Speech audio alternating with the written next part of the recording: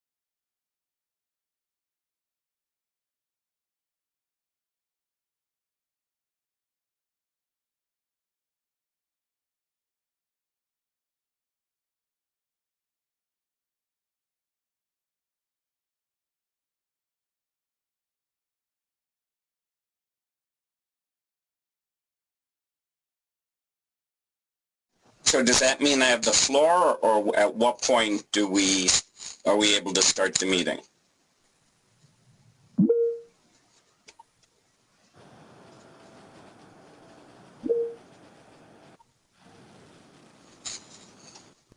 Okay. Give us a second, Dr. Baden. We'll let you know when we're going to start. Perfect. Thank you.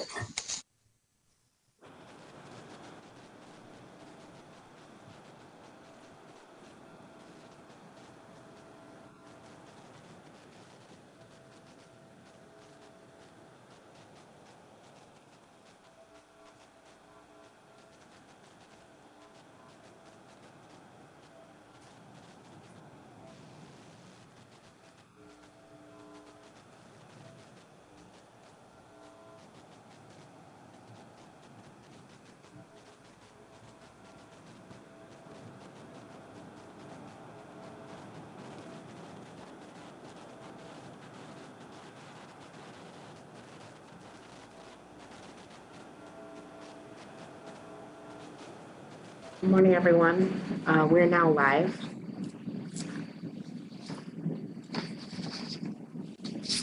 Dr. Baden, we can go ahead and get started.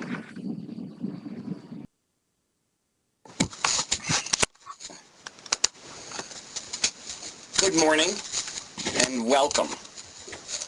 I would first like to remind everyone to please mute your line when you're not speaking. For media and press, the FDA press contact is Pranapa Patinbanchache. Her email and phone number are currently being displayed. My name is Lindsay Baden, and I will be chairing this meeting. I will now call the January 4th, 2023 Antimicrobial Drugs Advisory Committee meeting to order. Dr. Joyce Frimpong is the acting designated federal officer for this meeting and will begin with introductions.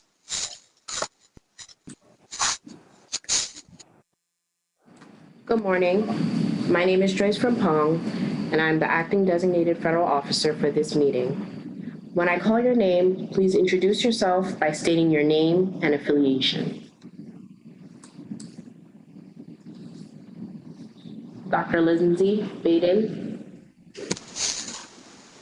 I'm Dr. Lindsay Baden. I'm an infectious diseases specialist at Brigham and Women's Hospital in Boston, Dana-Farber Cancer Institute, and Harvard Medical School. Thank you. Dr. Richa Chandra. Hello, I'm Richa Chandra.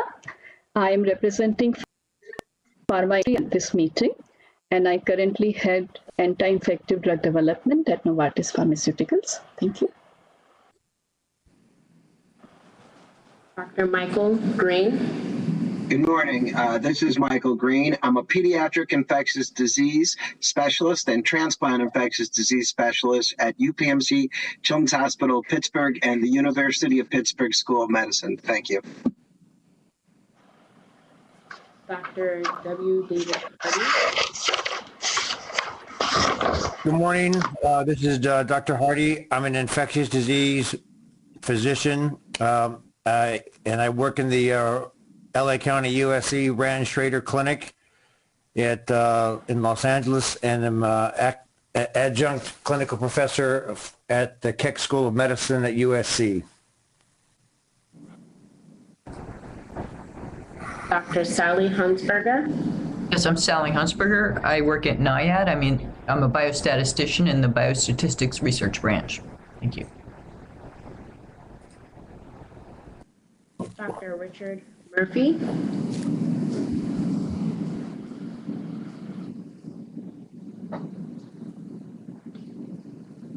Dr. Richard Murphy.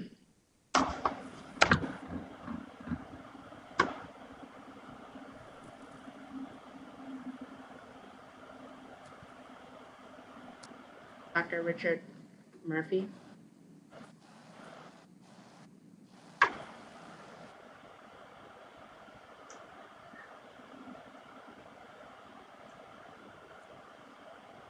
Dr. Nimish Patel. Good morning. My name is Nimish Patel, and I'm a pharmacist and epidemiologist at the Skaggs School of Pharmacy and Pharmaceutical Sciences at the University of California, San Diego. Dr. Federico Perez. I am Federico Perez, infectious diseases physician at Case Western Reserve University and the Cleveland VA in Cleveland, Ohio. Dr. George Cyberry. Good morning. I'm George Cyberry, pediatric infectious disease physician and medical officer at the Office of HIV/AIDS at USAID. Thank you. Dr. Swaminathan. Yeah, hi, this is Shankar Swaminathan. I'm the Chief of the Infectious Diseases Division at the University of Utah School of Medicine in Salt Lake City. Dr. Roblena Walker. Good morning. I am Dr. Roblena Walker, consumer rep, as well as the Chief Executive Officer for Omega Hot Inc.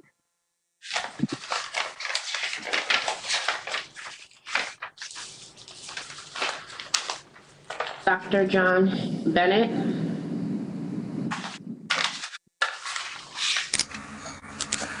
Good morning. I'm John Bennett, an infectious disease physician at the National Institutes of Health in Bethesda, Maryland. Nina Clark. Hi, this is Nina Clark. I'm an infectious diseases physician at Loyola University Medical Center and Stritch School of Medicine in Maywood, Illinois. Thanks. Arthur Flatow. Morning. This is Arthur Flatow. I'm the patient representative from Austin, Texas.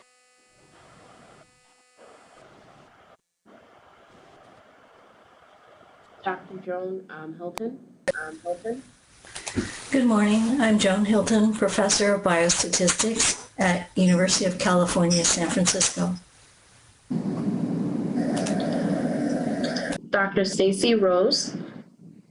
Good morning. I'm Stacy Rose. I'm an infectious disease physician at Baylor College of Medicine in Houston, Texas.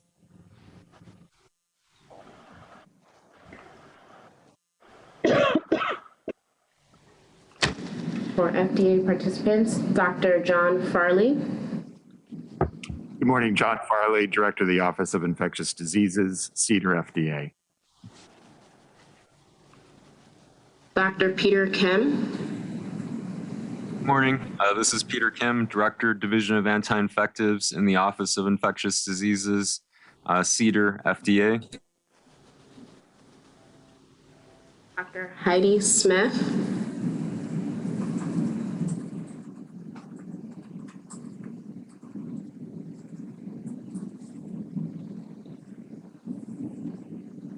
Dr. Heidi Smith. Good morning. Clinical team leader, Division of Anti-Infectives.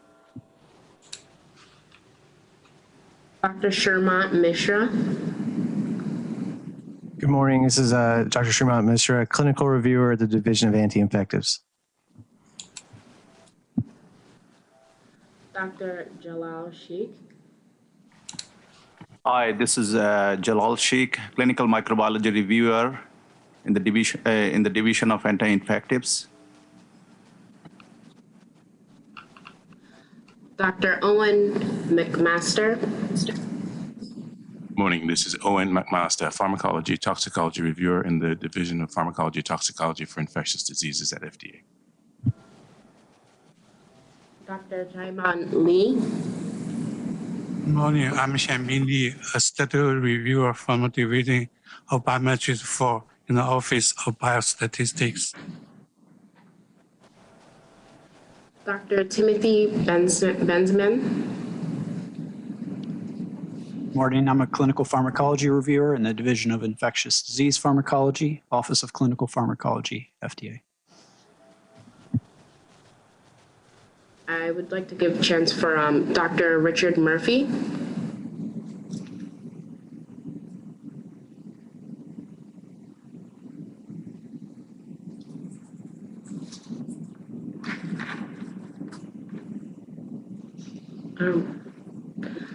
All right. right, Dr. Murphy still may not be connected. Alrighty. Dr. Baden, I'll hand it off to you. Thank you, Dr. Frimpong.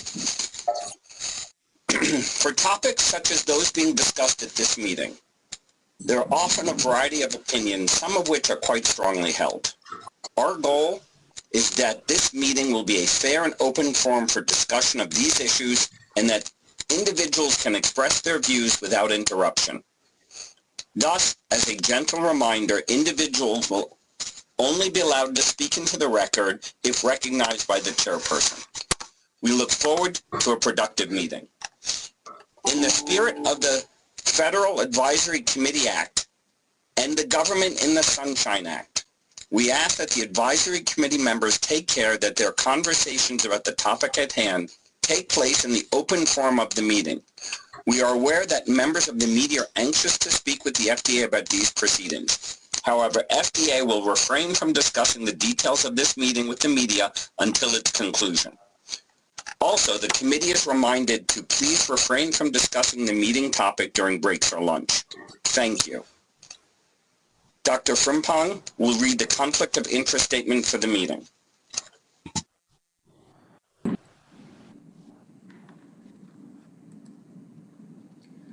The Food and Drug Administration is convening today's meeting of the Antimicrobial Drugs Advisory Committee under the authority of the Federal Advisory Committee Act of 1972. With the exception of the industry representative, all members and temporary voting members of the committee are special government employees or regular federal employees from other agencies and are subject to federal conflict of interest laws and regulations. The following information on the status of this committee's compliance with federal ethics and conflict of interest laws covered by, but not limited to those found at 18 U.S.C. Section 208 is being provided to participants in today's meeting and to the public. FDA has determined that members and temporary voting members of this committee are in compliance with federal ethics and conflict of interest laws. Under 18 U.S.C. Section 208, Congress has authorized FDA to grant waivers to special government employees and regular federal employees who have a potential financial conflicts when it's determined that the agency's need for a special government employee's services outweighs his or her potential financial conflict of interest, or when the interest of a regular federal employee is not so substantial as to be deemed likely to affect the integrity of the services which the government may expect from the employee. Related to the discussion of today's meeting, members and temporary voting members of this committee have been screened for potential financial conflicts of interest of their own, as well as those imputed to them, including those of their spouses or minor children, and for the purposes of 18 U.S.C. Section 208, their employers. These interests may include investments, consulting, expert witness testimony, contracts, grants, CRIDAs, teaching, speaking, writing, patents and royalties, and primary employment. Today's agenda involves a discussion of new drug application 217417 for rezafungin lyophilized powder for injection, submitted by Cidara Therapeutics Incorporated, for treatment of candidemia and invasive candidiasis in adults. This is a particular matters meeting during which specific matters related to Cidara's new drug application will be discussed. Based on the agenda for today's meeting and all financial interests reported by the committee members and temporary voting members, no conflict of interest waivers have been issued in connection with this meeting. To ensure transparency, we encourage all standing committee members and temporary voting members to disclose any public statements that they have made concerning the product at issue. With respect to the FDA's invited industry representative, we would like to disclose that Dr. Richa Chandra is participating in this meeting as a non-voting industry representative, acting on behalf of regulated industry. Dr. Chandra's role at this meeting is to represent industry in general and not any particular company. Dr. Chandra is employed by Novartis Pharmaceutical Corporation. We would like to remind members and temporary voting members that if the discussion involves any other products or firms not already on the agenda, for which an FDA participant has a personal or imputed financial interest, the participant needs to exclude themselves from such involvement, and their exclusion will be noted for the record. FDA encourages all other participants to advise a committee of any financial relationships that they may have with the firm at issue. Thank you.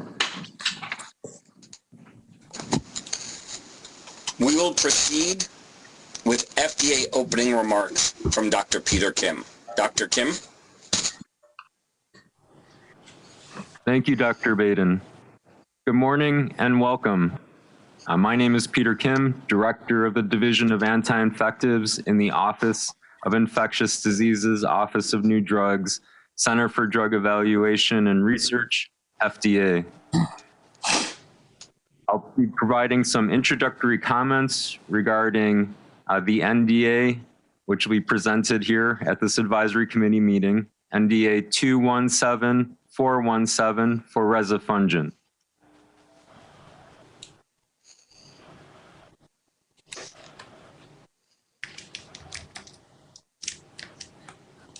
The applicant, Cidara Therapeutics Incorporated, has submitted this NDA for rezafungin for injection. Rezafungin is a member of the echinocandin class of antifungals. The proposed indication is treatment of candidemia and invasive candidiasis in patients 18 years of age and older. The proposed dosing regimen is once weekly administration by IV infusion with an initial 400 milligram loading dose followed by 200 milligrams once weekly thereafter.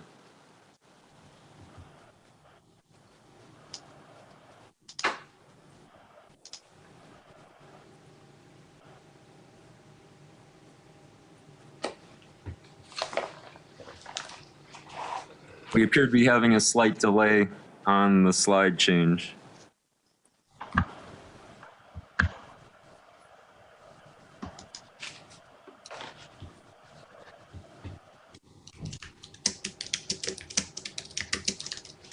Okay, there we go. Thank you. Rezafungin has been granted orphan drug, qualified infectious disease product, and fast track designations for the treatment of candidemia, invasive candidiasis caused by susceptible Candida species. The NDA contains clinical data from one adequate and well-controlled phase 3 non-inferiority trial in adults with candidemia and invasive candidiasis, one exploratory dose-finding phase 2 study enrolling a similar population with candidemia invasive candidiasis, and an integrated phase 2-3 safety database consisting of 151 patients with candidemia and invasive candidiasis receiving the proposed rezafungin clinical dosing regimen, as well as an additional 81 patients with candidemia invasive candidiasis receiving a higher rezafungin dose for up to 28 days.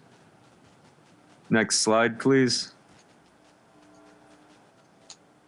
Drugs to treat serious diseases in patients with an unmet need. For antibacterial drugs with the potential to treat serious infections in patients with few or no available treatment options, FDA may consider a more flexible development program. This is aligned with 21 CFR Part 312 Subpart E, which we will discuss further in the next slide. We believe it may be appropriate to utilize a flexible development program in the antifungal space for select products, but we seek the committee's input. Next slide. 21 CFR Part 312 Subpart E notes that the Food and Drug Administration has determined that it is appropriate to exercise the broadest flexibility in applying the statutory standards. while preserving appropriate guarantees for safety and effectiveness. These procedures reflect the recognition that physicians and patients are generally willing to accept greater risks or side effects from products that treat life-threatening and severely debilitating illnesses than they would accept from products that treat less serious illnesses. These procedures also reflect the recognition that the benefits of the drug need to be evaluated in light of the severity of the disease being treated. Next slide, please. Thank you. For drugs to treat serious diseases in patients with an unmet need, there must be adequate data to demonstrate the drug is safe and effective, and the statutory standards for approval are met. A drug's effectiveness must be established by substantial evidence defined as evidence consisting of adequate and well-controlled investigations, including clinical investigations. This is generally interpreted as requiring 2 adequate and well-controlled trials, each convincing on its own. The Food and Drug Administration Modernization Act amended the provision to add that FDA may consider data from 1 adequate and well-controlled clinical investigation and confirmatory evidence. Next slide, please. Adequate and well-controlled trials. The purpose of these trials is to distinguish the effect of the drug from other influences, such as spontaneous change, placebo effect, and observational biases. 21 CFR 314-126 describes the trial design elements intended to minimize bias and permit a valid comparison with a control to assess the drug's effect. Next slide. Characteristics of adequate and well-controlled trials include a clear statement of objectives and proposed methods of analysis, permits valid comparison with a control to provide quantitative assessment of drug effect. The method of selecting patients provides assurance they have the disease being studied or evidence of susceptibility and exposure to the disease to be prevented. The method of assignment to study arm minimizes bias and is intended to ensure comparability between groups. Measures to minimize bias on the part of the subject, observers, analysts of the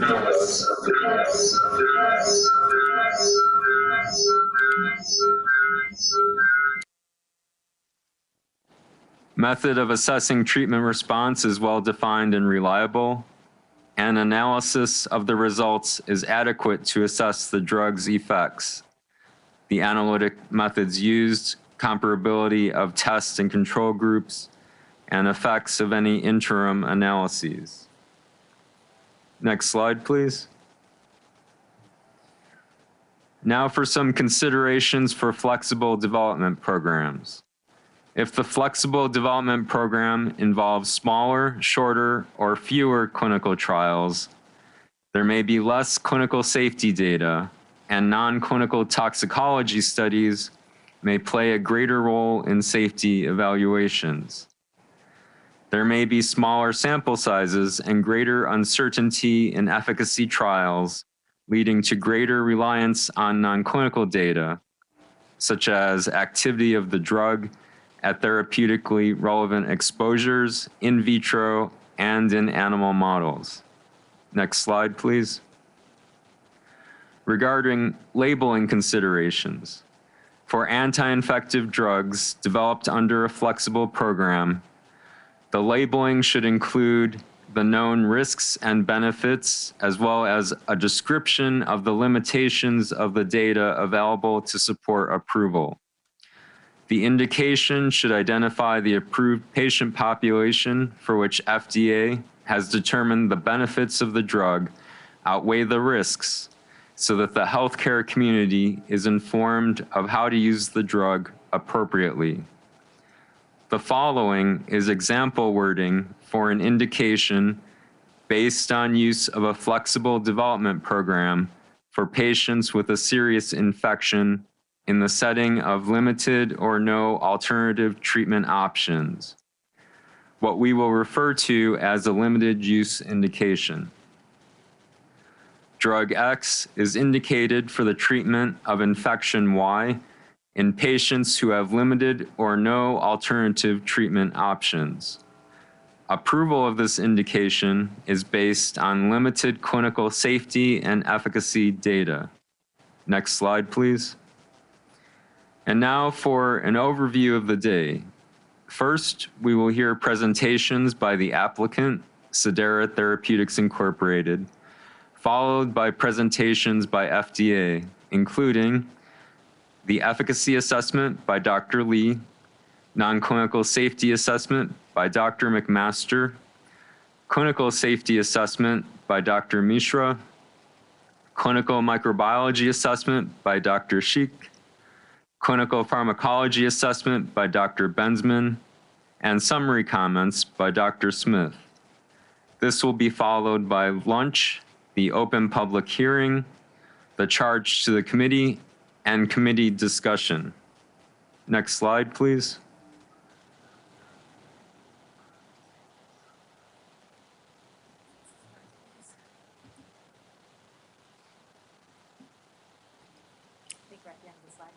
Okay.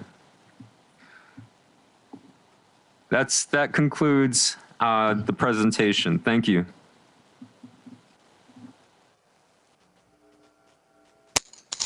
Thank you, Dr. Kim. Before we move to the applicant presentation, I'd like Dr. Murphy to introduce himself now that we've overcome some technical challenges. Dr. Murphy? Thanks, Dr. Baden. Richard Murphy, White River Junction VA Medical Center and Dartmouth School of Medicine, infectious disease physician. Thanks. Thank you. Now we will move to the applicant presentation. Both the Food and Drug Administration and the public believe in a transparent process for information gathering and decision making. To ensure such transparency at the advisory committee meeting, FDA believes that it is important to understand the context of an individual's presentation. For this reason, FDA encourages all participants, including the applicant's non-employee presenters, to advise the committee of any financial relationships that they may have with the sponsor, such as consulting fees, travel expenses, honoraria, and interest in the sponsor, including equity interests and those based upon the outcome of the meeting. Likewise, FDA encourages you at the beginning of your presentation to advise the committee if you do not have any such financial relationships. If you choose not to address this issue of financial relationships at the beginning of your presentation, it will not preclude you from speaking. We will now proceed with the presentations from Cidara Therapeutics. Dr. Waldo? Good morning. I am Carol Waldo, Senior Vice President of Regulatory Affairs and Quality at Cidara Therapeutics. I want to thank the chair, members of the panel, and the FDA for the opportunity to present our data, which support rezafungin for the treatment of candidemia and invasive candidiasis. Rezafungin is an antifungal and part of the well-established echinocandin class with over 20 years of use. The active ingredient, rezafungin acetate, is derived from manipulafungin and retains the safety profile of the class, while improving the molecular stability and pharmacokinetics profile. These structural adaptations differentiate rezafungin from other echinocandins by allowing for once-weekly dosing with high front-load plasma drug exposures. According to guidelines established by IDSA, echinocandins are a first-line standard of care treatment for Candida infections due to the improved survival benefit observed in inidulafungin clinical trials. Let me briefly review the regulatory history. Rezafungin was developed under FDA's guidance for flexible development of antibacterial therapies for patients with unmet medical need in the treatment of serious disease. In offering this pathway, the agency applies statutory standards with flexibility while preserving appropriate guarantees for safety and effectiveness in order to address the urgent need for new drugs. In the setting of unmet medical need, a safety database should have at least 300 subjects exposed to the proposed dose or higher. A single phase 3 trial with a larger non-inferiority margin can be acceptable in the context of a limited use indication. Clinical data should be supported by a robust non-clinical program demonstrating in vitro activity with MIC data from a range of pathogens, efficacy in animal models, PK/PD relationships using modern pharmacometrics, and non-clinical safety studies. Rezafungin addresses unmet medical need and a serious illness for patients with limited treatment options. Rezafungin efficacy and safety demonstrated comparability to caspofungin. PK/PD data show that exposure levels achieve concentration-dependent killing and target attainment, with activity against Candida isolates with reduced susceptibility. There are no clinically meaningful drug-drug interactions. Importantly, once-weekly IV dosing allows for IV catheter management, including earlier removal, and allows for outpatient treatment for patients unable to maintain IV access and for whom oral therapy may be inappropriate. The FDA has designated rezafungin as a qualified infectious disease product. This designation was created to spur the development of drugs for serious or life-threatening infections. Rezafungin also has fast track and orphan status. Beginning with a pre-IND meeting in 2015, we met with FDA over 15 times to discuss rezafungin development. The phase 2 study STRIVE initiated in 2016 and enrolled 207 patients over 3 years at 68 clinical sites in 10 countries. In mid-2018, we aligned with FDA on the phase 3 pivotal study design and NI margin. The phase 3 RESTORE study enrolled 199 patients over 3 years at 137 clinical sites in 18 countries. In a pre-NDA interaction early last year, the division agreed it was reasonable to proceed with an NDA based on STRIVE and RESTORE for a treatment indication. The safety and efficacy of rezafungin continues to be assessed. A small phase 3 treatment study is ongoing in China. Phase 3 RESPECT for the prophylaxis of Candida infections is also ongoing. And Cidara's expanded access program provides rezafungin to patients in the community in need of a treatment option. We have conducted 2 global randomized clinical studies comparing rezafungin to caspofungin in patients with candidemia and/or invasive candidiasis. Over 300 subjects were enrolled at the proposed dose or higher across the clinical development program. Consistent with a flexible development pathway, a single phase 3 study with a data-driven NI margin of 20%, comparing rezafungin to caspofungin, supports a limited use indication for treatment. The primary endpoint of all-cause mortality at day 30 is a first for an echinocandin development program and was supported by a secondary endpoint of global response at day 14. It is important to note that global response, which directly assesses the drug's ability to treat a Candida infection, was the primary endpoint supporting approval for the first 3 echinocandins. Phase 2 STRIVE provides supportive data. In a flexible development program, the importance of non-clinical data is elevated in its role supporting a streamlined clinical program. Our robust microbiology package includes susceptibility testing against over 7,000 isolates representing over 20 Candida species, most of which are MIC data through the Sentry International Antifungal Surveillance Program. Rezafungin's mechanism of action was thoroughly characterized, as well as its potential for and mechanisms of resistance. In vivo efficacy was assessed in a variety of animal models. Our comprehensive non-clinical safety package includes toxicology studies up to 6 months duration, which is 6 times longer than the maximum duration studied in our clinical program for a treatment indication.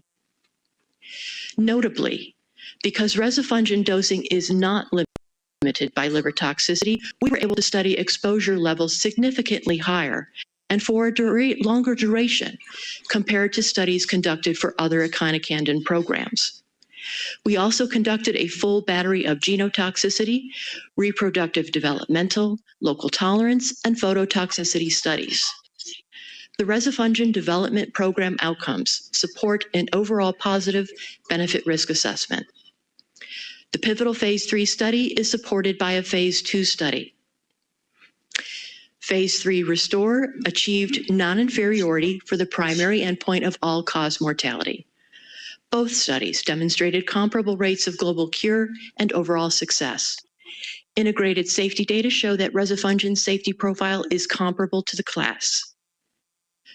Rezafungin demonstrates broad coverage against Candida species with high target attainment, including for strains that are typically less susceptible or resistant, such as C. glabrata and C. auris. Rezafungin also demonstrated faster clearance of candidemia in both clinical studies. The PK/PD profile demonstrates extensive tissue penetration, a lack of drug-drug interactions, and supports once-weekly dosing. Robust non-clinical data further characterizes and supports the clinical safety and efficacy profile of rezafungin. In our presentation today, we will show that the totality of non-clinical and clinical data supports treatment of patients with candidemia and invasive candidiasis as a limited use indication. We acknowledge that this is a change from that proposed in the briefing book. We do support a limited use indication. There are areas of unmet need where patients could benefit from rezafungin. For example, patients who need an echinocandin but are unable to receive a once-daily IV dosing.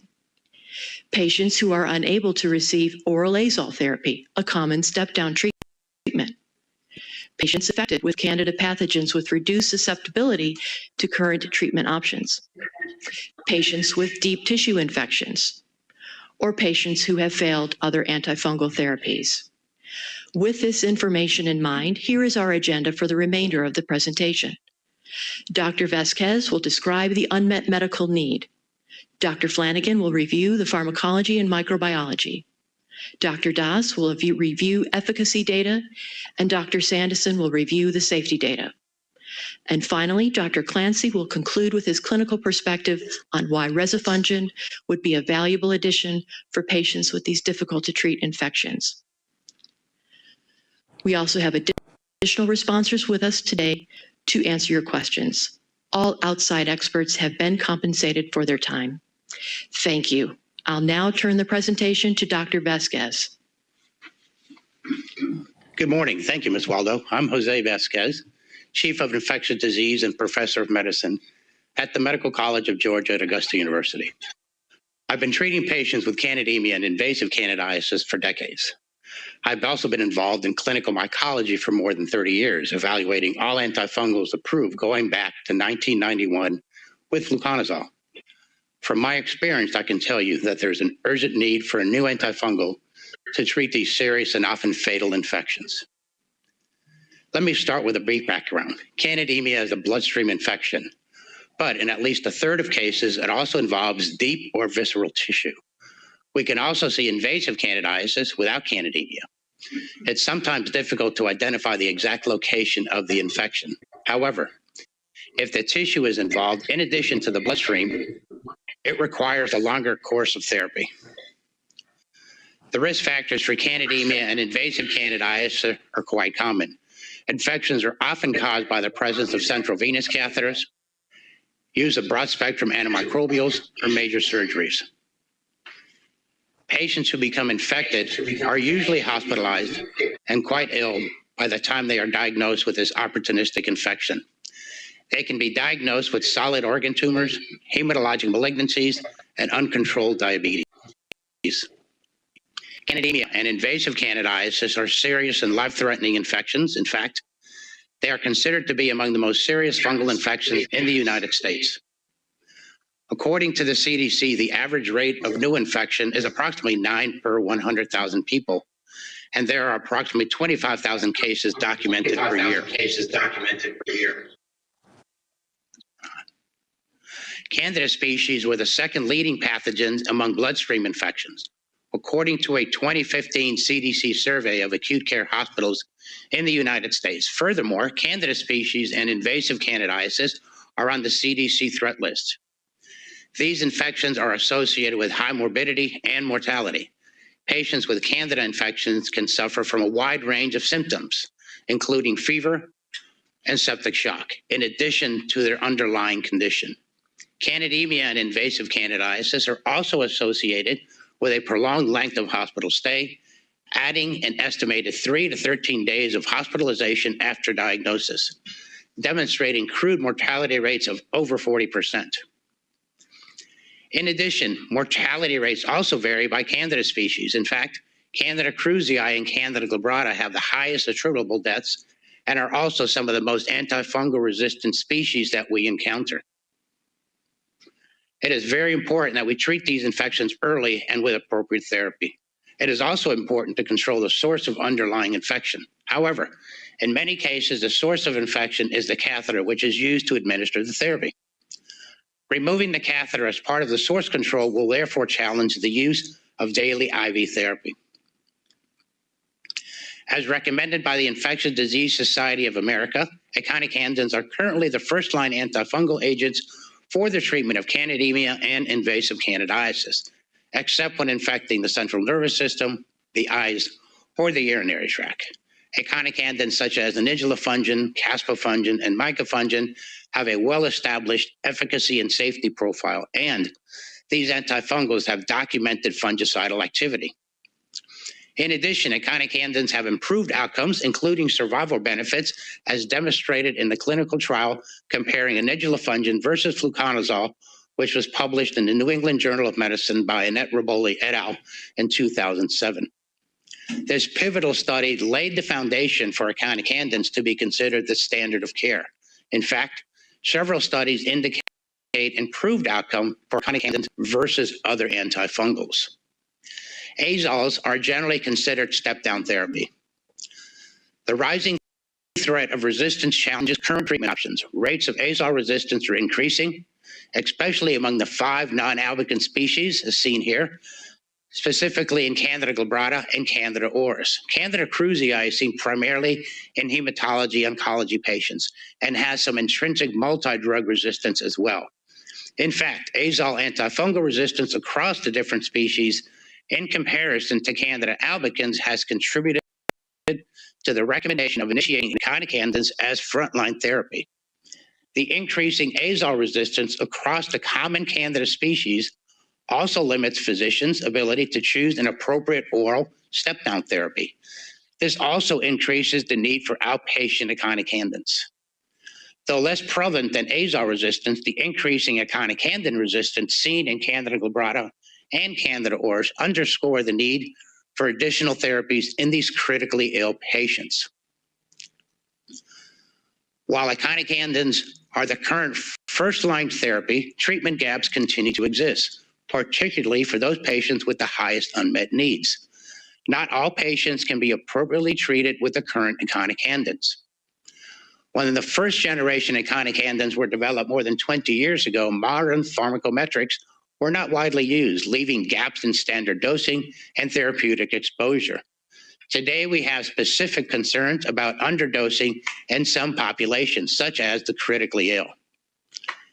Additionally, a recent study examined target attainment of echinocandins to investigate the likelihood of achieving clinical success. It determined that while wild-type organisms may be covered with the current dosing, Candida isolates with elevated MIC values are unlikely to attain therapeutic exposure. This is especially concerning given the increasing rates of reduced susceptibility to all antifungals that have been observed across the different Candida species. There are also concerns regarding the ability of the marketed echinocandins to reach deep tissue infections. These observations suggest the need for higher therapeutic exposure to the echinocandins. Moreover, intravenous catheters are required for current echinocandins, but are a common source of candidemia. Thus, the need for daily IV therapy can undermine a physician's ability to clear the infection and may result in persistent candidemia. Furthermore, when echinocandins are required for outpatients, this necessitates PICC line placement and daily healthcare touchpoints that increase the risk of medical complications and the acquisition of healthcare-associated infections. In summary, candidemia and invasive candidiasis are serious, life-threatening infections. While echinocandins are the current first-line therapy, gaps in treatment continue to exist, particularly for those with the highest unmet need. We need antifungal agents that treat deep tissue infections. We need an antifungal agent that acts quickly at well-studied doses without the associated side effects or drug-drug interactions observed with current treatment options. The emerging threats of Candida auris and azole-resistant Candida glabrata have increased the urgent need for new therapeutic solutions. Yet new antifungal agents have not been approved for these infections since 2007. It's time. Thank you. I will now turn the presentation over to Dr. Flanagan. Thank you, Dr. Vasquez. I'm Sean Flanagan, Vice President, Clinical Pharmacology and Early Development at Cidara Therapeutics. I am pleased to briefly share some important aspects of rezafungin's pharmacology and microbiology. Rezafungin was discovered in an attempt to improve the pharmacokinetic properties of currently available echinocandins. The addition of the choline moiety on the ring, shown on the left, yielded improved chemical and biological properties. Increased stability was the key. Other echinocandins undergo non-enzymatic degradation to an open ring form with hepatotoxic potential. Rezafungin avoids this.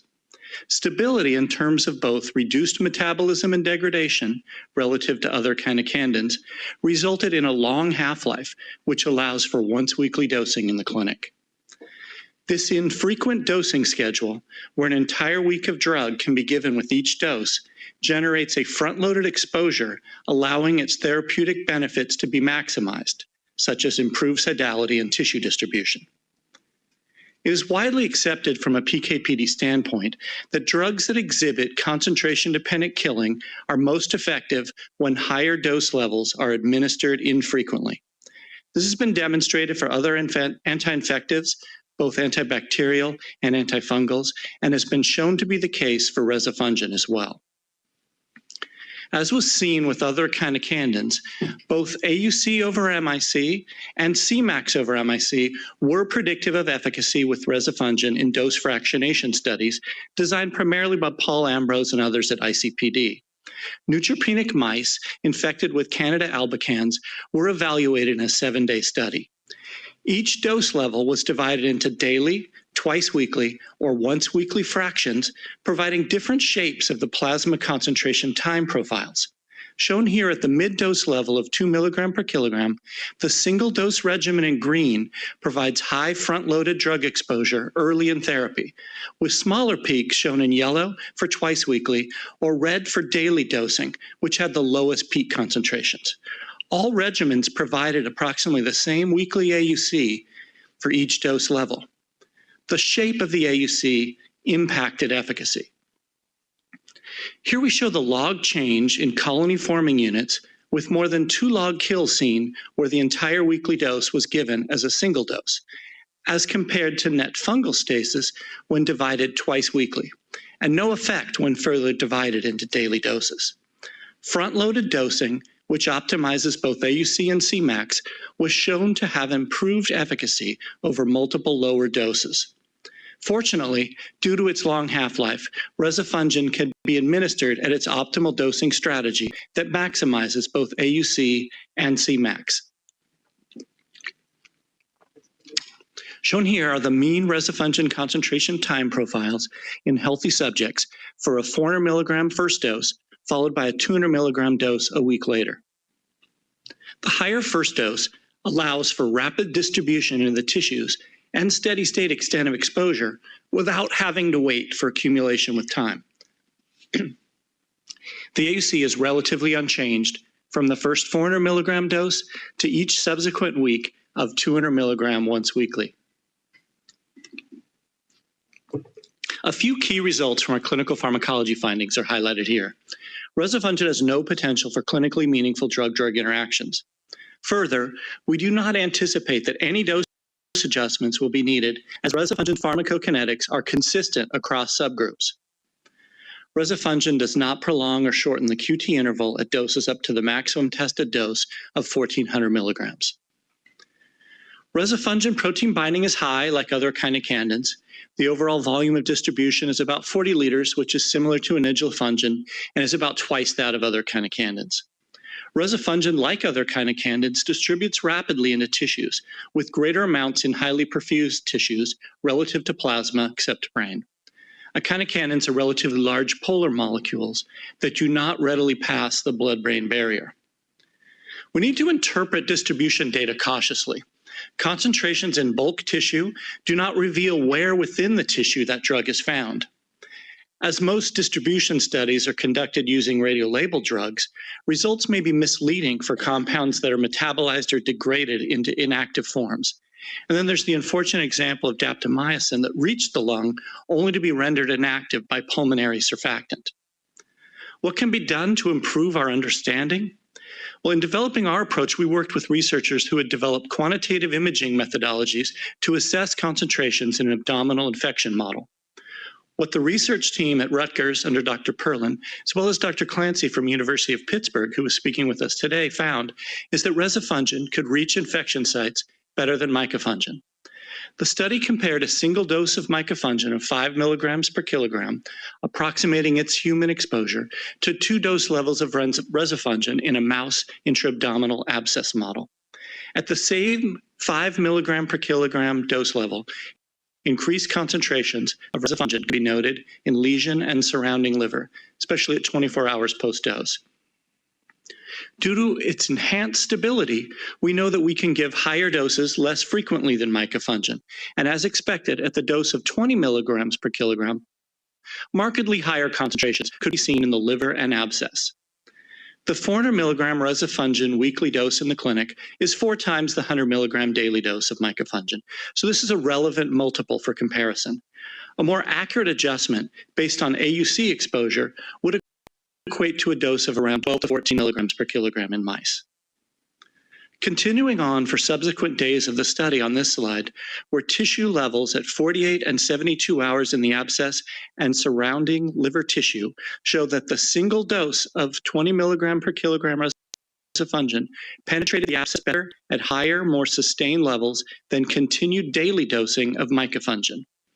Again, note that the human equivalent dose of rezafungin is about 2/3 of this dose. But even accounting for this, rezafungin levels in lesions would still be expected to exceed the mutant prevention concentrations against Candida albicans and Candida glabrata, indicated by the dotted line on this plot. This study demonstrated increased penetration to the site of infection of intact active drug. In vitro, rezafungin has a similar spectrum of activity and potency against Candida species as other echinocandins, particularly enidulafungin, as was demonstrated in MIC values generated against over 5,000 isolates collected in the 2014-2021 Century Annual International Surveillance. 43 of these strains possessed FKS hotspot mutations, and rezafungin activity was in line with that of enidulafungin and micafungin, and slightly improved over caspofungin. Resistance mechanisms impacting susceptibility to existing echinocandins also affect rezafungin. However, based on rezafungin's front-loaded exposure in vivo, it may be able to provide therapeutic benefit against a subset of mutant strains with elevated echinocandin MIC values. This can perhaps best be illustrated by showing some of our PK/PD target attainment results. As background, PK/PD target attainment analyses are widely accepted as predictive for anti-infectives, where activity is directed at the infective organism. The target is from efficacy studies in neutropenic mouse model of disseminated candidiasis. Echinocandins were largely developed prior to these methodologies, but they have all been studied now. And many of these studies were conducted at the University of Wisconsin by Dr. Andes and colleagues. Rezafungin was independently studied by Dr. Andes for several Candida species using strains that had been characterized for other echinocandins and selected across a range of rezafungin MICs, including some FKS mutants. Rezafungin PK/PD modeling has been used to set doses for phase 2 and confirm that targets in patients could be reached prior to phase 3. PK/PD results are part of the overall breakpoint determination, along with clinical outcomes and the epidemiological MIC data. Rezafungin has a high probability of target attainment by design. Shown here is the distribution of rezafungin Candida MICs from the surveillance results described a couple slides earlier for albicans in gray and glabrata in red. These two species account for over 60% of all candidemia and invasive candidiasis, and in the case of Candida glabrata, represents a species with a higher predisposition to develop antifungal resistance. Monte Carlo simulation was used to generate tens of thousands of clinical exposures, reflecting the variability from the population PK model. Plotted here is the probability of achieving the non-clinical PK/PD efficacy targets required for stasis, shown in the solid lines, or 1 log reduction in fungal burden, shown in the dotted lines, in the clinical population relative to the MIC of the infecting organisms. As the MICs increase, a high probability of target attainment is maintained by rezafungin for multiple dilutions past the observed MIC 90s. This level of target attainment is not common for echinocandins, for severe Candida infections, and especially for those caused by glabrata. Following review of rezafungin's non-clinical and phase 1-2 clinical data, the CLSI subcommittee on antifungal susceptibility tests proposed and approved a provisional susceptible breakpoint of 0.5 microgram per mil for Candida glabrata. This value is 4 to 8-fold higher than susceptible breakpoint values for the approved echinocandins, reflective of rezafungin's higher probability of target attainment for this species. In summary, pharmacology studies demonstrated that the structural modifications yield improved chemical and biological properties that differentiate rezafungin from the other echinocandins. Although in vitro activity is similar to other echinocandins, rezafungin's long half-life, allowing for infrequent dosing with front-loaded exposure and extensive distribution and lesion penetration, could reduce the potential for resistance development. And importantly, rezafungin maintains a high probability of target attainment across a wide range of MICs, suggesting the potential to treat those Candida infections from less susceptible strains. Thank you. Dr. Das will now review the clinical efficacy data. Thank you, Dr. Flanagan.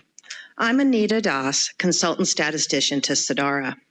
I served as the primary statistician for both the STRIVE and RESTORE studies. I will share the efficacy data showing that rezafungin is non-inferior to caspofungin for all-cause mortality, and that it consistently demonstrated comparable clinical and mycological outcomes in each of the 2 global randomized clinical studies. Let me begin with the STRIVE study design. STRIVE was a phase 2 multi-center randomized double-blind study that assessed the appropriate dosing regimen of rezafungin and provides supportive evidence of efficacy. Patients 18 years and older with established mycological diagnosis of candidemia and/or invasive candidiasis were enrolled. Patients also had to have at least 1 attributable systemic sign at baseline.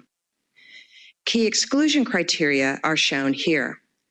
These criteria were implemented because of poor echinocandin penetration in the central nervous system, prolonged dosing required for treatment, or safety considerations. The study was conducted in 3 parts, Part A, B1, and B2. In Part A, patients were randomized 1:1:1 to IV rezafungin 400 milligrams, IV rezafungin 200 milligrams, or IV caspofungin. In Part B1, patients were randomized 2:1 to IV rezafungin 400 or IV caspofungin. After the review of unblinded Part A data, Part B1 was closed and Part B2 was started, with patients randomized 2:1 to IV rezafungin 400 or IV caspofungin.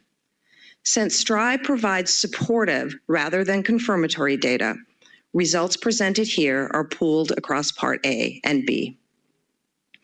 Rezafungin was given once on days 1 and 8 with optional dosing on days 15 and 22, and caspofungin was given daily. To maintain the blind, patients randomized to rezafungin also received daily saline placebo. After at least 3 days of treatment, patients in the caspofungin group could be switched to oral fluconazole. And to maintain the blind, rezafungin patients could be switched to oral placebo. Patients were followed through day 59. The primary efficacy endpoint was overall success at day 14 in the microbiologic intent to treat, or MITT population. Overall success was defined as mycological success plus resolution of attributable systemic signs of candidemia and/or invasive candidiasis that were present at baseline. The MITT population was defined as all patients who received at least one dose of study drug and had documented candida infection, based on a blood culture or a specimen from another sterile site within 96 hours prior to randomization. Secondary endpoints included mycological response and the investigator's assessment of clinical response at each visit. All-cause mortality at day 30 was an additional endpoint. Patients were on average 60 years of age, mostly male and white.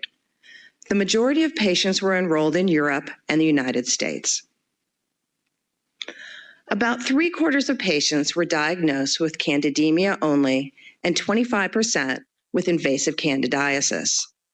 The majority of patients with invasive candidiasis had intra-abdominal or peritoneal disease. Patients enrolled in this study were ill with background comorbidities, as reflected by the Apache 2 score, and the high percentage in the ICU at the time of dosing.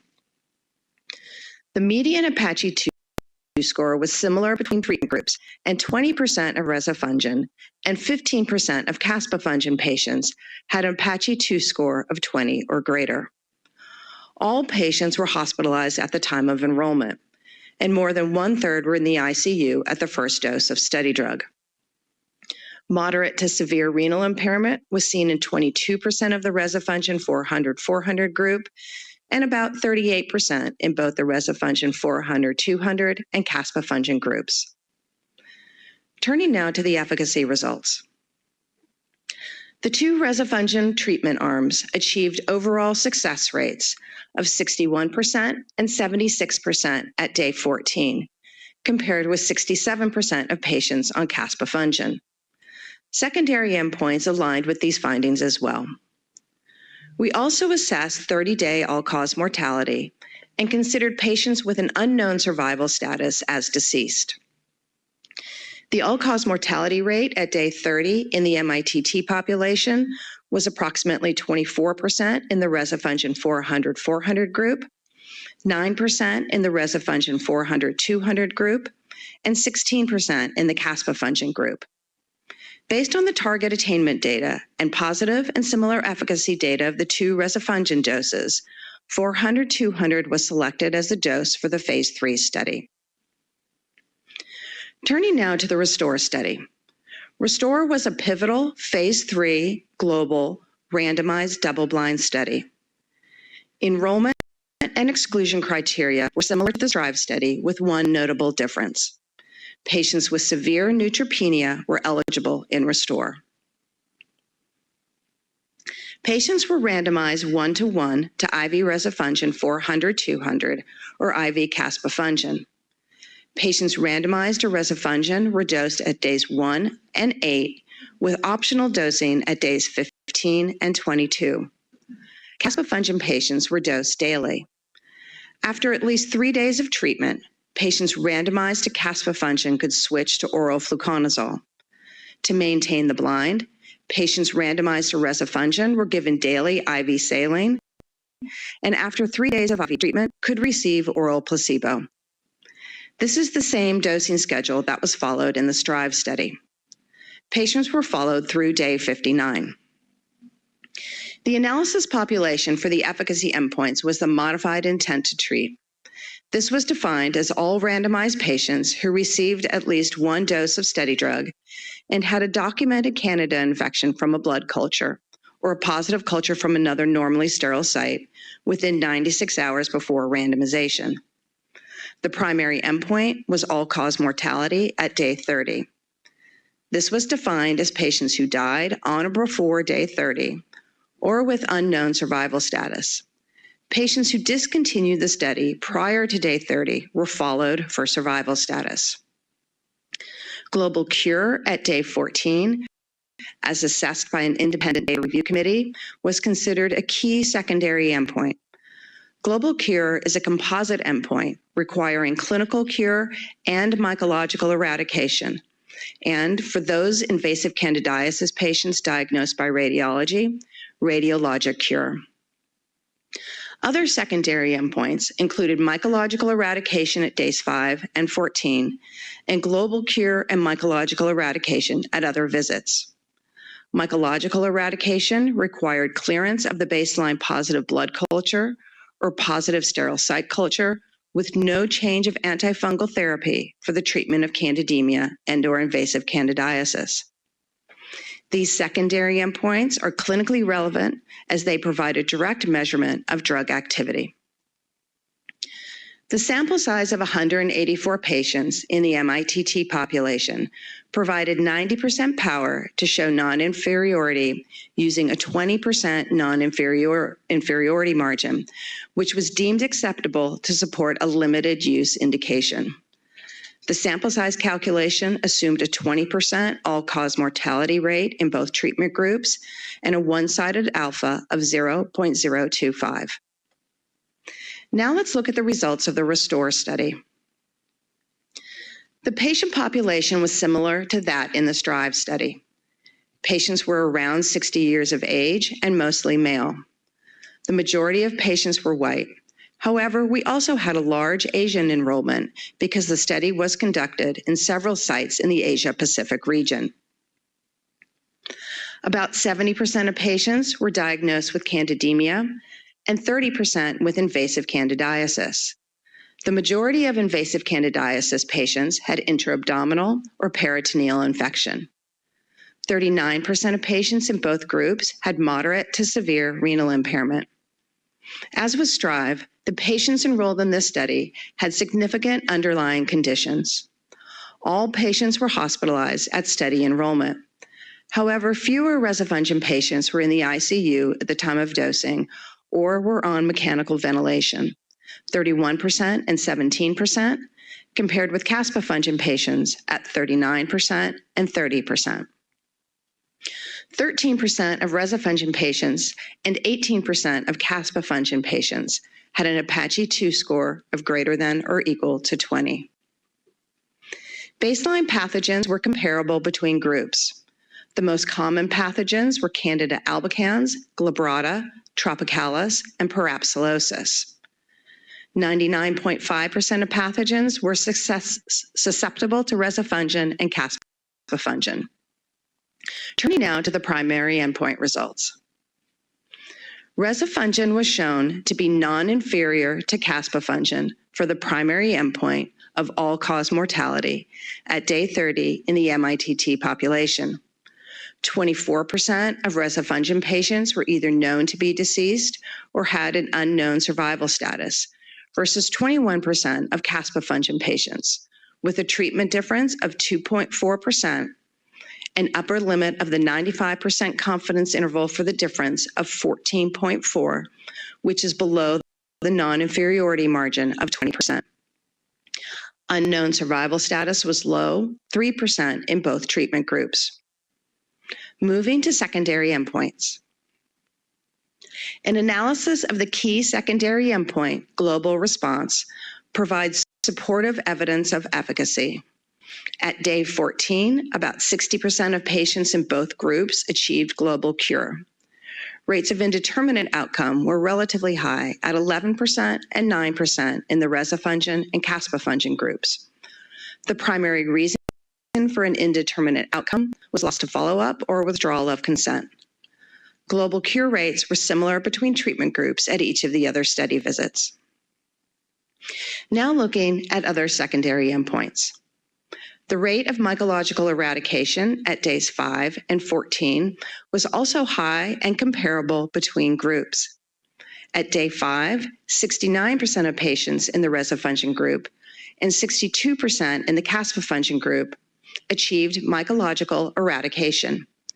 And at day 14, 68% and 66% of patients achieved eradication. This slide shows global cure and mycological eradication at day 14 for the 4 most common Candida species. Cure and eradication rates are similar between treatment groups for patients with Candida albicans. For Candida glabrata, parapsilosis, and tropicalis, the global cure and mycological eradication rates range from 67 to 83% in the rezafungin group, compared with 56 to 82% in the caspofungin group. For analyses of subgroups, data for the STRIVE and RESTORE studies were pooled.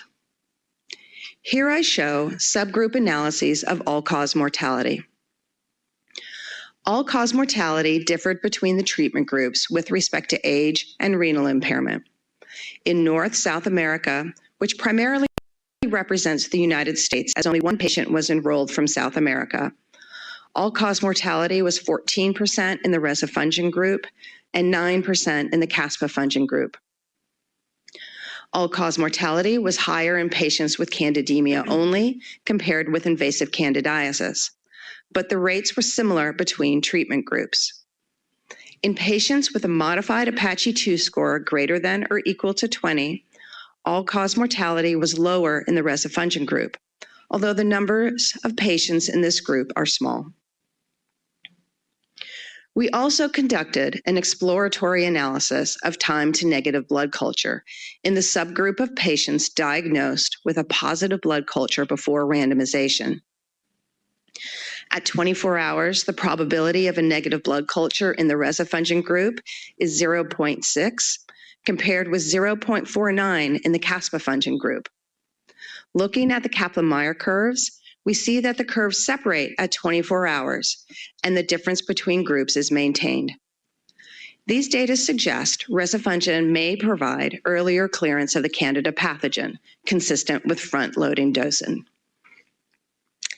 In conclusion, both the STRIVE and RESTORE studies demonstrated that rezafungin was efficacious in the treatment of candidemia and invasive candidiasis.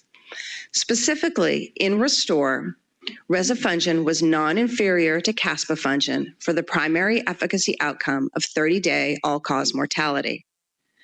The upper bound of the 95% confidence interval was 14.4, which is below the non-inferiority margin of 20%. Rates of global cure at day 14, a key secondary endpoint, were high and comparable between treatment groups. Similar outcome rates were also shown between the treatment groups for the secondary endpoints of global cure at other visits and mycological eradication in RESTORE, as well as the endpoints of overall cure, all-cause mortality, and mycological eradication in STRIVE. These secondary and exploratory endpoints provide supportive evidence of the efficacy of rezafungin. Thank you. I'd now like to turn the presentation to Dr. Sanderson to review the safety data.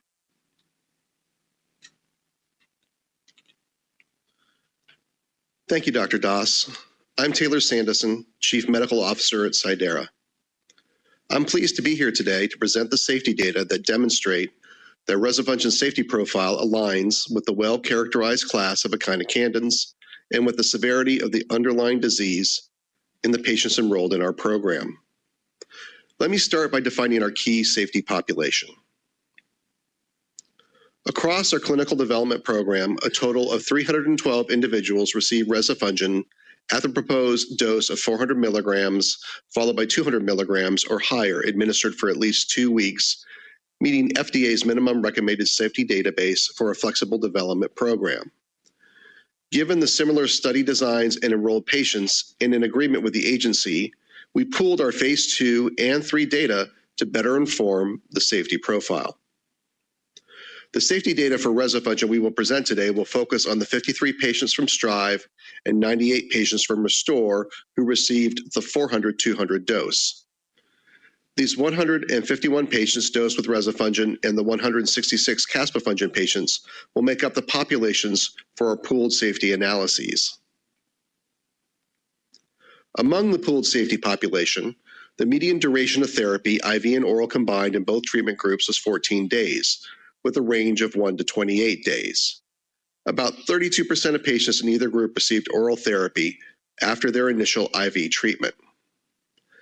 As expected in this seriously ill hospitalized population, nearly all patients in both groups experienced at least one adverse event.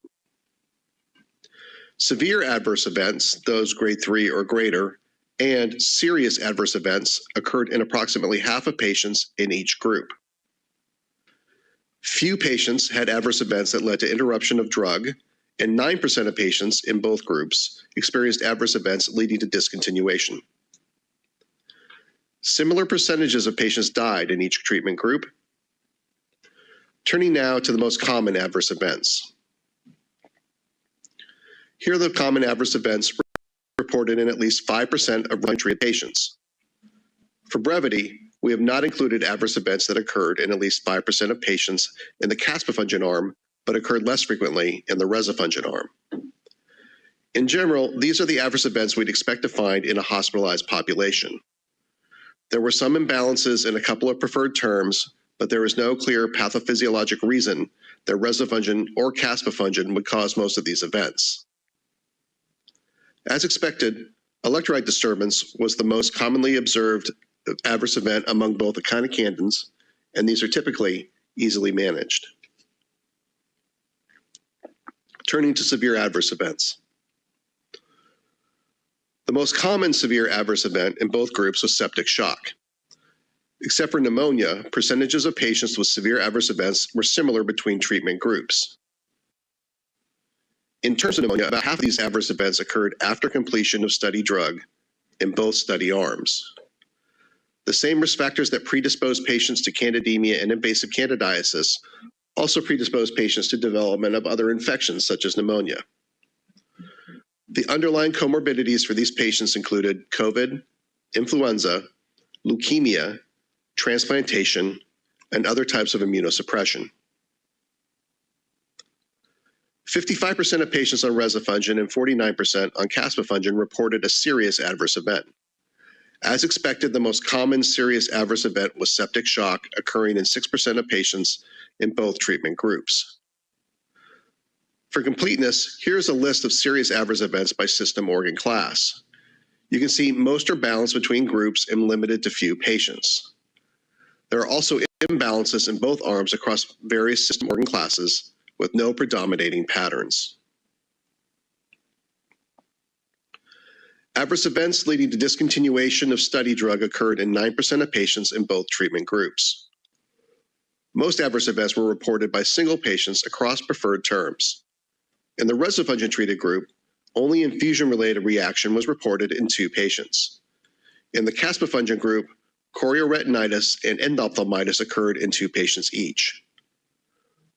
Although not fully captured on the slide, 4 of the adverse events leading to discontinuation of study drug for rezafungin were temporally associated with placebo administration.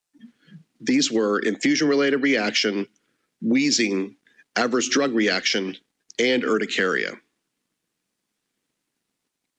The incidence of serious adverse events resulting in death was similar in both treatment groups. 23% of patients in the rezafungin group and 24% of patients in the caspofungin group. Shown here are adverse events leading to deaths occurring in more than one patient. The most common adverse event leading to death was septic shock, followed by multi-organ dysfunction syndrome and sepsis. All of these occurred in a similar percentage across groups. The mortality rate observed here is not unusual for this vulnerable population and is similar to what has been reported in previous clinical trials for this indication. Let me now turn to adverse events of special interest, which included photosensitivity, neurological events including tremor and neuropathy, and infusion-related reactions. These events were chosen as they are either known class effects or a potential risk was identified through earlier non-clinical or phase 1 clinical trials. We did not see any events of photosensitivity in the phase 2 or phase 3 studies, so this will not be addressed further in subsequent slides. Before looking at the neurologic adverse events of special interest, I'm presenting the most relevant findings from our toxicology studies. This overall interpretation of the results is based on independent, outside expert review across all studies. There were no toxicological findings in the 4-week cynomolgus monkey toxicology study at exposures of up to 9-fold above the clinical exposure at our proposed dose. The doses were increased in the 13-week studies in an effort to evaluate toxic effects of the drug, as is the goal of toxicology testing.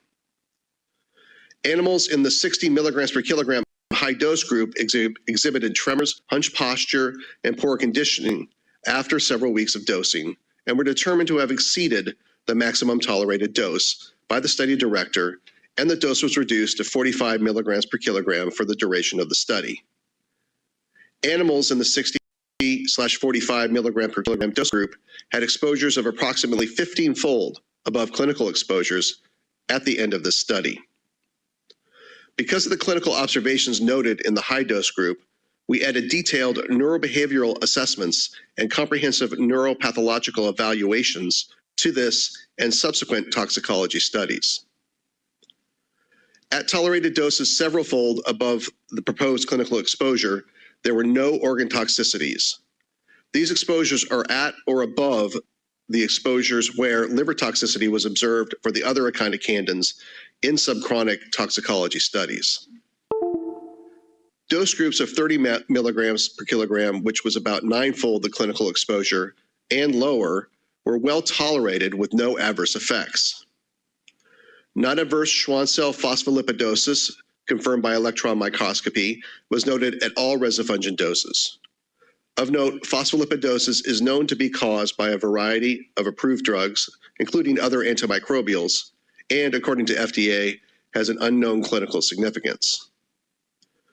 Non-adverse Schwann cell hyperplasia was also noted at higher doses. There is no definitive evidence of rezafungin axonal nerve fiber degeneration or myelopathy up to the highest tolerated dose, which was 9-fold higher than the clinical exposure. To support the prophylaxis program, a 6-month non-human primate study, which included blinded neurobehavioral observations, was also performed. This is a 6-fold longer duration than our clinical treatment trials. In this study, non-adverse Schwann cell phospholipidosis and, at high dose, hyperplasia were again noted. These findings show evidence of reversal with recovery. There was no definitive evidence of rezafungin-related tremors or neurodegenerative changes following a detailed evaluation of the neurobehavior and central nervous system and peripheral nervous system pathology in the study. The overall non-clinical conclusions were that the risk of neurological toxicity with rezafungin is low. Nevertheless, this was considered to be a potential adverse event of special interest and evaluated clinically in our phase 2 and 3 treatment studies. Moving to the clinical findings. Tremors are known adverse effects for many antifungal agents, including caspofungin and anidulafungin. In our trials, 4 patients treated with rezafungin experienced tremor. All 4 of these events were of mild severity and resolved. An independent neurologist assessed these 4 adverse events.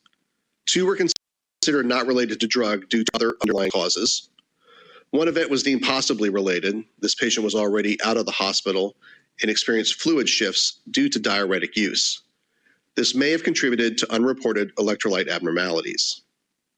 Finally, 1 event of tremor was considered related to study drug through hypokalemia and resolved after replacement of potassium. Given the known effects with other echinocandins and these clinical findings, we expect that tremor will be a labeled event for rezafungin, and we will continue to monitor for tremor in our ongoing clinical trials. Due to earlier findings in animal studies, we look further into events of neuropathy in the clinical studies. There was a low incidence of neuropathy in both treatment groups, with 2 patients in the rezafungin group and 4 in the caspofungin group. As with tremor, we are continuing to monitor for neuropathy in our ongoing clinical trials. Infusion-related reactions are a known adverse effect of echinocandins that are associated with the rate of drug infusion. If these events occur, they can be easily managed by reducing the infusion rate or stopping the infusion altogether. Overall, infusion-related reactions occurred in 4 rezafungin-treated patients and 1 caspofungin-treated patient. The infusion-related hypersensitivity reaction was reported as rash and significant wheezing during the study drug infusion in a patient while receiving saline placebo on day 3. The adverse drug reaction was a rash that occurred during saline placebo infusion in the same patient on day 4. 1 additional rezafungin patient with infusion-related reaction experienced the event during a day 3 placebo infusion. If only adverse events occurring while active study drug is being infused are considered, then in the pooled groups, 2 patients in the rezafungin group and 1 patient in the caspofungin group had infusion reactions that can be appropriately attributed to an active study treatment. In summary, the safety profile of rezafungin appears to be similar to that of caspofungin and aligns with the well-characterized class of echinocandins. Nearly all patients experienced an adverse event. However, the prevalence of overall adverse events, as well as the incidence of serious adverse events, are reflective of the severity of the disease, which is expected due to the underlying comorbidities in this ill hospitalized population. There was a similar incidence of deaths between the treatment groups, which aligns with background rates in this population. Adverse events of special interest were generally rare across both studies. And finally, few neurological adverse events were reported, and they were mostly mild, transient, and reversible. Thank you. I'll now turn the presentation to Dr. Clancy to share his clinical perspective.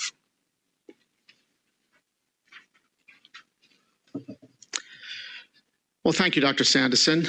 I'm Neil Clancy. I'm Professor of Medicine and Associate Chief of the Division of Infectious Diseases at the University of Pittsburgh. I've been researching and treating patients with fungal infections for more than 25 years, with a particular focus on infections in immunosuppressed and other vulnerable populations, and on infections by Candida species. I'm very pleased to be here today to share my clinical perspective on the data just presented, given the morbidity and mortality associated with candidemia and invasive candidiasis. As you heard today, candidemia and invasive candidiasis are serious medical conditions with high mortality. The CDC have identified Candida species as the second leading cause of bloodstream infections, and the World Health Organization has identified Candida as a global threat that can only be met by continued medical advances, including the development of new treatments. Echinocandins are our primary first-line treatment for candidiasis.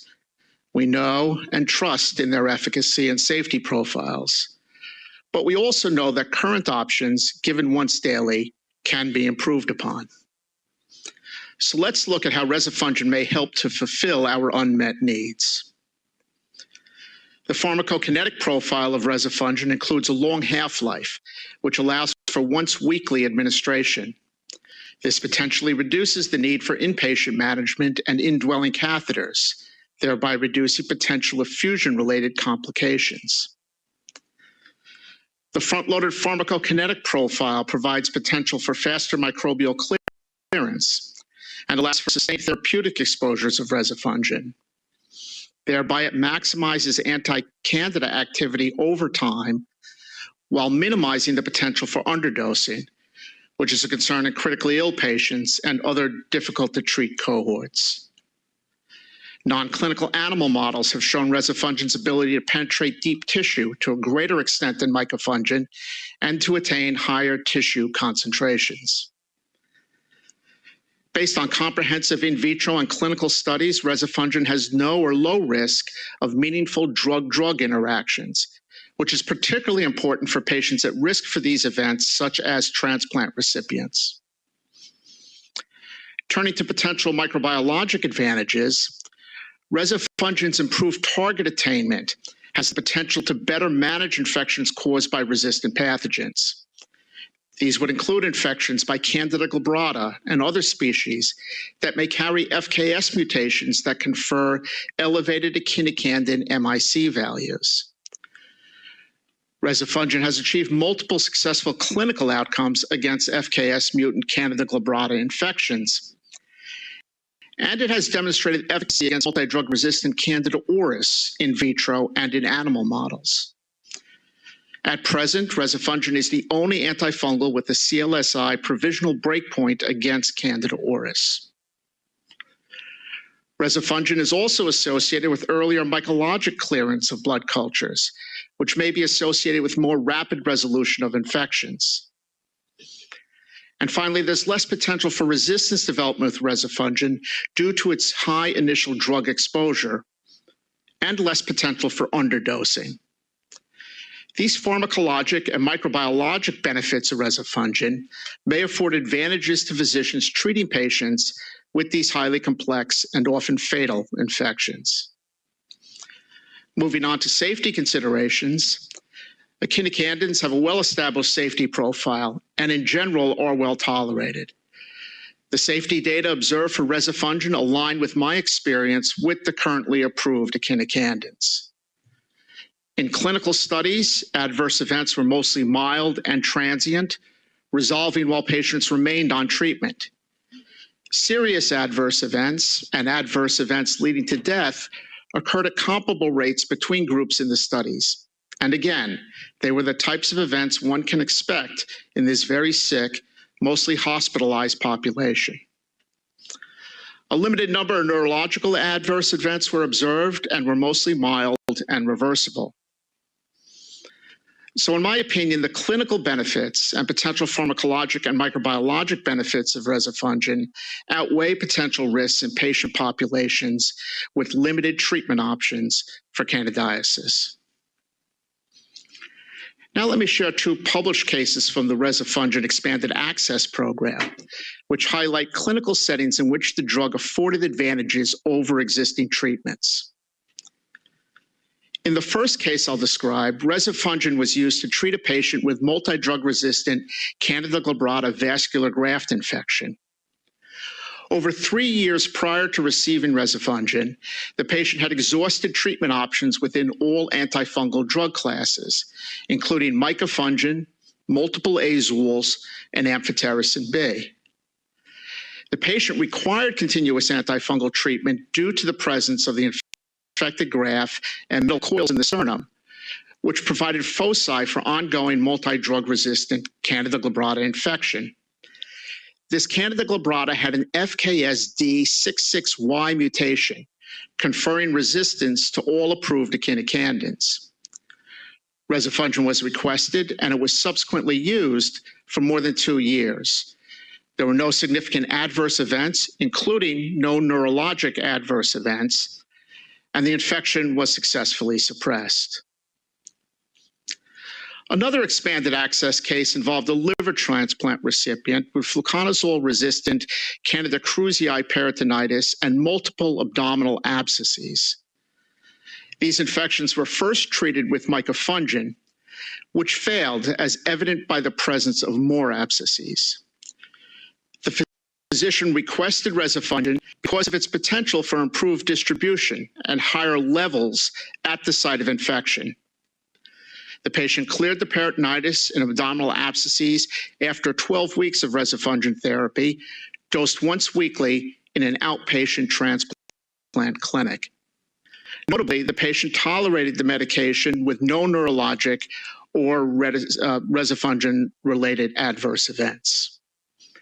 Other cases from the Expanded Access Program also demonstrate rezafungin's utility, and they attest to the real-world challenges and unmet needs facing clinicians and patients in the care of invasive candidiasis. Let me now share 2 recent clinical scenarios where rezafungin, if available, may have been useful in my own clinical practice. The first patient is a 32-year-old man with active injection drug use and a past history of Candida glabrata and Staphylococcus aureus vertebral osteomyelitis.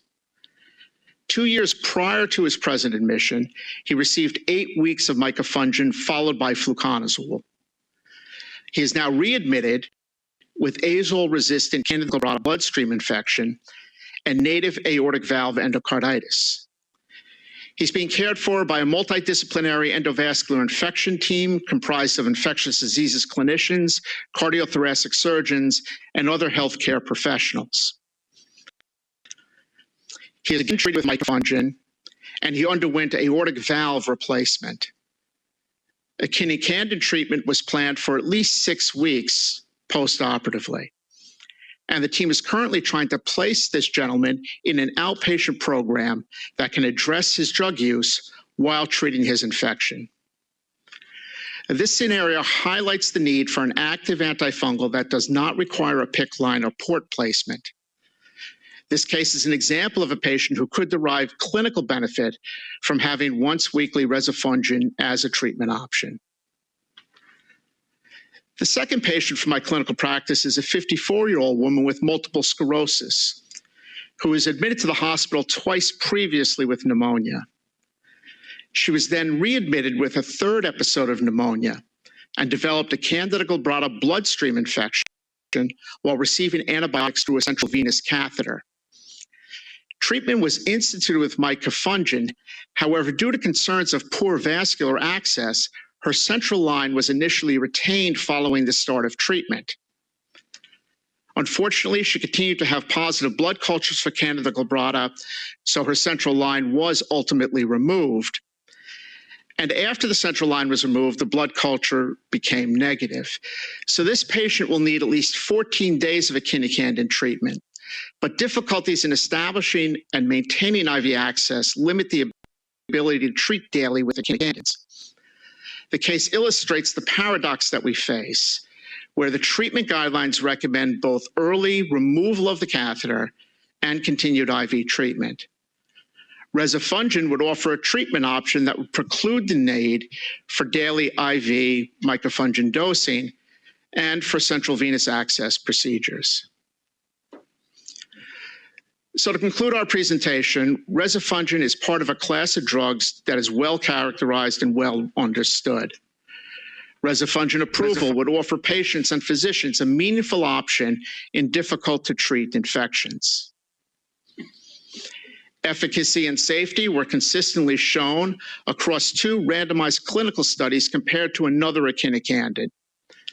At minimum, comparability was demonstrated between the agents.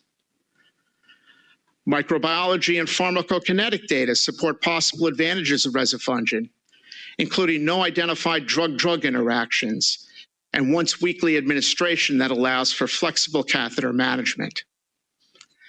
The data demonstrate a favorable benefit-risk balance for patients with limited treatment options. In summary, rezafungin offers healthcare providers a treatment option for candidemia and invasive candidiasis that can address the unique clinical, microbiologic, and/or pharmacologic needs of our patients. As highlighted by the cases I presented, I'm confident that clinicians will know the patients and clinical scenarios in which rezafungin would be used. Thank you. I'd now like to return the presentation to Dr. Sanderson to take your questions.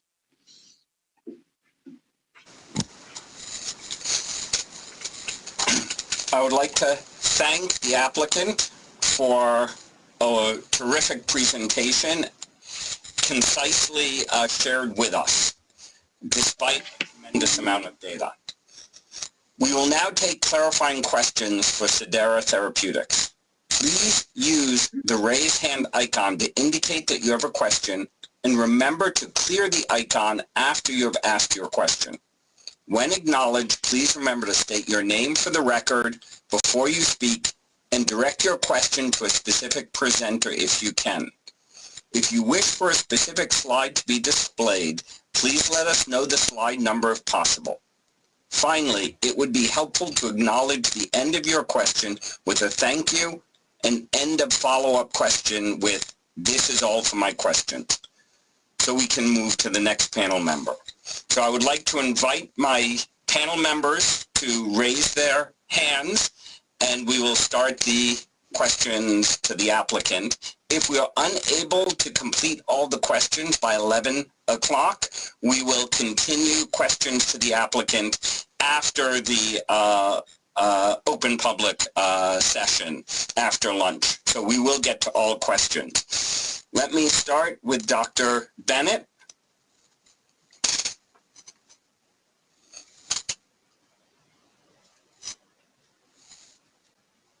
We do not hear you, Dr. Bennett.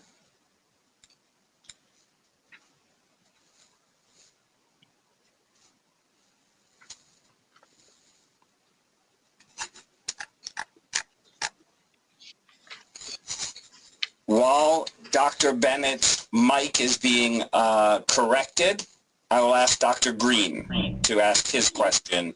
And Dr. Bennett, please do fix your mic, and then we will get to your question. Thank you, Dr. Baden. This is Dr. Green. My question, I believe, is probably best aimed at Dr. Flanagan. During Dr. Clancy's clinical perspective presentation, he spoke to us about data about the role of rezafungin with Candida auris, but I did not see during your presentation any of the in vitro or animal data of this new product against C. auris, and I wonder if you have that data on a slide that you can share with the committee. Thank you very much. This is Taylor Sanderson from Cidara, and ask Dr. Flanagan to come and discuss this.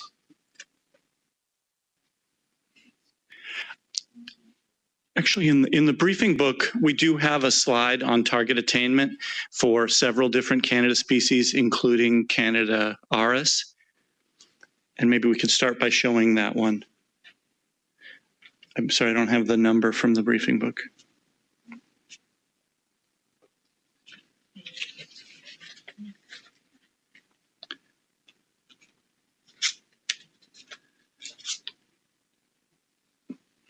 But actually, we have in vitro and in vivo data.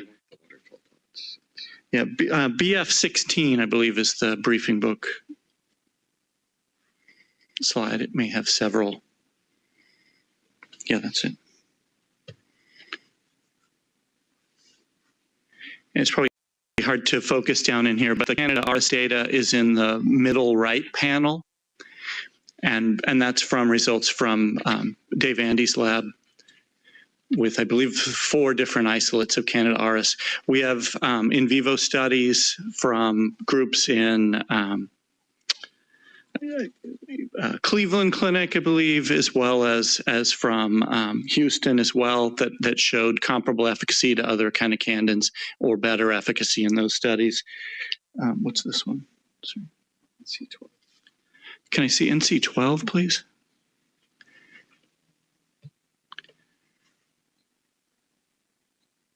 So here's one such study where we looked at rezafungin again at a couple different doses relative to, in this case, amphotericin B versus vehicle, and saw significantly greater efficacy in this kidney model against Candida auris.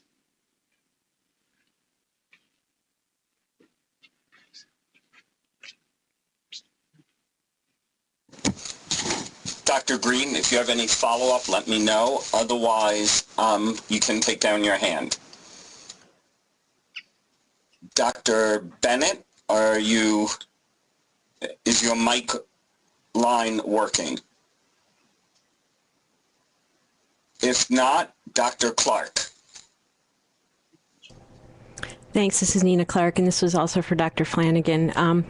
In the briefing booklet, it was describing synergistic activity with rezafungin and other agents in the antimicrobial interaction studies, and I was just wondering if you could tell us which agents it was synergistic with and for which fungi, if you have that. Thank you.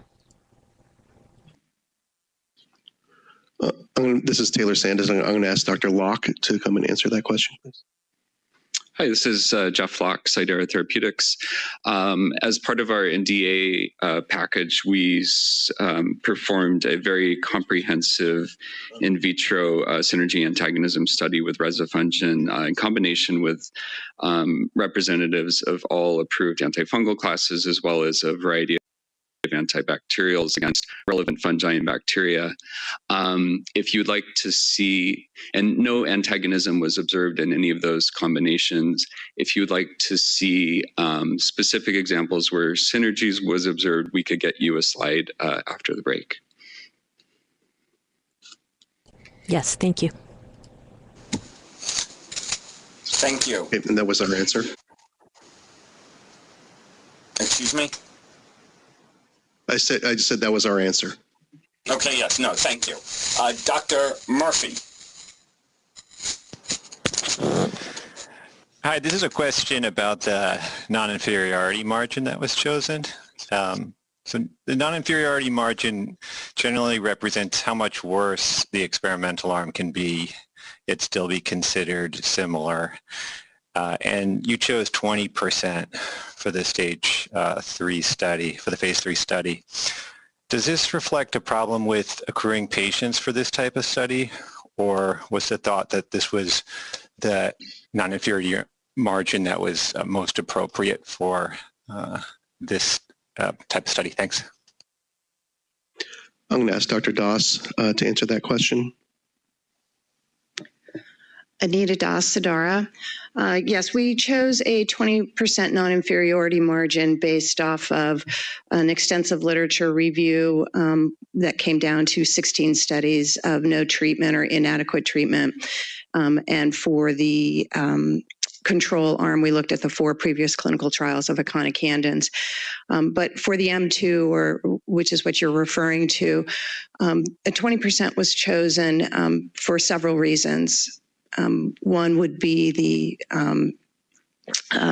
potential benefits of rezafungin, and also the feasibility was an issue, but primarily we also had a limited use indication. We were using it based off of a limited use indication.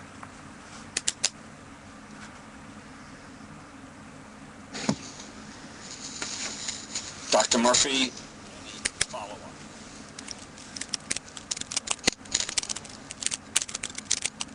If not, then Dr. Swaminathan. And somebody is typing with the mic open. Please mute your line if you're not talking. Dr. Swaminathan.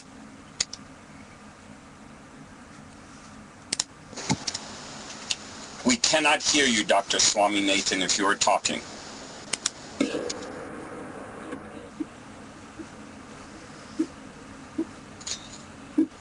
I will let you fix your, I will let you fix your line, Dr. Swaminathan. In the meantime, Dr. Patel. Good morning. This is Manish Patel from the University of California, San Diego. I think it may be helpful to pull up Figure 13. Can you speak, Dr. Patel? Can you talk closer to your mic? It's a little hard to hear you. Oh, sorry. Is this any better? Yes, it is. Thank you. Okay. I think it may be helpful to have Figure 13 from the sponsored briefing document put up, if possible. But my question pertains to PK exposures, and based on Figure 13 in the sponsored briefing document, it looks like the variables related to body size descriptors, it looks like regardless of how you measure body size, whether it be BMI, BSA, or weight, it looks like there's an inverse relationship. Were there any associations between the exposure and outcome for the efficacy analyses? And for the 4 patients that experienced tremor, were these individuals of lower or normal body size, and that could potentially explain a higher exposure in those individuals? I know that one of them, based on the briefing document, was of Asian ethnic origin, and I think that's another population that had higher exposures. I was wondering if this slide could clarify that. This is Taylor Sanderson. We had a little difficulty hearing the question, but it sounded like you were asking. Yeah, it sounded like you were asking about the relationship of body size to safety outcomes or potential exposure to safety outcomes. This is correct. Yeah. Okay. Yeah. I'm going to ask Dr. Flanagan to answer that question. Thank you, Sean Flanagan. I'd first like to show the briefing book table so the rest of the members of the panel can see what you're referring to. Can I have BF 13, please? So this is now in patients from the population PK modeling of all of the phase 2 and 3 data. And as you pointed out, measures of body size, be it body surface area or weight or BMI, were all important determinants of the PK variability. But as you can see from the bottom of this plot, the overall distribution between subjects with either very large body size or very small body size are relatively small, and over the entire patient population, which represented very diverse subjects, had no real physiological or clinical significant changes. These exposures are all within, plus or minus 30%, so not a large change. And in terms of the question as to whether or not the PK exposures were predictive of either good or bad effects with the drug, I know you were looking at sort of the safety events. If I could first have PK2, let's see. So this, in terms of safety, we looked at serious adverse events versus measures of rezafungin exposure from the Bayesian output from the population PK model data of the phase 2 and phase 3 subjects. And we found that there was no correlation between key exposure parameters, AUC and Cmax, with safety. And I have a similar slide for efficacy that I can show you if you wanted to see that. This is Taylor Sanderson, Cidara. I'd also like to add, in terms of I think there was a question about relationship potentially of exposure to tremor. We also had 81 subjects in our phase 2 study that were treated at 400 once weekly, the higher dose, and there were no events of tremor in that arm. If you are interested, we can get you the weights of the individual patients with tremor after the break. Dr. Patel, any additional comments? That would be all. Thank you. Thank you. Mr. Flatow.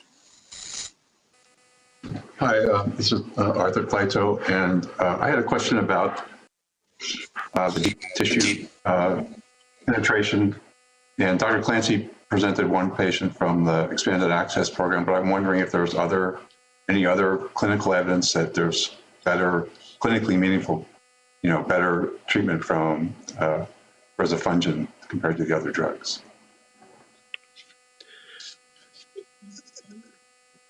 So we have some clinical data. Let me try to pull it up here in a second.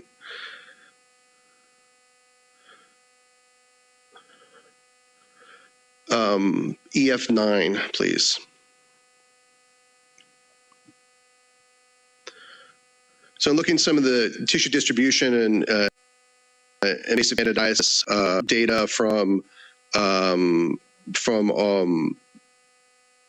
phase 2 and the phase 3 study, you can see here what the numbers look like for rezafungin and for caspofungin in terms of overall success, which was the primary outcome for STRIVE, global cure for RESTORE, and then mortality, all-cause mortality that was pooled.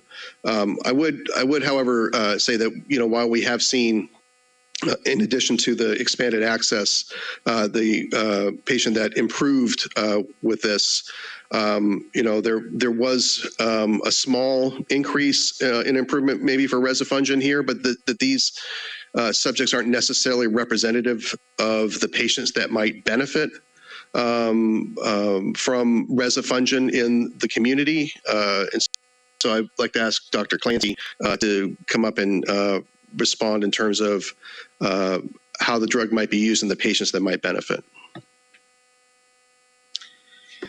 Yeah, I think the best clinical data for getting to where the infection is and clearing the infection is the clearance of blood culture data, where it's clearly shorter time to clearance of blood culture. You never know with bloodstream infection, in most cases, who has end organ involvement or not, but about half of patients do have some sort of end organ involvement from the old autopsy literature. So that faster blood culture clearance includes patients who both would and would not have end organ infection as part of their bloodstream infection. I'll also point out that in the clinical trial, patients like I presented would actually be excluded from the clinical trial because of exclusion criteria. And those types of patients in particular are ones who you might believe that rezafungin would offer greatest utility: complicated abdominal surgeries, prior antifungal exposure, high levels of immunosuppression, extremely sick and complicated patients. And those are people who don't get enrolled in clinical trials of this sort. Thank you, Dr. Clancy. Can I follow up? Yes. Yeah, so you mentioned the faster clearing, so a little bit different subject, but is that clinic? I mean, I think in the briefing literature it's about 4 hours faster. Is that clinically meaningful? This is Taylor Sanderson again. I'd like Dr. Clancy to discuss that, please. Well, to me as a clinician, it's clinically meaningful: a shorter duration of disease and more rapid time to microbiologic clearance. Whether in the end it'll translate to survival benefit, these patients who have multiple comorbidities and complicated underlying diseases, is something that we don't know and have to track once the drug is out there. But I view it as a clinically relevant endpoint. And it's, after all, what we're striving for when we're treating these patients. First and foremost is getting rid of the bug at the site of infection. Any Thank you. additional follow-up, Mr. Flatow? No, that's it. Thank you. No. I have a clarifying question to the Cidara team. Was the 24-hour microbiologic clearance a pre-specified endpoint in the protocol and the analysis? Yes, it was. At 24 hours? Yes, it was. Okay, thank you. It is now 11 o'clock. I am aware that there are at least a half dozen more panel members who have questions. Please do not forget your questions. I am aware of your interest in asking them. We will return to asking questions of the applicant after the open public session. We will now take a quick 10-minute break. Panel members, please remember that there should be no chatting or discussion of the meeting topic with other panel members during the break. We will resume at 11:10 Eastern Time. Thank you. We are now on break.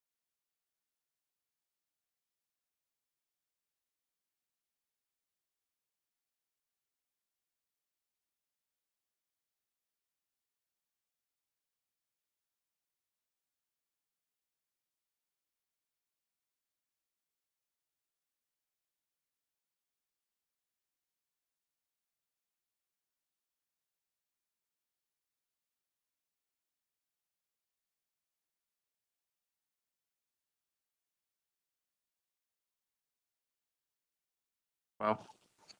Yes, Dr. Farley can hear you well. Thanks, Dr. Baden. Thank you all. We will now resume.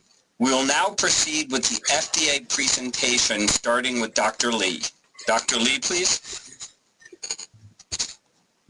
Good morning. I'm going to present efficacy assessment. I'm Xianbin Li, a statistical reviewer from the Division of Biometrics 4 in the Office of Biostatistics. Next slide, please. In order to seek approval of rezafungin for the treatment of candidemia, invasive candidiasis in adult patients, the applicant submitted an NDA with efficacy data from 2 trials, one phase 2 exploratory dose-finding trial STRIVE and one phase 3 non-inferiority trial RESTORE. Both trials were multi-center, randomized, double-blind, and active controlled. Next slide, please. In the presentation, I will first discuss phase 2 trial. The primary objectives of the trial include assessing safety and tolerability of rezafungin in the safety population and the overall success of study treatment at day 14 in the microbiological ITT population, or MITT for short. The study had multiple parts. Initially, in Part A, subjects were randomized 1:1:1 to high-dose rezafungin, low-dose rezafungin, or caspofungin. Prior to the initiation of the phase 3 trial, in order to increase numbers for the overall safety database, Part B was added via 2 protocol amendments using a 2:1 randomization ratio to rezafungin, the high-dose group at first, based on the interim analysis of Part A, later changed to the low-dose group after the full analysis of Part A, or the caspofungin group. Next slide, please. 2 unblinded interim efficacy reviews were conducted. One review was for selected efficacy and safety data for the first 70 subjects enrolled in Part A to confirm it would be safe to continue to Part B without interruption. The second was a review of all parameters for all 107 subjects enrolled in Part A. Based on this review, it was determined that the dose regimen for the phase 3 trial would be the low-dose regimen. Therefore, the regimen group in Part B was also changed to the low-dose regimen. Multiplicity was not considered or addressed for this trial with a descriptive interpretation. Next slide, please. The primary efficacy outcome was overall response at day 14. Overall response was defined as resolution of signs of the disease and mycological eradication. As mentioned before, analysis was descriptive. Only an exact two-sided 95% confidence interval for the estimated overall success rate in each treatment group was planned. Mortality through day 30 and a follow-up visit was additional efficacy endpoint, as well as several other secondary efficacy endpoints. Next slide, please. This table shows a summary of day 30 all-cause mortality for the overall study, including Part A, B together. The highest and lowest mortality rates were observed in the high-dose and the low-dose rezafungin groups, respectively. The difference in mortality between the low-dose rezafungin group and the caspofungin group was -7%, with a 95% confidence interval of -21.2% to 7.3%. Next slide, please. Mycological eradication overall and by study part is shown in this table. At day 5, for the overall study, the low-dose rezafungin group showed a numerically higher rate than the high-dose rezafungin group, although both groups had received the same single 400 milligram dose at this time point, then no difference would be expected to be seen from a clinical perspective. At day 14, the low-dose rezafungin group had the numerically highest rate among the three groups. Next slide, please.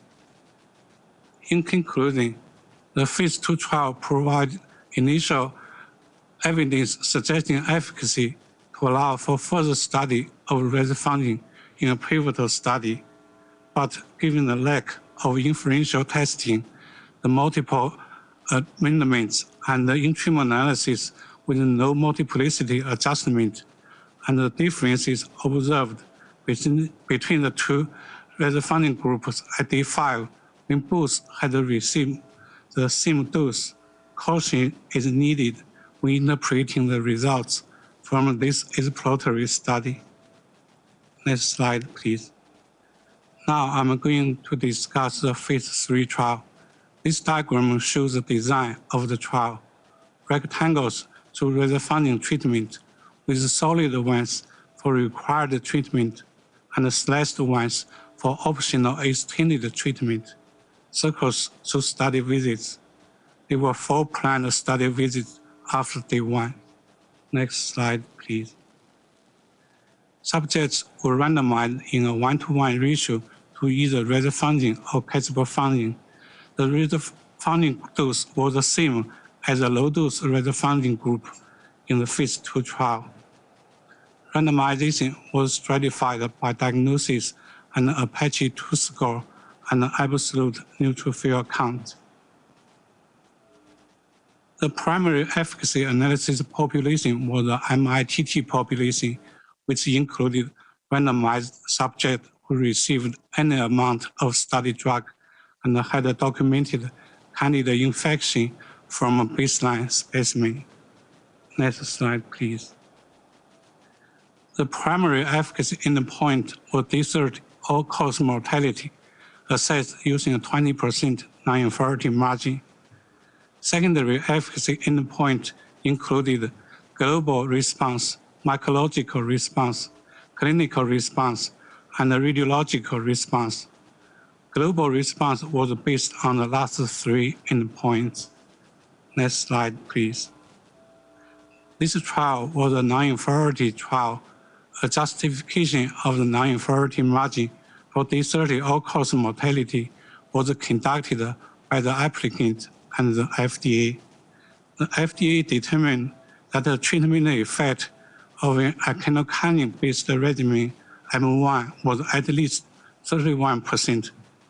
M1 was derived using an estimate of the day 30 all-cause mortality rate for no treatment or inadequate treatment, determined based on literature search that identified clinical studies or other historical evidence on the effect of no treatment or inadequate treatment in patients with candidemia and or invasive candidiasis, and an estimate of the day 30 all-cause mortality rate for treatment with an echinocandin-based regimen, determined based on the 4 contemporary clinical trials that were conducted in support of the approvals of caspofungin, anidulafungin, and microfungin. Noting the importance of preserving the treatment effect for endpoint of all-cause mortality from a clinical perspective, a 10% non-inferiority margin was recommended for pivotal phase 3 trial.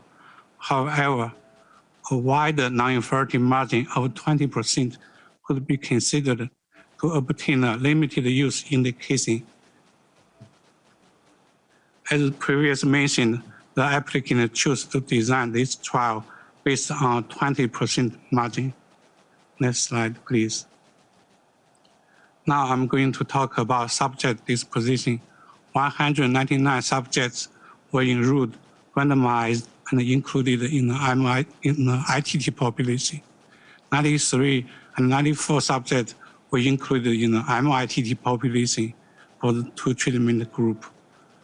About 40% of the subjects discontinued from the study, mainly due to death, and 34% and 28% of the subjects discontinued treatment from two treatment groups, respectively, mainly due to death and adverse events. Next slide, please. As shown in this table, the mean age was about 60 years old. About 62% of the subjects were male. About 70% of the subjects had candidemia only at baseline. Overall, the two treatment groups were comparable in baseline demographics, clinical characteristics, risk factors, treatment compliance, and concomitant medication use. Next slide, please. Now I'm going to discuss analysis results. For the primary efficacy endpoint, day 30 all-cause mortality, the mortality rate in the rezafungin group was numerically higher with a difference of 2.4% and a 95% confidence interval of minus 9.7% to 14.4%, meeting the 20% non-inferiority margin as indicated by the upper limit of the confidence interval. Next slide, please. As seen in this table, the global response cure rate increased from day 5 to day 14 and then dropped slightly over time for both treatment groups. The cure rate between the two treatment groups was comparable with all confidence intervals, including 0. Next slide, please. For mycological response, the two treatment groups were comparable. A numerically higher mycological eradication was observed for rezafungin compared to caspofungin at day 5, but this difference decreased at the later time points. Next slide, please. For clinical response, the two treatment groups were also comparable. Increasing to note is that for clinical response at day 5, rezafungin had a numerically lower clinical cure rate than caspofungin, which is the opposite trend from that seen for mycological response. Next slide, please.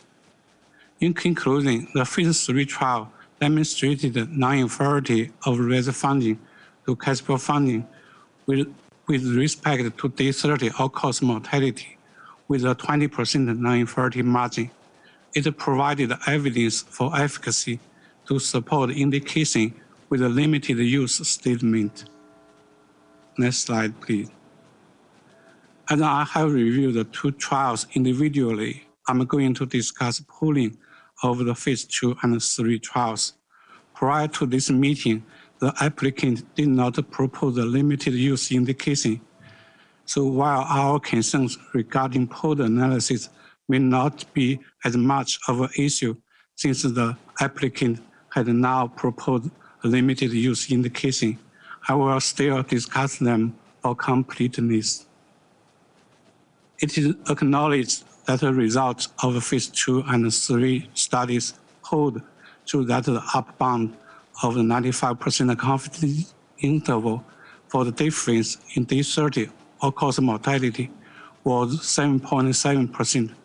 However, due to the issues with the phase 2 trials mentioned before and to be expanded on in the next slide, we do not consider that the pooled results are sufficient for claiming a 10% non-inferiority margin.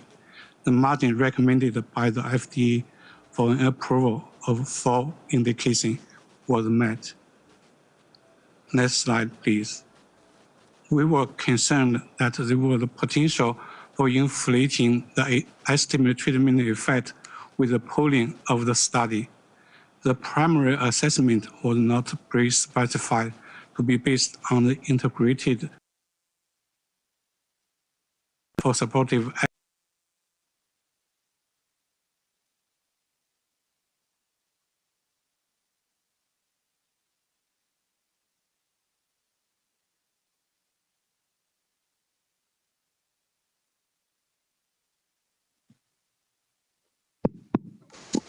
We are not hearing our FDA colleagues.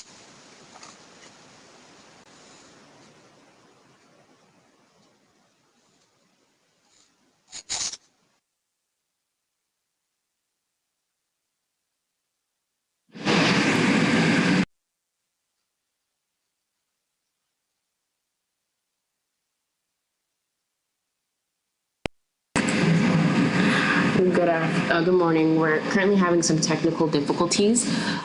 Please bear with us for a minute as we try to resolve the tech issues.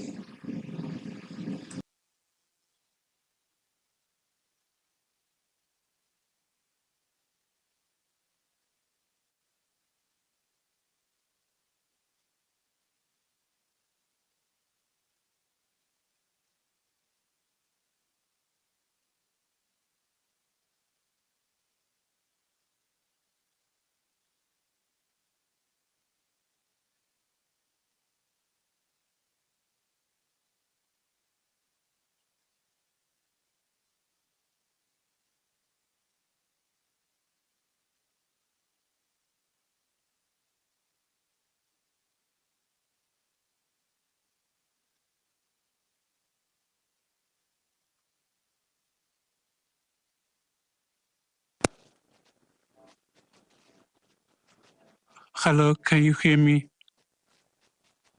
Yes, we can hear you.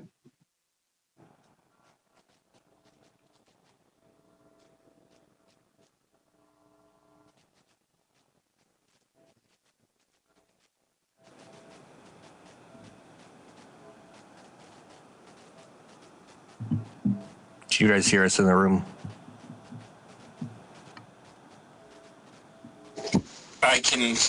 I just heard somebody ask if they could be heard. So yes, you can be heard. Awesome, thank you. Can you hear me now? This is Lee. Yes, Dr. Lee.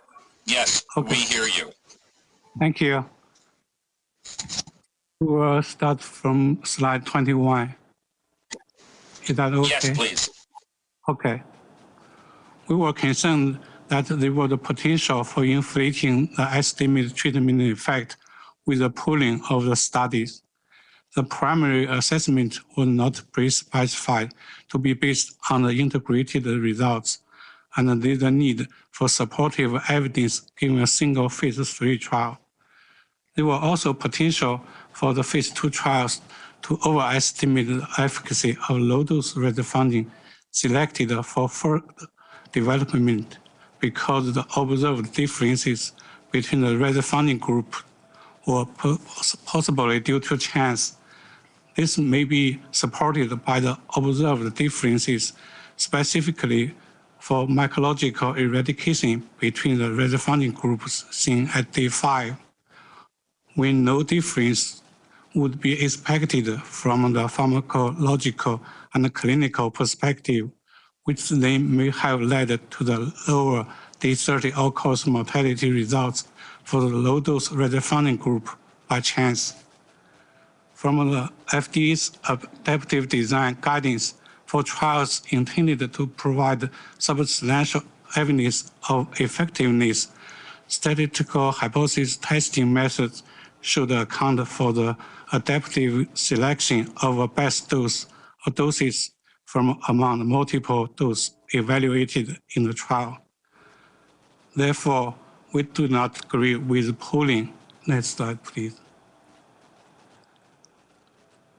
Therefore, we do not agree with pooling the phase 2 and 3 trial for the primary assessment of efficacy in support of the indication claim, as we believe the pooled result potentially provided overestimate rather than a more precise estimate of the treatment effect. The primary assessment of efficacy of this NDA is based on the results of the phase 3 trial with supportive evidence provided by the phase 2 trial. The phase 3 trial was designed with a 20% non-inferiority margin, which was determined to be an acceptable margin from a clinical standpoint to support limited use indication. The study met the 20% non-inferiority margin, but it did not meet a 10% non-inferiority margin. Thank you very much for your attention.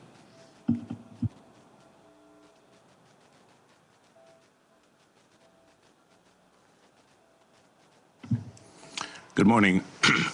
My name is Owen McMaster. I'm a pharmacology toxicology reviewer in the Division of Pharmacology Toxicology for Infectious Diseases. And I'll be describing the tremors that have been observed in the non-clinical studies of rezafungin. Next slide, please. Rezafungin is an echinocandin synthesized from anidulafungin. Anidulafungin is known to be associated with tremors in pediatric patients. Another echinocandin, candidiasis, also lists tremors among the adverse reactions.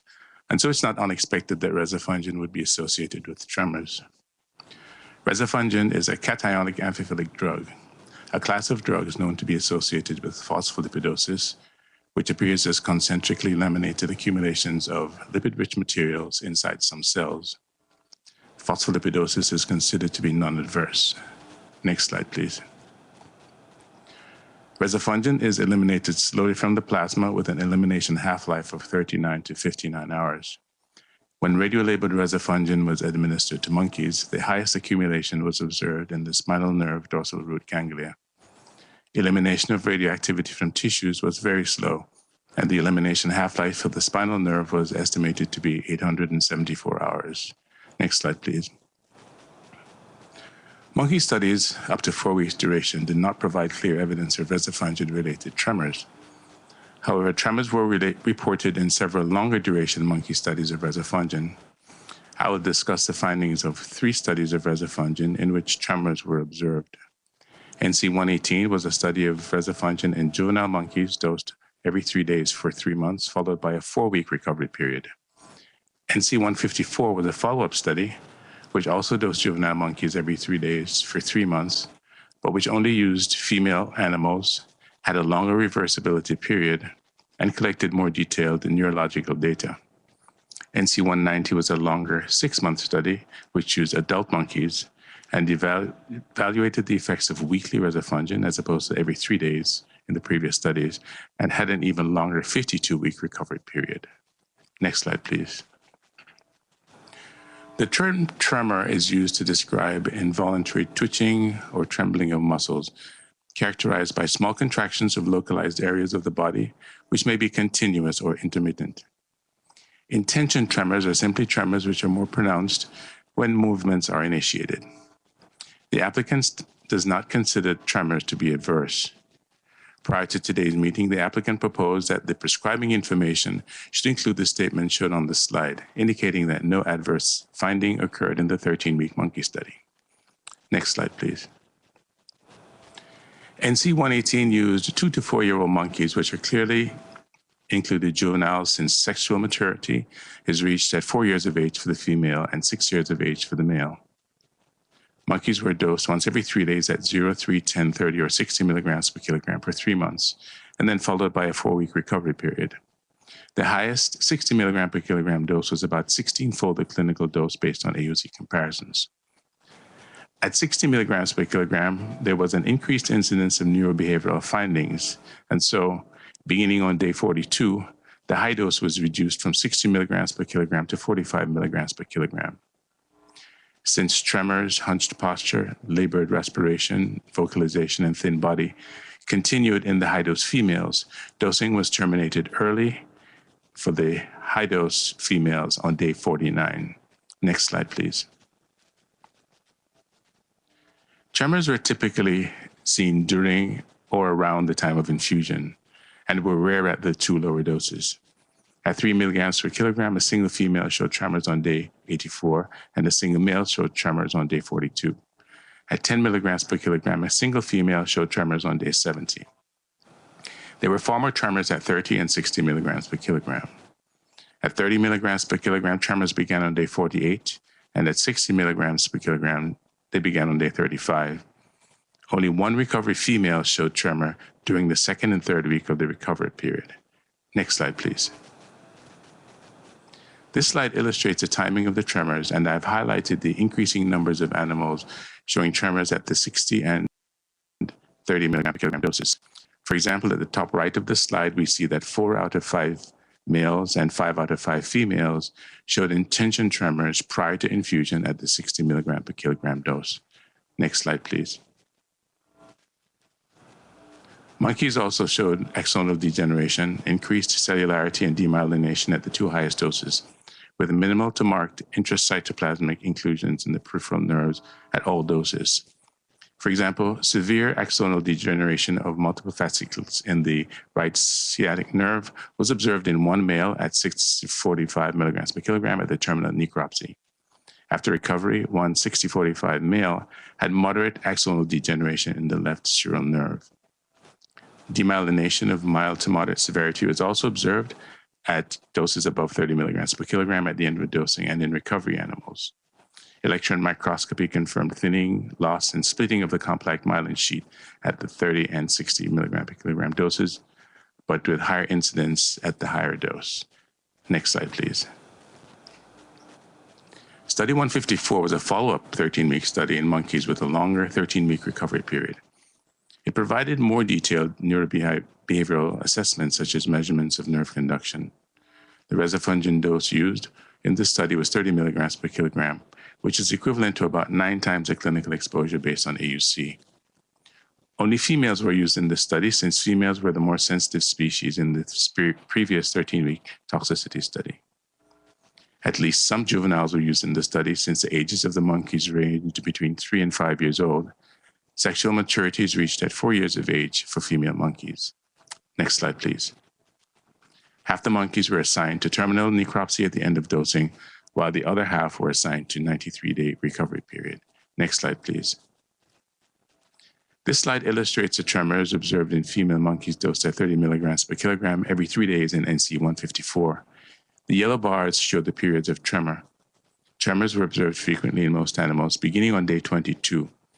I want to highlight the fact that tremors persisted for as much as 44 days after the end of dosing into the recovery period, but were not observed beyond that point.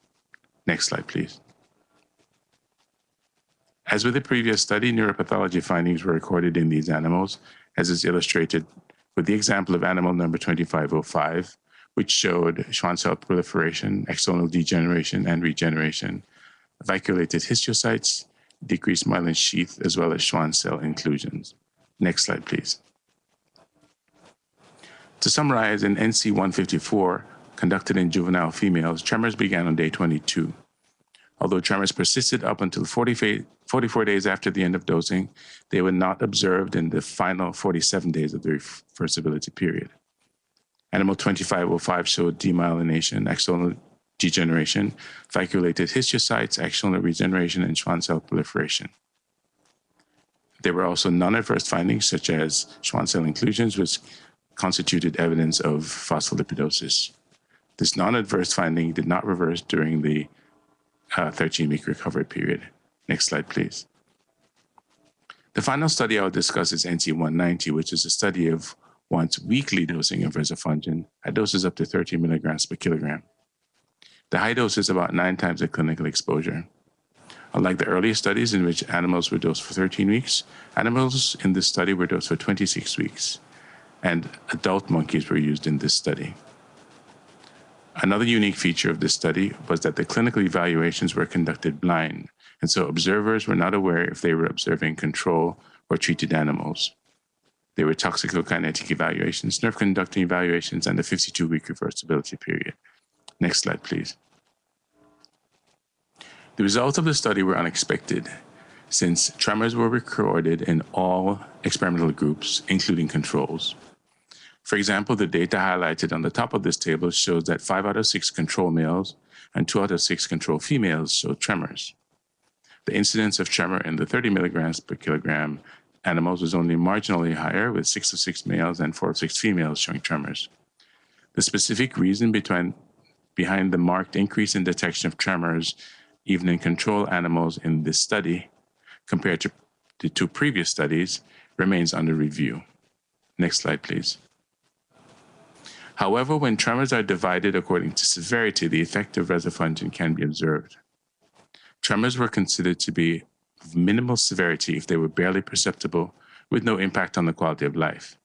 Minimal tremors were observed in all study groups, including controls.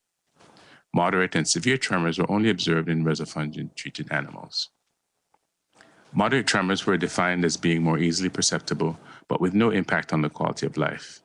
Moderate tremors were observed at 5 and 15 milligrams per kilogram. The exposure at 5 milligrams per kilogram was similar to the clinical exposure.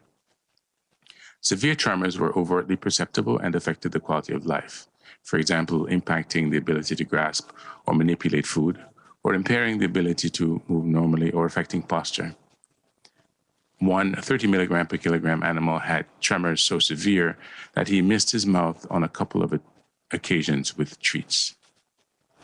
Although the number of animals affected is small, the increase in moderate and severe tremor is important because of the small number of monkeys in the study and because it is consistent with the increased incidence of rezafungin-related tremors observed in the 2 previous studies. In addition to this increase in moderate and severe tremors, the vast majority of whole-body tremors, hind limb tremors, and locomotor-associated tremors were in treated animals. Next slide, please.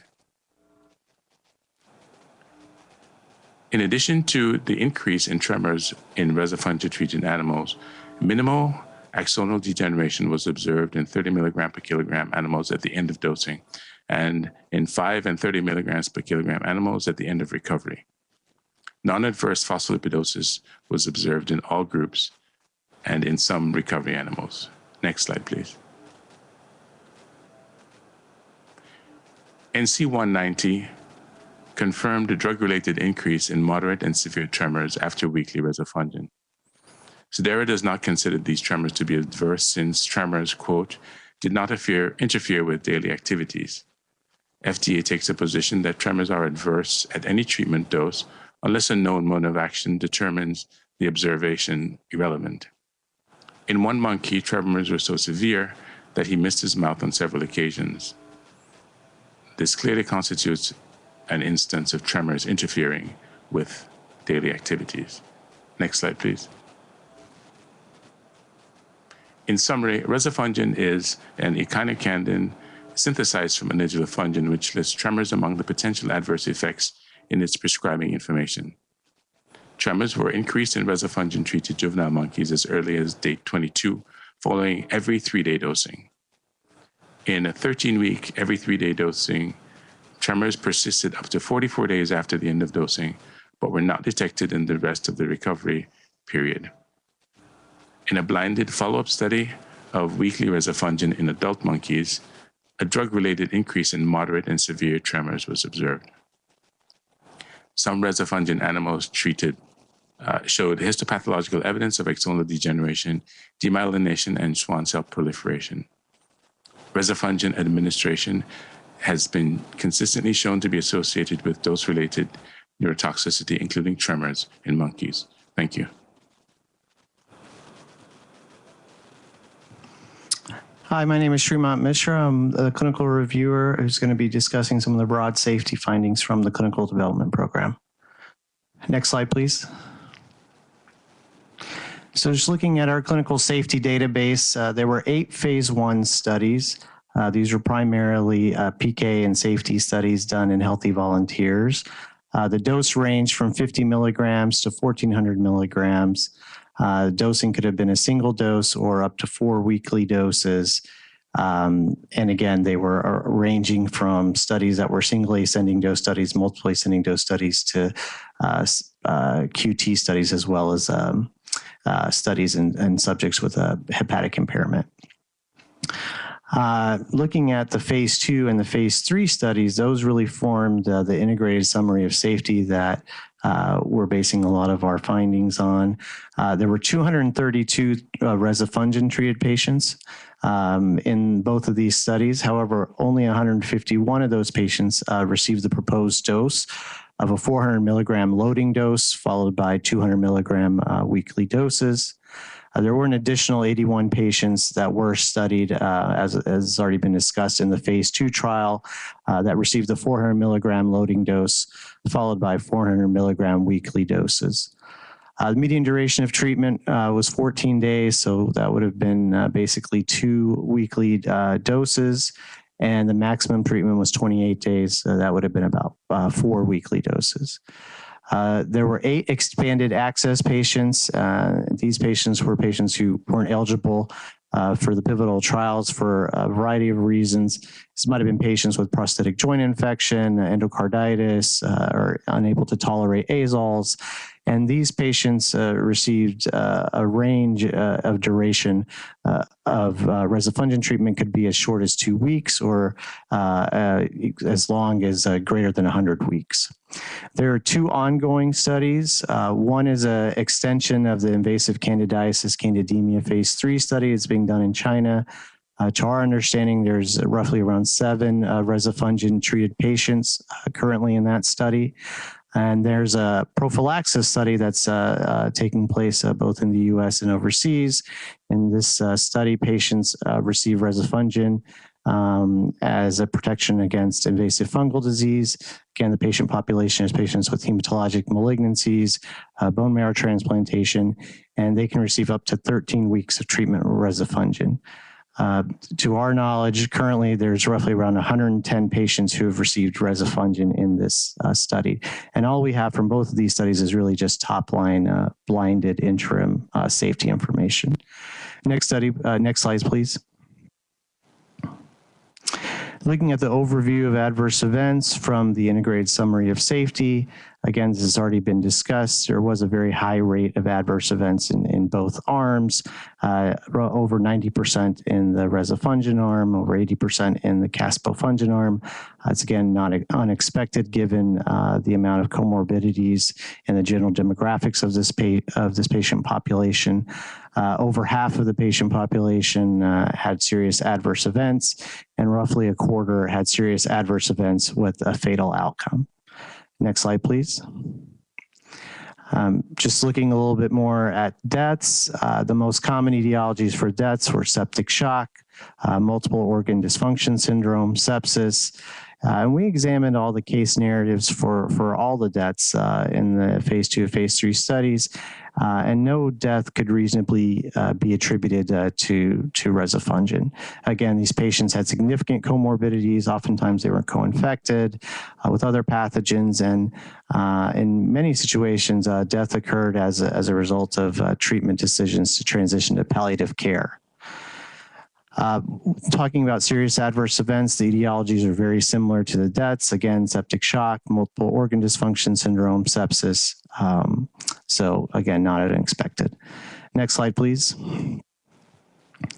Looking at treatment emergent adverse events, the treatment emergent adverse events that occurred in the rezafungin arm at greater than or equal to 10% incidence was hypokalemia, pyrexia, and diarrhea.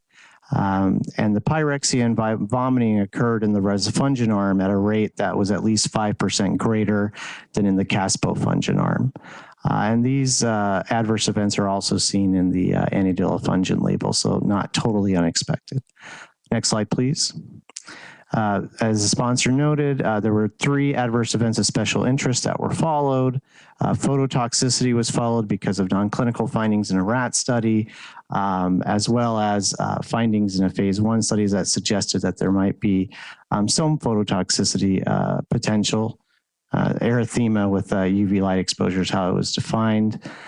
In the phase 2 and phase 3 study, there was 1 patient in the phase 2 study which did have sunburn, and there was a question of phototoxicity, but this patient had a lot of confounders, including just a lot of exposure, like several hours of exposure in the sun without any sunscreen. So it's a little unclear whether rezafungin played any part of this or not. There was infusion reactions that were followed. This is a known class reaction. These reactions, for the most part, they could occur very quickly once the infusion started.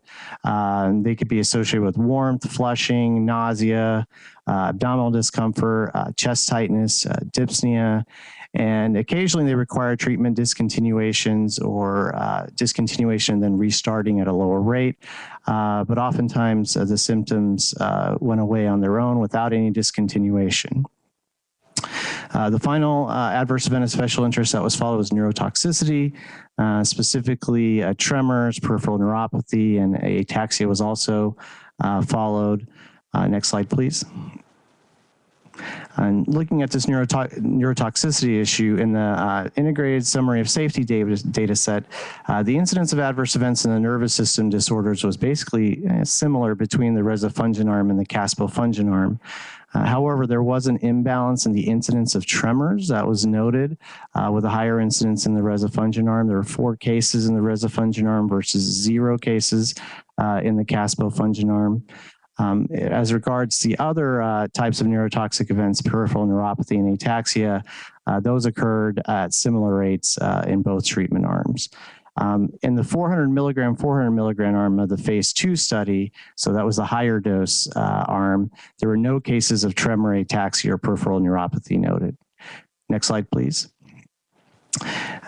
Looking at the tremor cases, tremors, as has already been noted, is listed as an adverse reaction in the caspofungin and anidilafungin labels. There's 4 cases noted in the rezafungin arm, and again, none in the caspofungin arm. Generally, there were alternative plausible etiologies. Patients may have had electrolyte disturbances, they may have had neurologic comorbidities that might have explained the findings. However, we should note that some of these same findings, whether it's electrolyte disturbances, comorbidities, et cetera, were found in the caspofungin arm, and we did not see tremor cases in that arm. Next slide, please. Just briefly discussing the 4 clinical cases of tremors. The first case was an 84-year-old female that developed mild rest and intention tremors in her upper extremities 3 days after her second weekly infusion. She continued onward with 2 more weekly infusions, and her tremors resolved about a month later without any specific therapy. Second case was a 67-year-old male with Parkinson's disease and acute right-sided CVA. Also had right-sided cerebellar infarction. This patient developed mild tremors of both upper extremities along with left eye deviation and left facial twitching 12 days after the last infusion, which would have been the second rezafungin infusion. And these symptoms resolved the next day. Third case involved a 77-year-old female that developed mild tremors of both hands 13 days after her last weekly infusion, which was also her second infusion. It was described as an intention tremor that occurred with application of eye makeup and resolved about a month later. The patient did have concomitant hypokalemia, and when the hypokalemia was treated with spironolactone, the tremor seemed to resolve at the same time. Last patient is a 28-year-old female that had tremors of the hands and feet 4 days after her last infusion, which was also her second infusion. This resolved 2 days later without specific treatment. Again, it was noted that the patient had concomitant hypocalcemia and was given calcium gluconate on the day the tremors resolved. Next slide, please.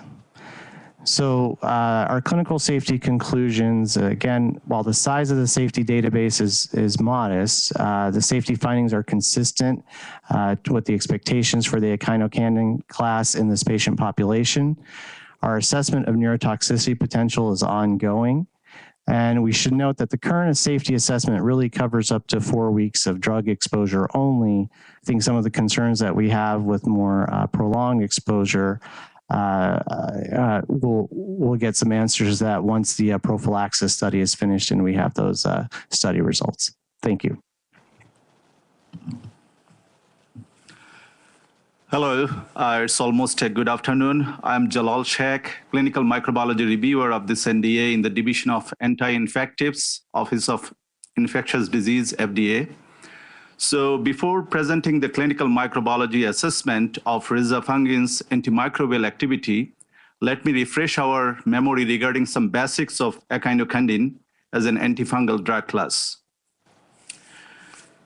So though it's a busy slide, I'll try to make it easier for you.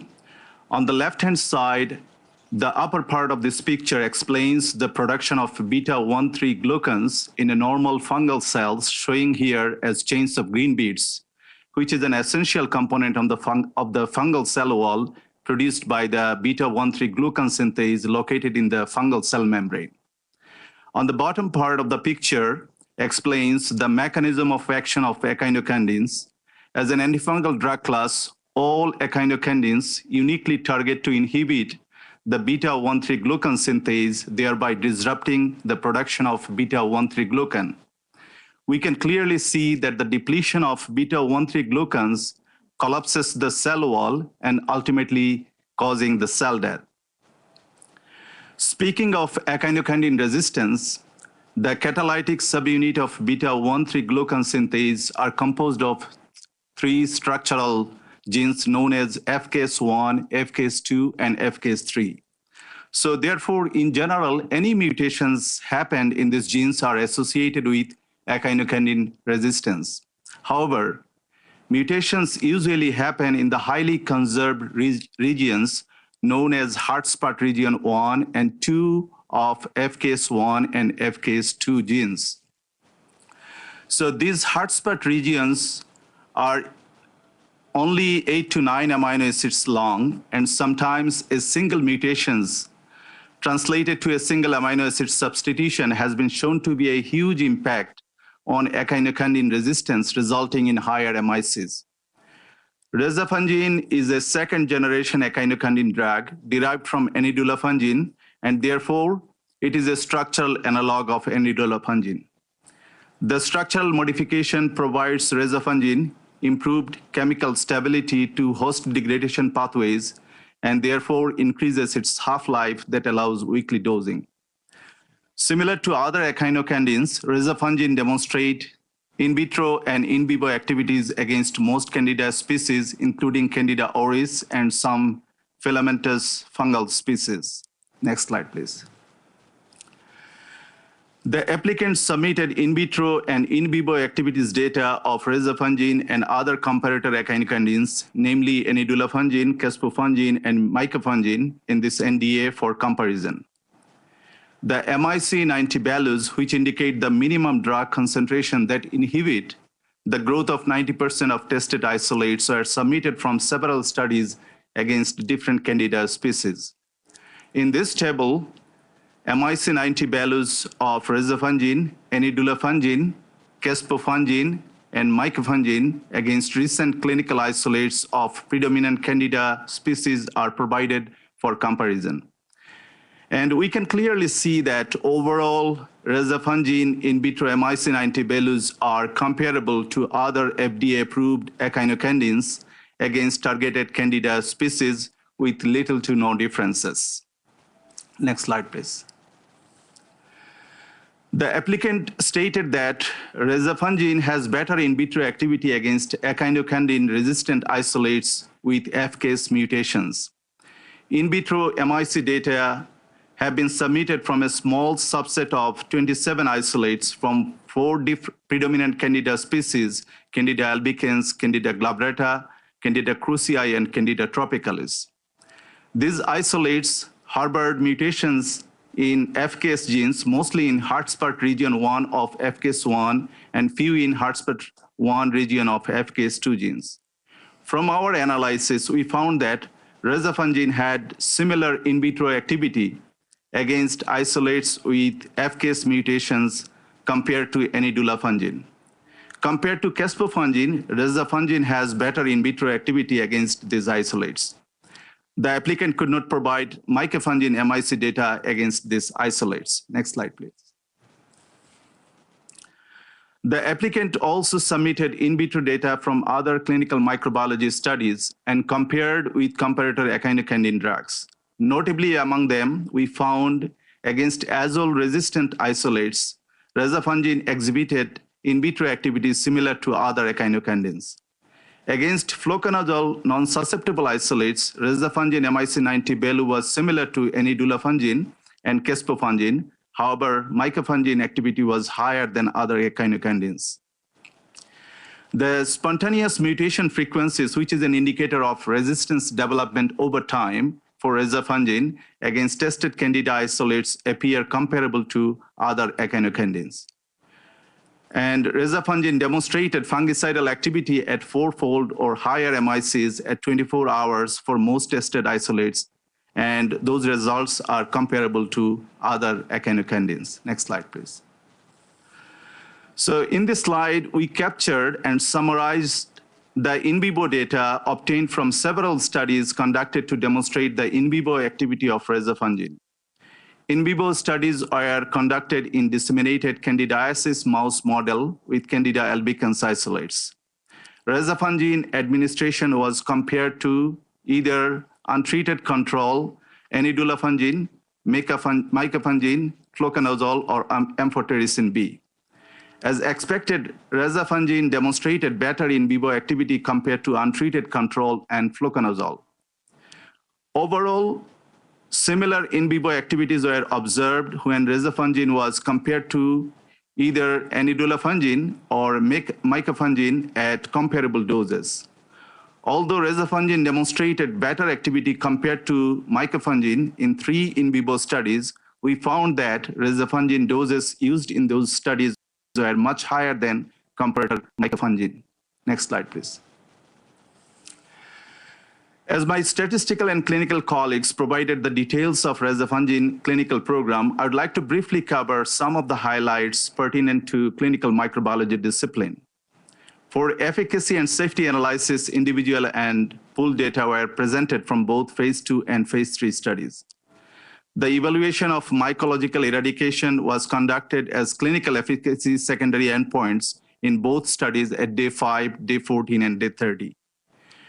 For clinical microbiology analysis, day 14 pooled data were primarily used for mycological response, mycological eradication by baseline MIC values of the clinical isolates, and for the breakpoint analysis with rezafungin breakpoints recommendation. Next slide, please. This table summarizes the baseline predominant Candida species isolated from the pooled microbiological ITT population in both treatment arms. We can see Candida albicans were isolated at the highest frequency at baseline, followed by Candida glabrata, tropicalis, and parapsilosis in both treatment arms. A total of 58 and 69 Candida albicans, 38 and 35 Candida glabrata, 27 and 22 Candida tropicalis, 14 and 27 Candida parapsilosis, and 5 and 3 Candida crocii isolates are obtained at baseline from rezafungin and caspofungin treatment arms, respectively. Next slide, please. This table summarizes the mycological response at day 14 among MITT population in both treatment arms by different Candida species identified at baseline. As shown in the table, based on 14-day mycological response, mycological success were achieved in rezafungin treatment arm among 67% subjects with Candida albicans, 84% subjects with Candida glabrata, 74% subjects with Candida tropicalis, 79% subjects with Candida parapsilosis, and only 40% subjects with Candida crocii. On the right-hand column of this table, rezafungin MIC90 values against baseline clinical isolates were found to be almost similar to the MIC90 values that were obtained from different surveillance studies. Next slide, please. I'll end up my presentation with this summary slide. Overall, rezafungin demonstrated similar in vitro activity against most Candida species compared to other echinocandin drugs. Limited in vitro data suggest that against Candida isolates with FKS mutations, rezafungin appears to demonstrate slightly better activity compared to caspofungin, but this activity is comparable to enidulafungin. Similar in vivo activity was observed in murine animal models compared to other echinocandin comparators, for example, micafungin and enidulafungin. When compared to other echinocandins, rezafungin has similar activity against both azole-resistant and susceptible isolates, and similar mutation frequencies were observed compared to other echinocandins. Thanks for your attention. Now I'm passing to my ClinPharm colleague, Dr. Mansman. Great, thank you. So my name is Timothy Bensman. I'm the clinical pharmacology reviewer for this new drug application, and I'll be providing a brief and focused clinical pharmacology assessment of rezafungin from the FDA's perspective. Next slide.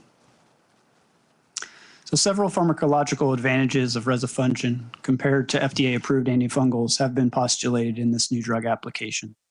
The first is probability of target attainment, or PTA, with non-clinical PK/PD data. Non-clinical PK/PD literature is referenced in the NDA submission to suggest an underdosing concern with FDA-approved echinocandins for Candida species. And it's hypothesized that rezafungin may be able to treat infections caused by Candida species that have higher MIC values compared to the FDA-approved echinocandins as measured by these non-clinical PK/PTA values. Next slide. So for the FDA-approved echinocandins, there is FDA or CLSI current breakpoints that are informed by publicly reported clinical success rates against C. albicans and C. glabrata. And as shown in the table on this slide, the reference PTA analyses underpredict the observed clinical success for the current FDA-approved echinocandins. And of note, the reported MICs are the highest MICs that had reasonable case counts. Next slide. For rezafungin, review of PTA findings is ongoing, but preliminarily there is potentially a substantial improvement in maximal MICs covered by rezafungin with 90% probability of target attainment compared to caspofungin. These are MICs of 0.5 milligrams per liter for C. albicans and up to 8 milligrams per liter for C. glabrata. However, as shown by the table below, the rezafungin clinical program does not afford a determination of concordance between PTA and clinical outcome at these MICs. Counts at the highest MIC are too few and show that the clinical trial does not cover isolates with MICs as high as what is postulated by the probability of target attainment. Next slide, please. Another pharmacological advantage of rezafungin compared to FDA-approved antifungals might be drug tissue penetration. It's stated that there is a substantially improved distribution of rezafungin to infected tissues in a non-clinical invasive candidiasis mouse model, increasing the likelihood of achieving the required PK/PD target at the site of infection compared to other echinocandins. Next slide, please. So to evaluate the drug tissue penetration differences, we assessed the submitted data as well as publicly available literature, and we noted the following observations. At the doses associated with approximate humanized systemic drug concentrations, rezafungin did not appear to show substantially better tissue penetration, as there was no difference in hepatic fungal burden when compared to mycofungin. In publicly available literature, it suggests that anadulafungin has greater drug penetration in rat liver, kidney, and lung tissue as compared to mycofungin or rezafungin. Unfortunately, there's no drug tissue penetration information available for more exclusive sites, such as the brain and prostate. And lastly, while with some limitations, the available clinical data did not suggest better tissue penetration, given no substantial difference in day 30 all-cause mortality rates between rezafungin and caspofungin in a subgroup analysis of patients with invasive candidiasis. Next slide, please. One more pharmacological advantage of rezafungin compared to FDA-approved antifungals might be around drug-drug interaction risks. It's suggested that rezafungin shows a low potential for interactions with other drugs, and the applicant notes that patients with candidemia and invasive candidiasis commonly have multiple comorbidities requiring polypharmacy. Next slide, please. In order to evaluate, we assessed the submitted data as well as some publicly available literature, and we made the following observations. So rezafungin drug-drug interaction studies suggest no or low DDI risks. And the azole antifungal drug products are frequently encountered and exhibit a wide range of DDIs and severity levels, with risk management recommendations ranging from dose adjustment to increased monitoring as recommended in drug-specific USPIs. For the echinocandins, drug-drug interaction risk is generally no or low, with the exception for caspofungin. For caspofungin, there's a higher alternative dosing regimen recommended when administered concomitantly with other CYP enzyme inducers. Next slide, please. So to summarize our preliminary conclusions, for probability of target attainment with non-clinical PK/PD, the reference PTA values for the FDA-approved echinocandins underpredicted literature reported clinical success rates at MICs at or near MIC 90s. And there's no relationship or correlation that could be identified between these PTA values and clinical outcomes. Furthermore, the rezafungin clinical program did not establish a correlation between PTA values and clinical outcomes. Therefore, the clinical significance of improvements in rezafungin PTA compared to FDA-approved echinocandins is unknown.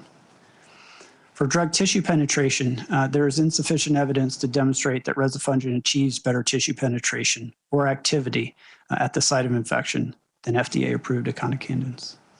And then lastly, for drug-drug interaction risks, rezafungin has a low DDI risk potential that is more favorable than currently FDA-approved azoles and caspofungin. Thanks. This is Heidi Smith. I'm a clinical team leader in the Division of Anti-Infectives. I'm just going to bring you through a brief summary of the assessments you just heard from the FDA team. So for the efficacy assessment, a 10% non-inferiority margin for a day 30 all-cause mortality endpoint was recommended to support candidemia invasive candidiasis treatment indication without a limited use statement. This preserves approximately 2/3 of the estimated echinocandin treatment effect on mortality endpoint in patients with candidemia and invasive candidiasis. Efficacy data from a single rezafungin phase 3 non-inferiority trial showed that the primary endpoint of day 30 all-cause mortality was within a 20% NI margin, but did not meet a 10% NI margin. And a phase 2 exploratory dose-ranging study provides supportive evidence of effectiveness. For the safety assessment, non-clinical studies of rezafungin in non-human primates identified drug-related neurotoxicity. The findings in subchronic dosing studies included tremors, typically developing after day 35, and histopathologic changes included axonal degeneration and demyelination. The clinical safety database included 151 patients with candidemia and invasive candidiasis receiving the proposed rezafungin clinical dose, and an additional 81 patients who received a higher dose for up to 28 days. A higher incidence of tremors was observed in the rezafungin arm, but all were mild and reversible. Otherwise, the safety findings were consistent overall with the FDA-approved echinocandins. From a clinical microbiology and clinical pharmacology perspective, rezafungin is primarily distinguished from the FDA-approved echinocandins by an extended half-life supporting once-weekly dosing. The microbiological activity against Candida species in vitro is comparable, and in vivo activity in murine models of candidemia and invasive candidiasis is similar. The clinical significance of the postulated improvement in rezafungin probability of target attainment compared to FDA-approved echinocandins is not known. There is insufficient evidence to demonstrate that rezafungin achieves better tissue penetration or activity at the site of infection than FDA-approved echinocandins. And finally, rezafungin has a low drug-drug interaction risk potential. So the points that we'd like the committee to consider: the applicant is seeking approval of rezafungin for the treatment of candidemia and invasive candidiasis based on a single phase 3 adequate and well-controlled non-inferiority study meeting the pre-specified 20% non-inferiority margin. For the day 30 all-cause mortality endpoint, the treatment difference, rezafungin minus caspofungin, was 2.4%, and the 95% confidence interval ranged from minus 9.7% to 14.4%. Supportive evidence was provided by a phase 2 dose-ranging study, and the integrated safety dataset from phase 2 and phase 3 studies consisted of 151 subjects with candidemia and invasive candidiasis receiving the proposed rezafungin clinical dosing, plus an additional 81 subjects receiving a higher dose for up to 28 days. That concludes the FDA presentation. Thank you. Thank you. To all our FDA, somebody has a loop on, so please mute. I would like to thank our FDA colleagues for presenting a tremendous amount of data very concisely. Thank you. We will now take clarifying questions for FDA. Please use your raised hand icon, and I'll ask that my panel members take down your hands and then re-up them as it's unclear who was holdover. So please use your raised hand icon to indicate that you have a question, and remember to lower your hand by clicking raise hand icon after you have asked your question. When acknowledged, please remember to state your name for the record before you speak and direct your question to a specific presenter if you can. If you wish for a specific slide to be displayed, please let us know the slide number if possible. Finally, it would be helpful to acknowledge the end of your question with a thank you and the end of your follow-up question with that is all for my questions, so we can move on to the next panel member. I see several panel members have raised their hands. We will start with Dr. Cyberry. Thanks very much, Chair. This is George Cyberry, and my question is for Dr. McMaster about the tremors, studies of tremors in the animal studies. First, there seems to be a lot of association with potassium and other electrolyte disturbances related to the echinocandins when discussing the human studies, and I wanted to know if electrolyte disturbances were evaluated and ruled out in the animal studies. And separately, my understanding from what you presented was even in those animals who had a longer duration of tremors, it did seem that in all cases the tremors resolved. I just wanted to confirm that I understood that correctly. Thank you very much. Thank you. So I'll take the second question first. Yes, in all cases, I think most clearly in study 154, where they were followed for 47 days after the end of dosing, we saw no subsequent tremors after the end of that incidence in the follow-up period. To the first question, we have no definitive association between the electrolytes and the tremors. Thank you.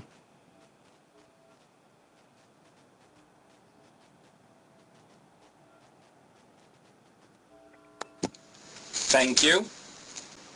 Dr. Hilton.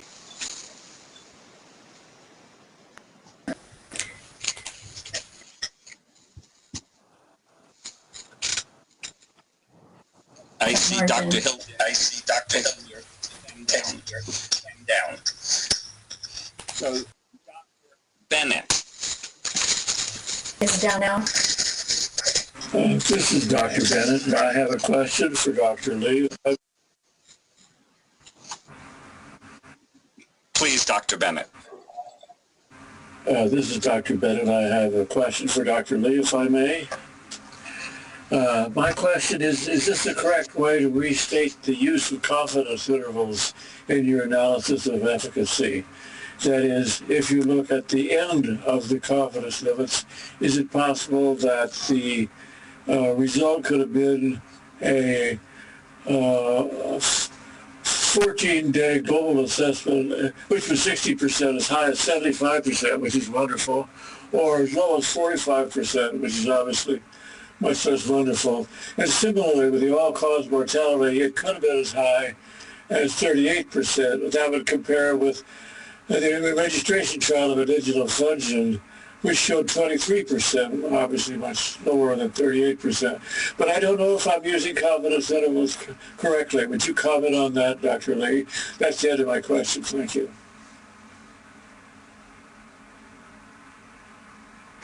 Thank you. We calculated the confidence interval based on the incidence rate between the two groups. We can see the difference and the confidence interval. For the primary efficacy endpoint, we look at the upper limits of a confidence interval. We use the common method for the confidence interval calculation. So it shows it's less than 14.4%. It's less than 20% margin. So I'm not sure if I have answered your question. It could be as 14% that worse than the active control, but it's an acceptable margin from FDA's point of view. Thank you. That ends my question. That's a satisfactory response. Thank you. Thank you. Dr. Hilton will try again. Can you hear me? Yes.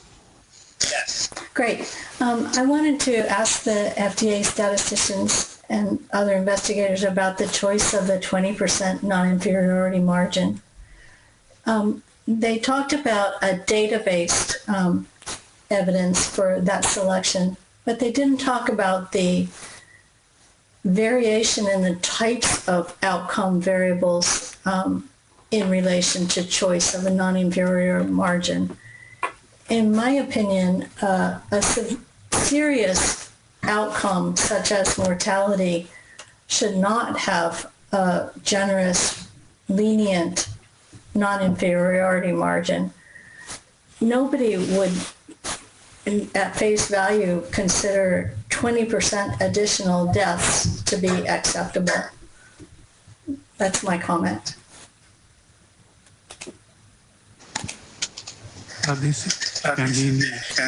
We deriving the non-inferiority margin, we do consider variability in the data from clinical trials or trials with no treatment or inadequate treatment. We derive the margin was 31% with the consideration of the variability from the trials.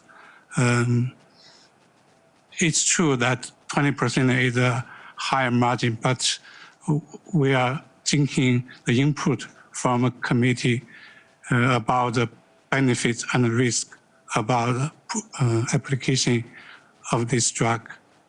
This is one reason we think the input from the committee. Thank you. Thank you. Thank you. Follow up, Dr. Hilton? In my opinion, that's not acceptable, sufficient logic. I think the clinical basis has to be considered in addition to the statistical basis. And for such a severe outcome where you have no chance of doing anything further to help the patient, it's just too high.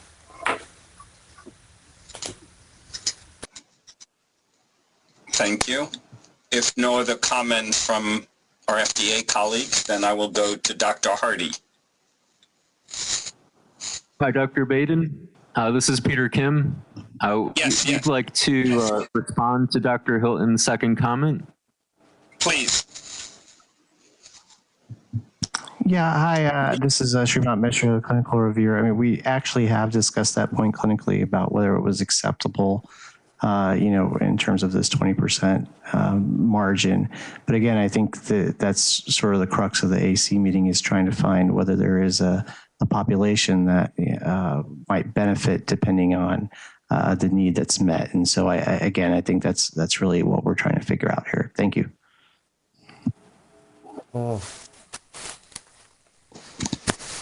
Thank you. Dr. Hardy? Thank you. This is Dr. Hardy from Los Angeles. I just had a clarification question for Heidi Smith or for someone else there in the at the Cedars leadership. Can you explain for us the type of approval that Cidara is looking for, meaning limited use indication? How does that differ from other sorts of FDA approvals for investigational agents like this? Could you clarify that, please? Thank you.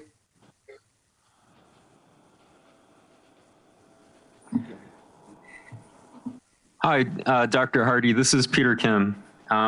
So as opposed to a full indication, I think we and the applicant are potentially proposing what we would consider a limited use indication in patients who may have unmet needs, patients who have limited or no alternative treatment options.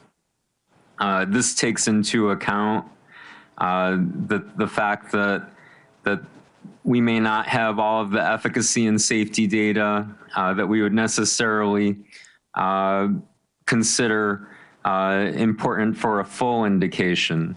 So part of our charge to the committee would be to ask the committee what population or populations may have the unmet need for which this drug, rezafungin, may provide a potential treatment option. Does that help?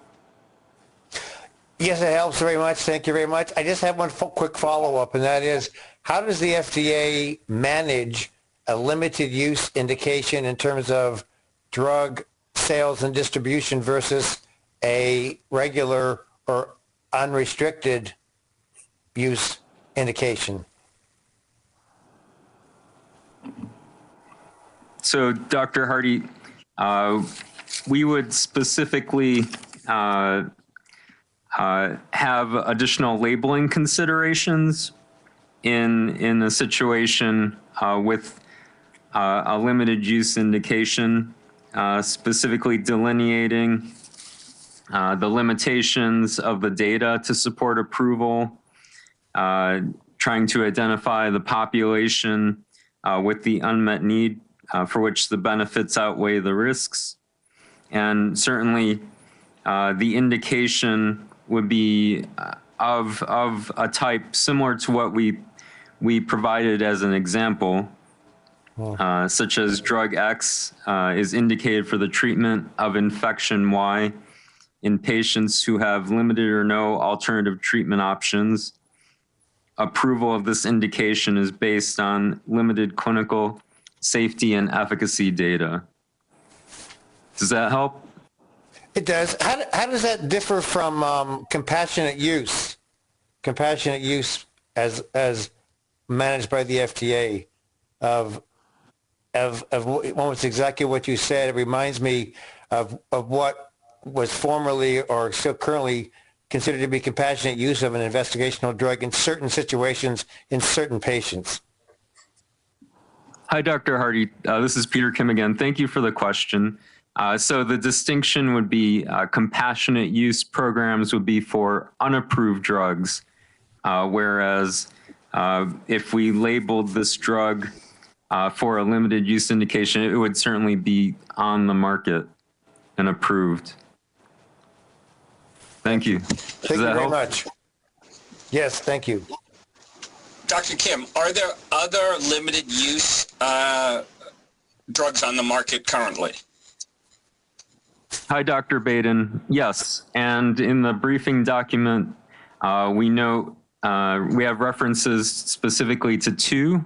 One is Ricarbrio, which has a limited use indications for complicated urinary tract infection and complicated intra-abdominal infection, as well as Plazomicin, which has a limited use indication for complicated urinary tract infections.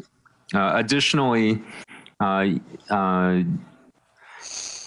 note, Avicaz in the original approval, the initial approval, had a limited use indication as well. Yes, thank you. I remember those discussions. Thank you very much. I would like to ask a question to Dr. Mishra or other agency colleagues. The safety data set for the proposed dosing is 151 individuals. How do you look at the adequacy of that safety database given the complexity of this population? Is it an adequate safety database?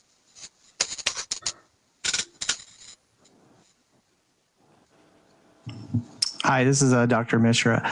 I think we would say that the database is modest compared to our sort of usual clinical programs. However, sort of given the seriousness of the indication, potentially some difficulty with the enrollment, and again, considering that we're also looking at a limited use population, it's acceptable. But yes, it is certainly smaller, and there is a greater degree of uncertainty when we're interpreting all of the information that we've received. Hi, Dr. Baden, and thanks, Dr. Mishra. Dr. Baden, this is Peter Kim again. So it would be 100, as you noted, it would be 151 patients at the proposed dose and duration, plus an additional 81 at a higher dose than that proposed for, and with a similar duration. But it is on the thinner side. But once again, that circles us back to our question for the advisory committee on whether the benefits outweigh the risks or potential risks associated with this drug. Thank you. Thank you. Dr. Green? Thank you. This is Mike Green. This is a question for either Dr. McMaster or Dr. Mishra. I know that in the conversation, it was stated that both for anidulafungin and for, I think, caspofungin, that tremors are noted as a potential side effect. Can you give us, even though it wasn't seen in this study, can you give us some sense of the frequency or the prevalence of tremors with use of either of those echinocandins, so we can put that into the context of what was seen in this study with the rezafungin? Thank you.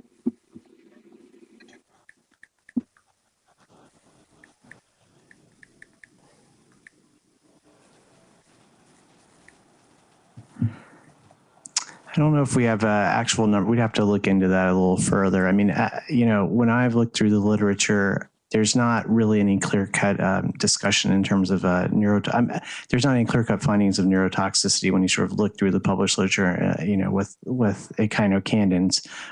So in terms of specific numbers with tremors or peripheral neuropathy, I have to get back to you with that.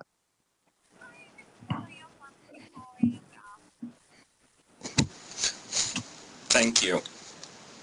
Dr. Cyberry. Thank you, Chair. This is a quick follow-up for Dr. Kim. In terms of the limited use indication, compared to a standard licensure indication, are there any additional restrictions on practitioners using this drug off-label once it's licensed with that limited use indication? And second, is there a pathway or an expectation that the sponsor would come back with additional data later for a full indication and a revision?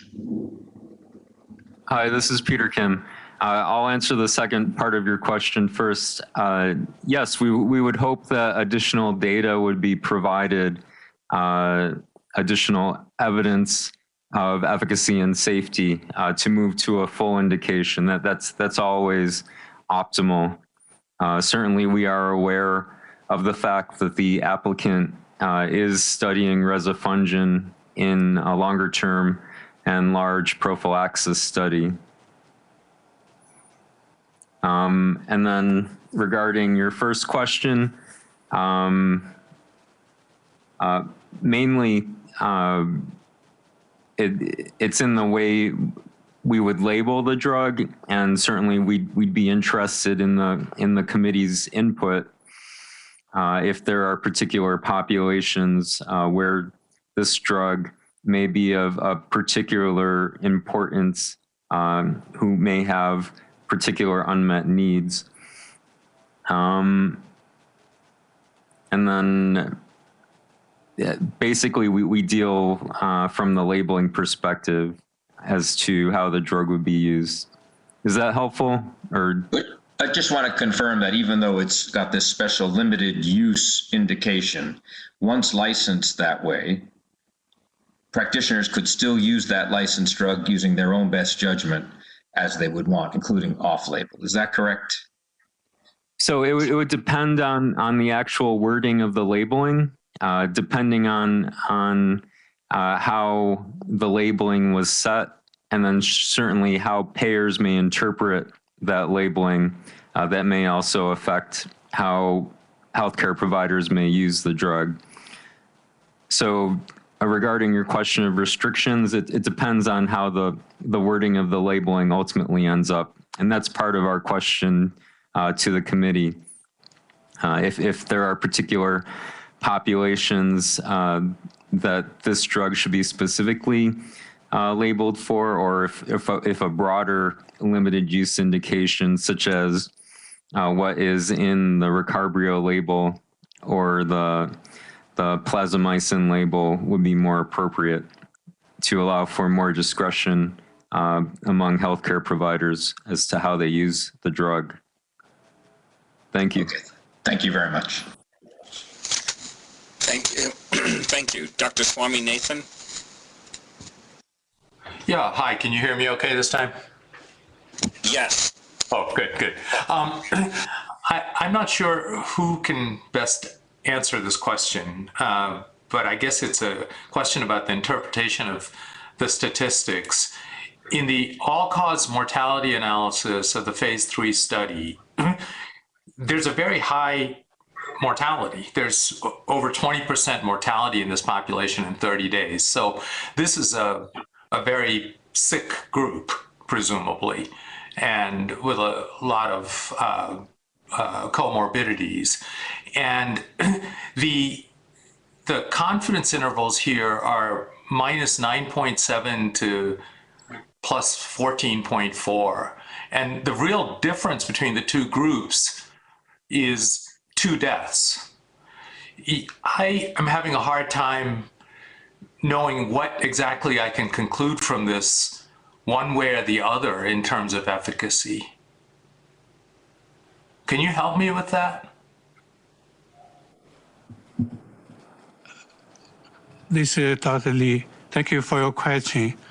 For the result from a phase 3 trial, the treatment could be 9.7% better than the active control, or 14.4% worse than the active control. So this is a possible range for the estimated results.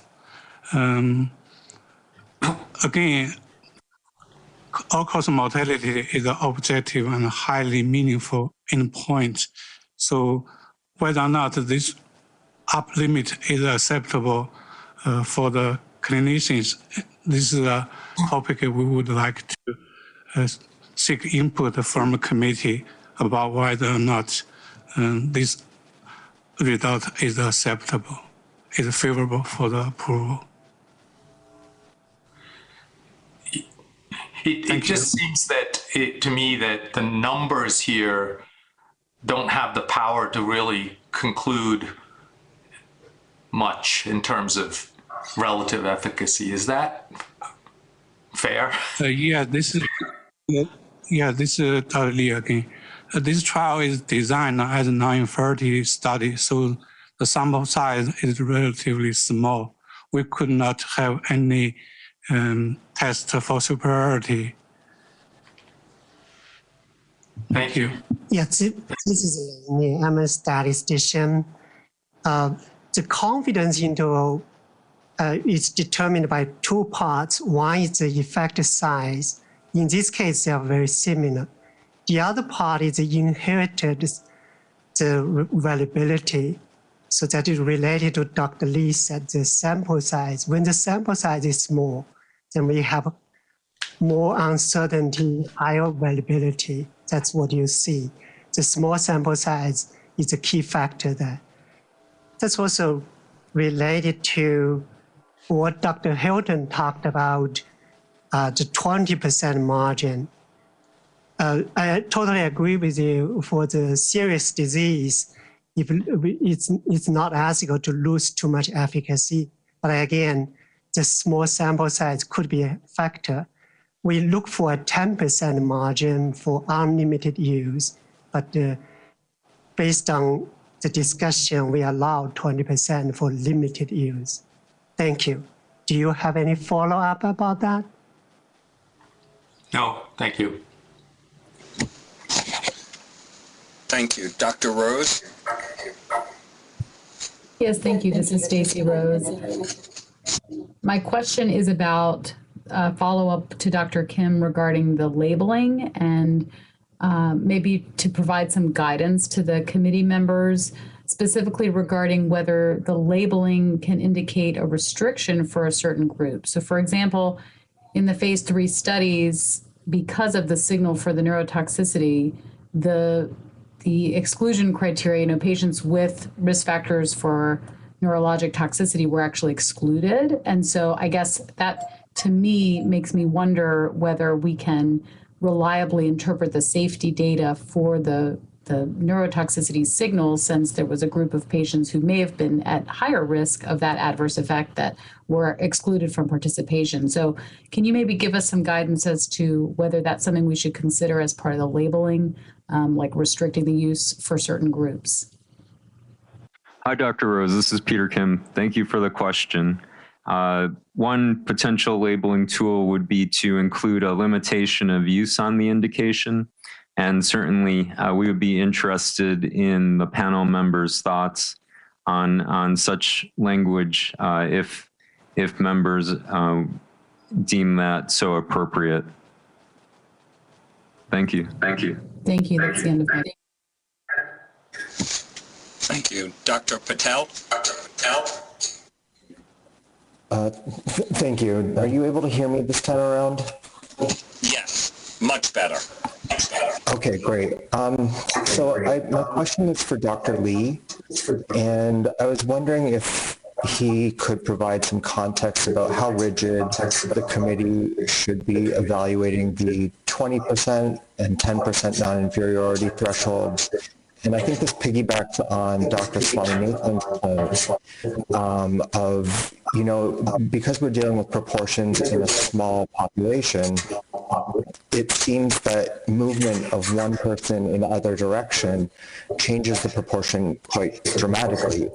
And in preparation for the meeting, I had worked out the math and had, I think in the original numbers, 22 out of 93 rezafungin recipients had died. But had there only been 18 deaths, they would have hit that 10% non-inferiority threshold. And knowing that the non-inferiority threshold was derived from the literature and preserving 2/3 of the treatment effect, and that there's no inherent meaning of that preservation value, I guess how stringently should we be evaluating that threshold?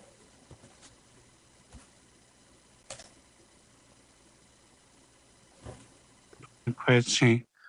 Given the sample size of the trial, one death or more deaths, or two more deaths in the treatment group will make the confidence interval less favorable, because the confidence interval was so sensitive to the deaths in the two groups. I think it's not so easy to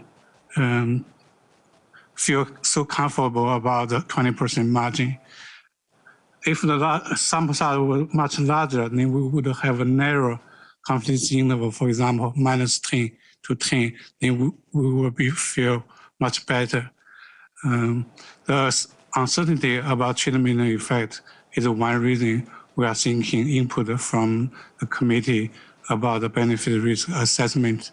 The 20% margin is the FDA determined acceptable margin. However, we may welcome any input from a committee regarding this sample size and this phase 3 study. Hope I have answered your question. I think so, and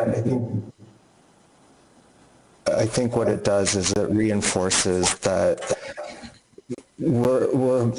and coming into this meeting, I was prepared to defend that we're making a decision about this limited use statement on 4 deaths. Had those 4 deaths not occurred, or the enrollment had 16 extra survivors, the 10% threshold would have been met, and we wouldn't be having this limited use conversation.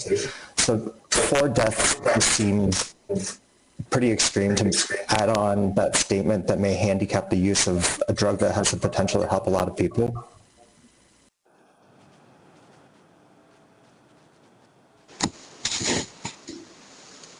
Is that a question? Sorry, that was just me pontificating, and that's all from me. Thank you. more time for reflections later. Dr. Hunsberger? Yes, thank you. I also am concerned about the 20% non-inferiority margin because, say, in cancer, they look for benefit smaller than that, and that's in the same type of population where everybody will die if they don't get treatment. So it is concerning.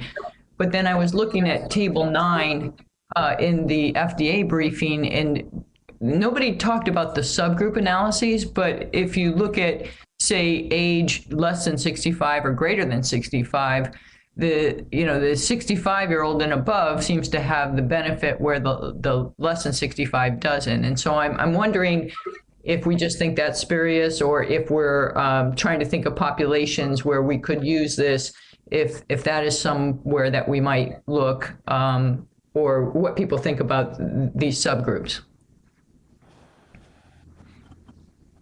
Thank you for your question. This is Dr. Lee. Regarding subgroup analysis, we do see better results in subject 65 years old or older. However, due to the small sample size and the multiple comparison in subgroup analysis, we were so cautious about making solid conclusion about subgroup analysis. It may be confirmed in future study or research. This is Lei again. I'm the statistician from the FDA. That's a great question. In the sponsor's presentation, they talk about the subgroup analysis. It appears the results suggest rezafungin could be better than caspofungin in elder population, in female, in patients with moderate and severe renal impairment. So as acknowledged by the applicant, some of the results do not have any clinical rationale. We agree that interpretation of the subgroup may need to be very cautious. There could be the heterogeneity may arise due to chance, or could be a signal. If they are really signal, maybe further support the limited use. What do you think, Dr. Hansberger? Yeah, I mean, I agree. Just the randomness, it could be the problem, because if you look at the phase 2 study where you had the two doses that were exactly the same for the first 14 days, but yet you saw kind of a dramatic difference, even though they were exactly the same. And so it could easily be that we're just seeing randomness. But if we're trying to look for areas that would suggest where we would limit the scope, this could be a place. One thing I was wondering is the sex and the age probably are highly correlated. I'm wondering if anybody broke out. Most of the older people, female or male, that could be intertwined too. So that was another question. But it does seem like it's just a problem of the sample size being way too small. And it seemed like there was a suggestion that the reason the study was so small was because COVID came and you couldn't recruit. And I'm wondering if we did another study, maybe we could recruit, or is there other reasons other than COVID that we couldn't recruit?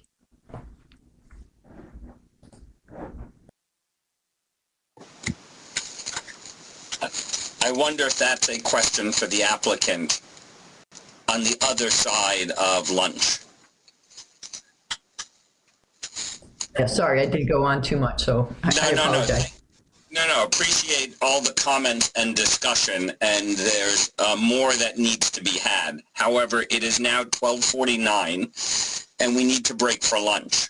Since we are ending 5 minutes later, we will start 5 minutes later. So we will reconvene at 1:35 Panel members, please remember that there should be no chatting or discussion of the meeting topic with other panel members during the lunch break. Additionally, you should rejoin prior to the anointed time to start.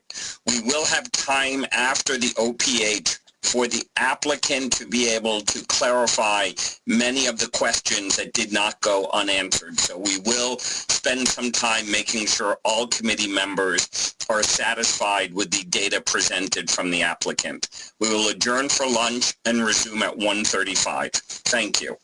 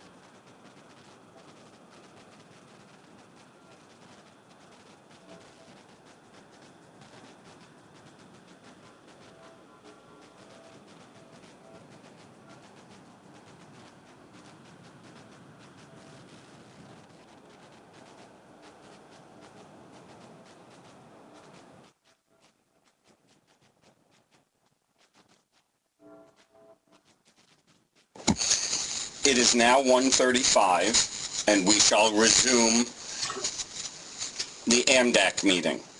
We will now begin the open public hearing session.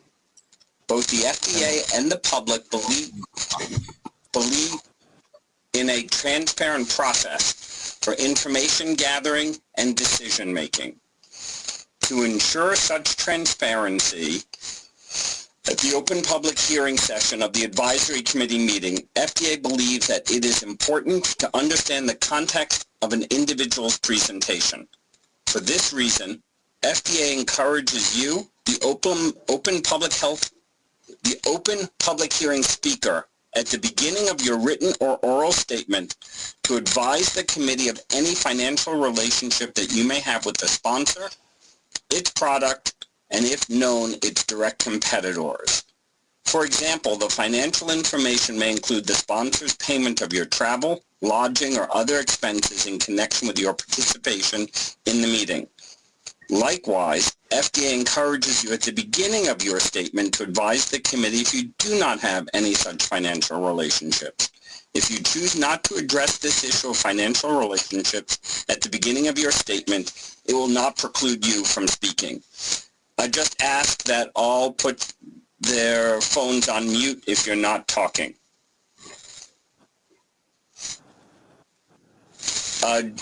Please confirm that you can hear me. I can hear you. Okay, I get, okay, thank you. The FDA and this committee place great importance in the open public hearing process. The insights and comments provided can help the agency and this committee in their consideration of the issues before them. That said, in many instances and for many topics, there will be a variety of opinions. One of our goals for today is for this open public hearing to be conducted in a fair and open way where every participant is listened to carefully and treated with dignity, courtesy, and respect. Therefore, please speak only when recognized by the chairperson. Thank you for your cooperation. Again, I will ask all to put yourselves on mute if you are not talking. Speaker number one, your audio is connected now. Will speaker number one begin and introduce yourself? Please state your name and any organization that you're representing for the record. Thank you.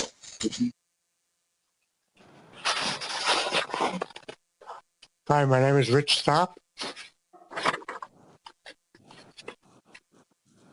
I'm 51 years old and live in Spencer, Massachusetts with my wife, Missy, and my son, Jacob. I have no financial disclosures. In July of 2000, I underwent surgery for a torn aorta and a splenectomy, along with both of my legs and pelvis broke. After a drunk driver hit me while I was crossing the street and then ran me over. The recovery from the accident still hasn't reached 100%, as I am still on Social Security disability.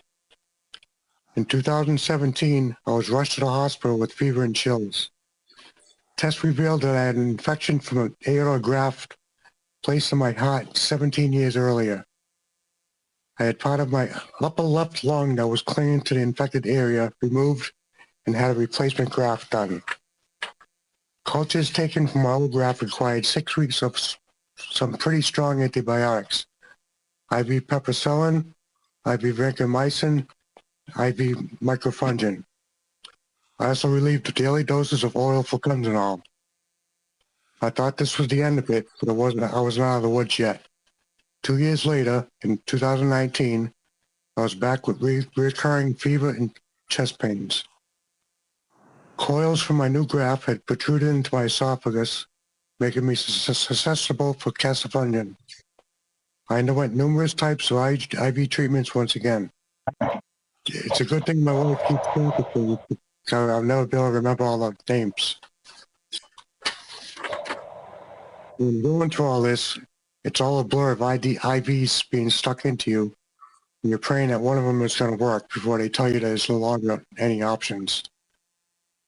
I was given IV microfungin, liposomol, and finally 6 weeks of oral fluconazole. Then in February 2020, Just as COVID was overtaking the country, I underwent a 2-stage procedure to replace my second graft. I was given IV microfungin again, but I had developed a resistance to it.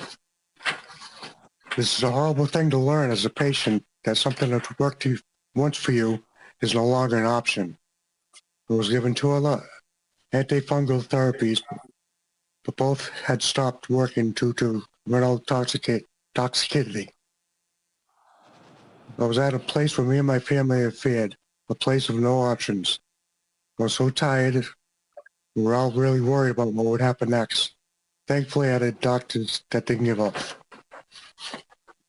In April 2020, they were able to get me expanded access for the new investigational treatment, rezafungin, the one you were talking about today. I started outpatient IV therapy in May of 2020. I have continued taking maintenance doses each week since. Chest CT scans have shown the fungal infection is gone, and I have my life back after years of living in and out of the hospital. Some people will call my story a miracle, but I am here today because I had doctors that fought for me. They searched for an option that worked and found one.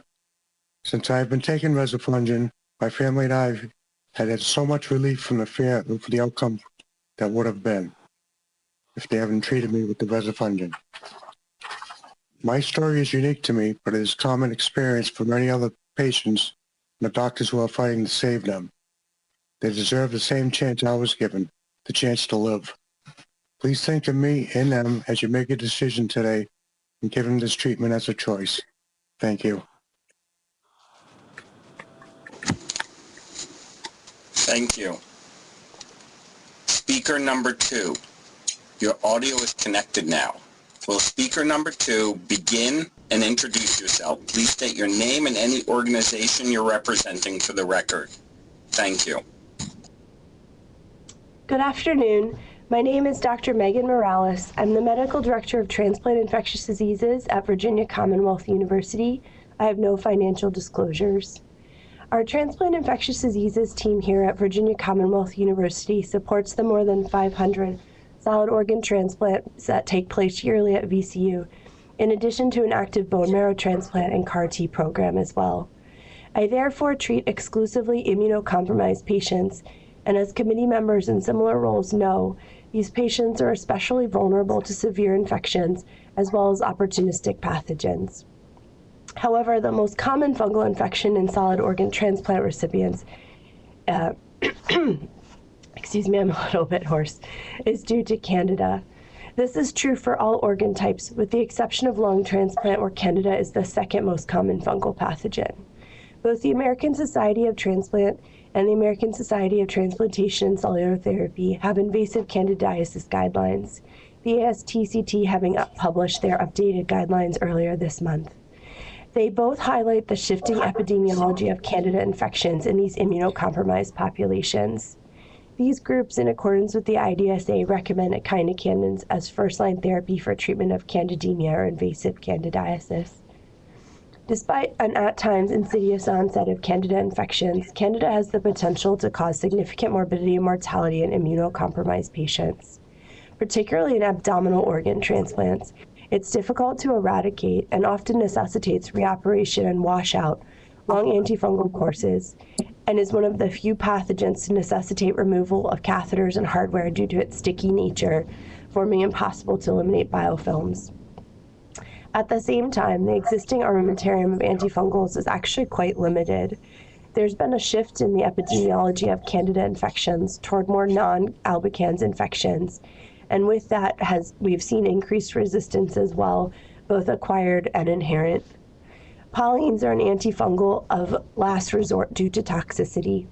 Echinocandins are some of the best tolerated antimicrobials that we use, and unlike azoles, have no significant drug-drug interactions, which is important in the transplant world. Other currently available echinocandins, however, need daily infusion, which require PICC or central line placement, or sometimes placement in a skilled nursing facility for patients who need to complete long courses for abscesses or endovascular infections after their discharge from the hospital. Rezafungin is unique among the echinocandin class in its prolonged half-life, which allows for weekly infusion that can be administered in the transplant or infusion center and allow patients to recover at home. While the convenience to patients is important, by front-loading the dose, there may be a diminished risk of developing resistance. It achieves better intraperitoneal penetration and levels are detectable more rapidly in intra-abdominal abscesses, both points that are critical for effective drug delivery and treatment of intra-abdominal infections. In 2020, I applied for and received approval to use rezafungin under an emergency IND protocol. I was taking care of a lovely patient who had azole-resistant candida peritonitis, thought to be related to a peritoneal catheter from another hospital before being transferred and undergoing liver transplant at our institution. She subsequently developed intra-abdominal abscesses, which repeatedly cultured azole-resistant candida. We treated her with standard of care therapy, including micafungin and surgical washout. Excuse me. However, the invasive candidiasis in her abdomen continued to worsen. We decided to try rezafungin due to superior data and murine models showing higher penetration into the peritoneal space. A scan after 4 weeks showed improvement, and there was near complete resolution by 10 weeks. She ultimately completed 12 weeks of weekly IV rezafungin infusions with complete cure of infection, which at the time of treatment was the longest course a patient had received. She has done wonderfully in her recovery from that point, and we've detailed this experience in the Journal of Antimicrobial Chemotherapy in the June 2022 issue. In closing, rezafungin may offer us a once-weekly option for the treatment of candidemia and candidiasis with a favorable PK/PD and side effect profile. This would fill an important need for transplant recipients and other immunocompromised patients. Thank you very much for your time today. Thank you. Thank you. Speaker number 3, your audio is now connected. Speaker number 3, begin and introduce yourself. Please state your name and any organization you're representing for the record. Thank you. Hello, good afternoon. I'm Dr. George Thompson, Professor of Medicine at the University of California, Davis, here in Sacramento, California. I do have a relevant disclosure. I've served as a consultant for Cidara in assisting in the design of this clinical trial. And I've been in infectious disease practice for the last 16 years, and approximately half of my clinical time is spent taking care of patients with a number of invasive fungal infections. The patients I see with invasive candida infections here in the hospital continue to suffer, though, from the associated morbidity and mortality of this disease, and despite the availability of a number of antifungals, which have already been mentioned, we continue to see patients fail currently available agents. We see patients with refractory candidiasis, and we continue to see patients with the sequelae of uncontrolled ongoing infection with Candida species. And it's no surprise that additional agents are urgently needed in clinical practice, and we thus chose to participate as a clinical site in this study, the completed rezafungin versus caspofungin trial, to help with this unmet need. And our experience with rezafungin here was extremely positive, and our patients were very glad to participate and help advance our understanding of the disease and the treatment options. Patients with invasive candidiasis in some cases need several weeks of therapy, and once-weekly intravenous options substantially decrease the healthcare demands that our patients have to navigate. I'm also very excited about the favorable pharmacokinetics of this agent and the potential to clear patients' infections more rapidly, hopefully decreasing their time in the ICU or admitted to the hospital. And we're very eager for this agent to potentially be available for our patients and added to the antifungal armamentarium. Thanks so much for your time. Thank you. Speaker number 4, your audio is connected now. Will speaker number 4 begin and introduce yourself? Please state your name Hello. and any organization you're representing for the record. Thank you. Hello, my name is Monica Sicca. I'm an ID physician and an associate professor of medicine at Oregon Health and Sciences University in the VA Portland healthcare system. I have no financial disclosures. I've been practicing general ID for the last 13 years. In regards to invasive candidiasis infections, I've had a handful of patients with both native and prosthetic valve endocarditis. These patients are very challenging because the guidelines recommend liposomal amphotericin or high-dose echinocandins and flucytosine for 6 weeks, followed by suppression. Amphotericin is difficult to administer outside of the hospital setting, but when it is, it can last almost the whole day. Echinocandins are daily infusions, but can also be quite difficult for patients. And with prosthetic material, echinocandins work better on biofilm than azoles. I'm here today to share my experience with using rezafungin through expanded access use in the hopes that it will help you understand the potential role this therapy could play in the treatment of patients like mine who needed options. My patient is a 50-year-old male who underwent a sigmoid colectomy for a complicated perforated diverticulitis in August of 2018. His post-surgical course was complicated by short gut syndrome and a high output fistula that required TPN through a PICC. A year later, in August of 2019, he presented with a 3-week history of fevers, chills, sweats, and bone pain. His blood cultures grew Candida parapsilosis, and an echocardiogram was consistent with endocarditis of the aortic valve with a large vegetation. His infection was thought to be due to his requirement for the TPN, and he underwent a valve replacement later that month in September. Later that year in September, and was initially treated with micafungin, but transitioned to oral fluconazole with a plan to continue it until the fistula was repaired in early 2020. Unfortunately, because of lack of funds, the patient was off of the fluconazole for 1 to 2 weeks in December of 2019.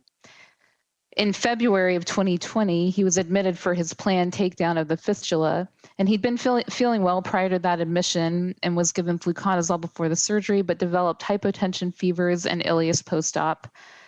His blood cultures again grew Candida parapsilosis. The isolate was resistant to fluconazole, and an echocardiogram was consistent with endocarditis of the prosthetic aortic valve.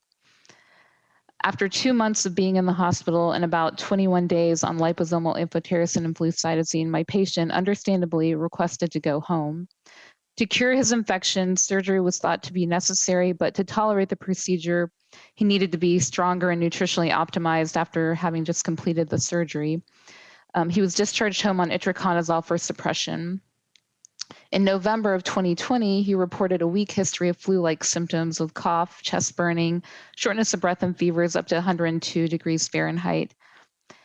He thought it was from the flu shot he had received recently, but blood cultures were obtained and again grew Candida parapsilosis.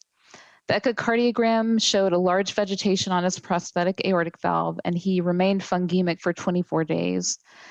He initially received liposomal amphotericin, micafungin, and flucytosine, which continued as an outpatient infusions.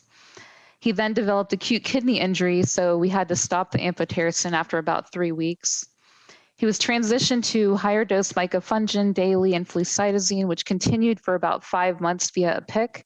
And during that time, he had to have the PICC line changed because it was dislodged. The daily infusions over this long period of time were understandably becoming a burden for my patient, and he requested something oral, but we didn't feel comfortable in an oral azole given his relapse. This is why we requested expanded access use of rezafungin weekly and started his treatment in April of 2021. I can report that he tolerated the treatment extremely well without any side effects. A year after his relapsed infection, he was back at work, had gained weight, and said he felt strong enough for surgery. He was evaluated by CV surgery and deemed high risk for recurrence. He remained on suppression for his infection with rezafungin for about 20 months. And in early December of 2022, after a second opinion by cardiovascular surgery, cardiology, and infectious diseases, he underwent replacement of the aortic valve, followed by 6 weeks of rezafungin and flucytosine. He completed that 6-week course of treatment last Thursday and will be monitored off of antifungal since his valve has been replaced. Like my patient, patients with these severe infections can require long-term therapy or suppression.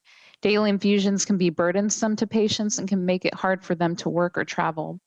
The rezafungin once-weekly infusion allowed my patient to have his valve replaced, get back to work, and have some semblance of normal life.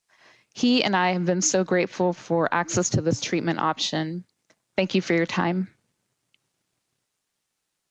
Thank you.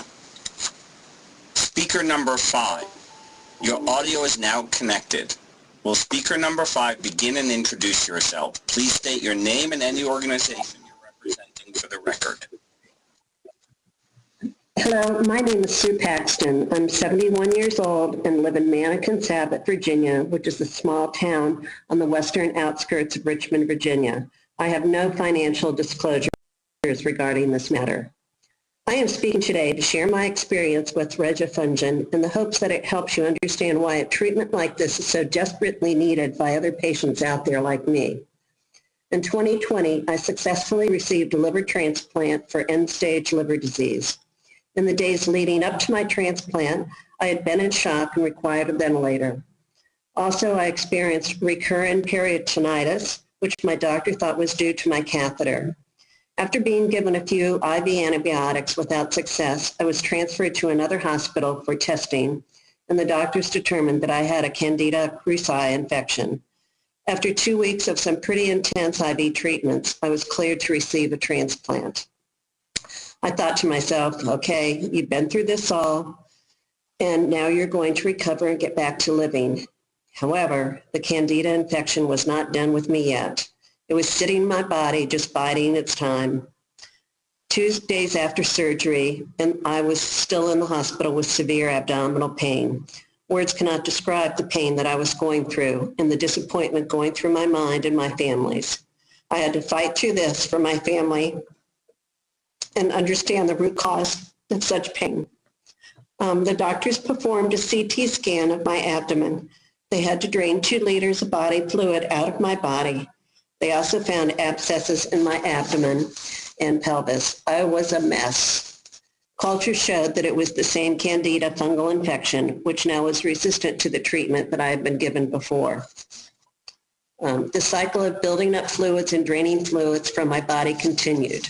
I thought this had to be the end of me. Physically and mentally, I could not keep this up. Thankfully, I had doctors that didn't give up on me and for my family. We invested the investigational treatment for the Candida infection and made the decision to try this investigation treatment. This is one that you are reviewing today, rezafungin. My advocates, my doctors, reached out to see if they could get me expanded access to it. While my application was being considered, I kept going, but the pain was intense and the fluid in my abdomen kept coming back despite treatments that just weren't working. Due to this worsening state of my health with available treatment of rezafungin was made available to me. I received infusions in an outpatient center for a total of 12 weeks. After the first 4 treatments, I began to feel much better. By week 7, I was able to eat, and I was actually hungry, and was able to put weight back on, which I badly needed, as my body was like a skeleton from all I had been through. My energy was back, and I felt alive. Each time I went back, I got closer and closer to becoming whole again. By week 12, my infection was gone.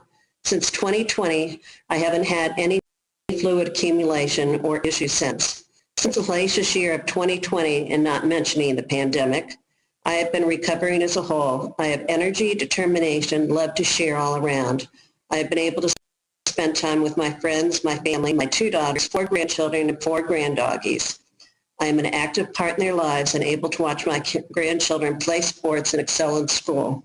I get to laugh and joke with my friends and love reading novels, cooking, and working with brain game books. My story is my own personal experience, but I hope you understand how fierce this Candida fungal infection is and how it affects individuals similar to myself. Patients like me who are fighting it and the doctors who are fighting to save them need rezafungin. Without this, I would not be here. Please give them, please give them this treatment as an option. Sincerely, Susan Paxton. Thank you very much. Thank you. Speaker number 6. Your audio is now connected. Will speaker number 6 begin and introduce yourself? Please state your name and any organization you're representing for the record. Thank you.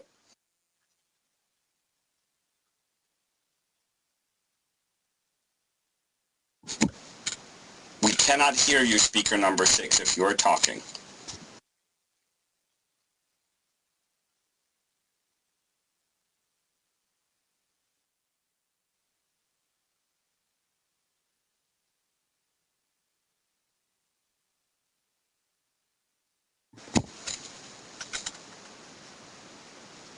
Speaker number 6 not available.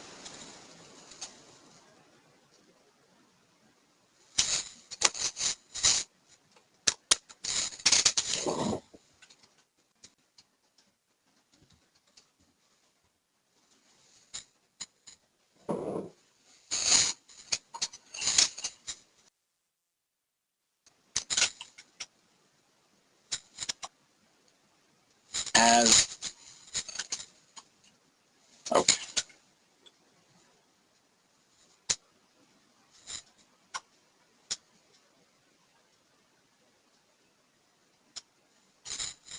We are connecting sound to speaker number 6.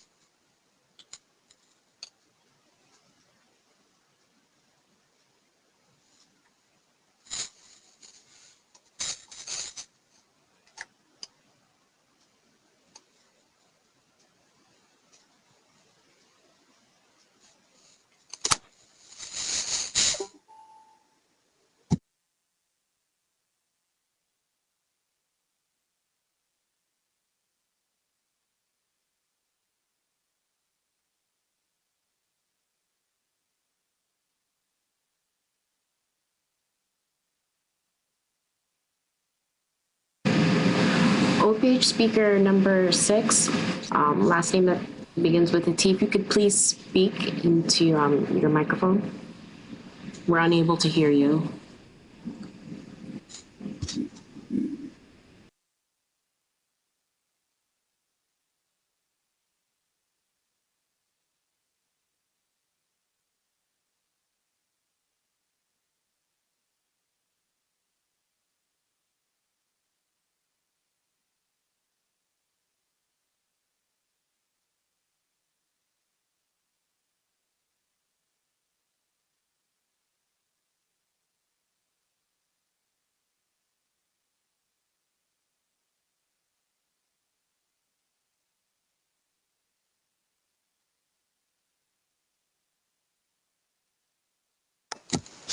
We still are unable to hear speaker number 6.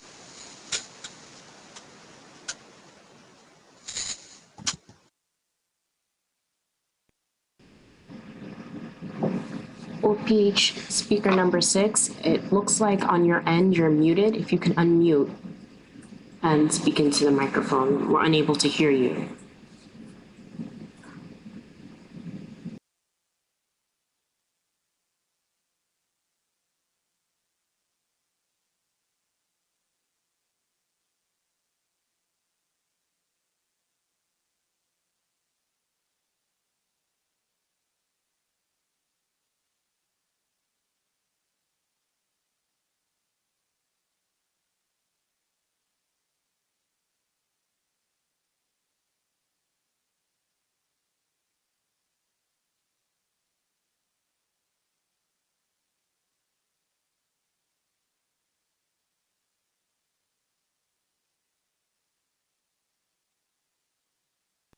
Good afternoon. We're going to take a 2-minute break to reconnect speaker number 6 for the OPH session. So please bear with us.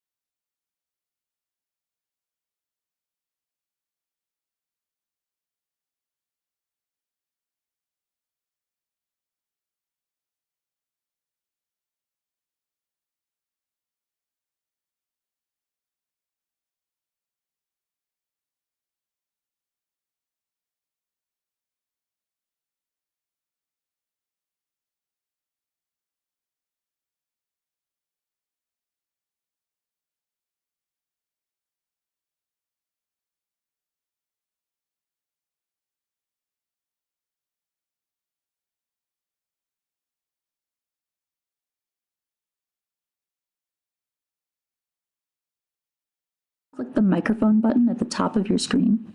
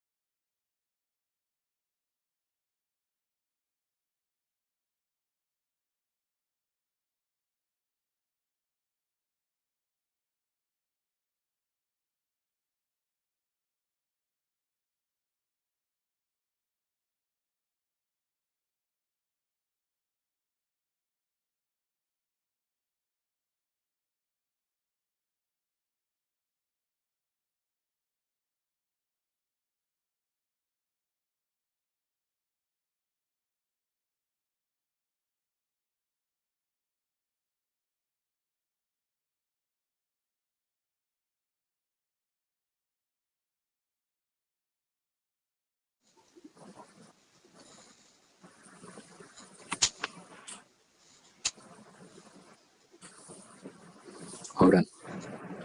We are waiting for the chair. Yeah, no, I'm here. I'm waiting for the screen to come off break. Okay, speaker number 6. Your audio is now connected. Will speaker number 6 begin and introduce yourself? Please state your name and any organization you're representing for the record. Thank you.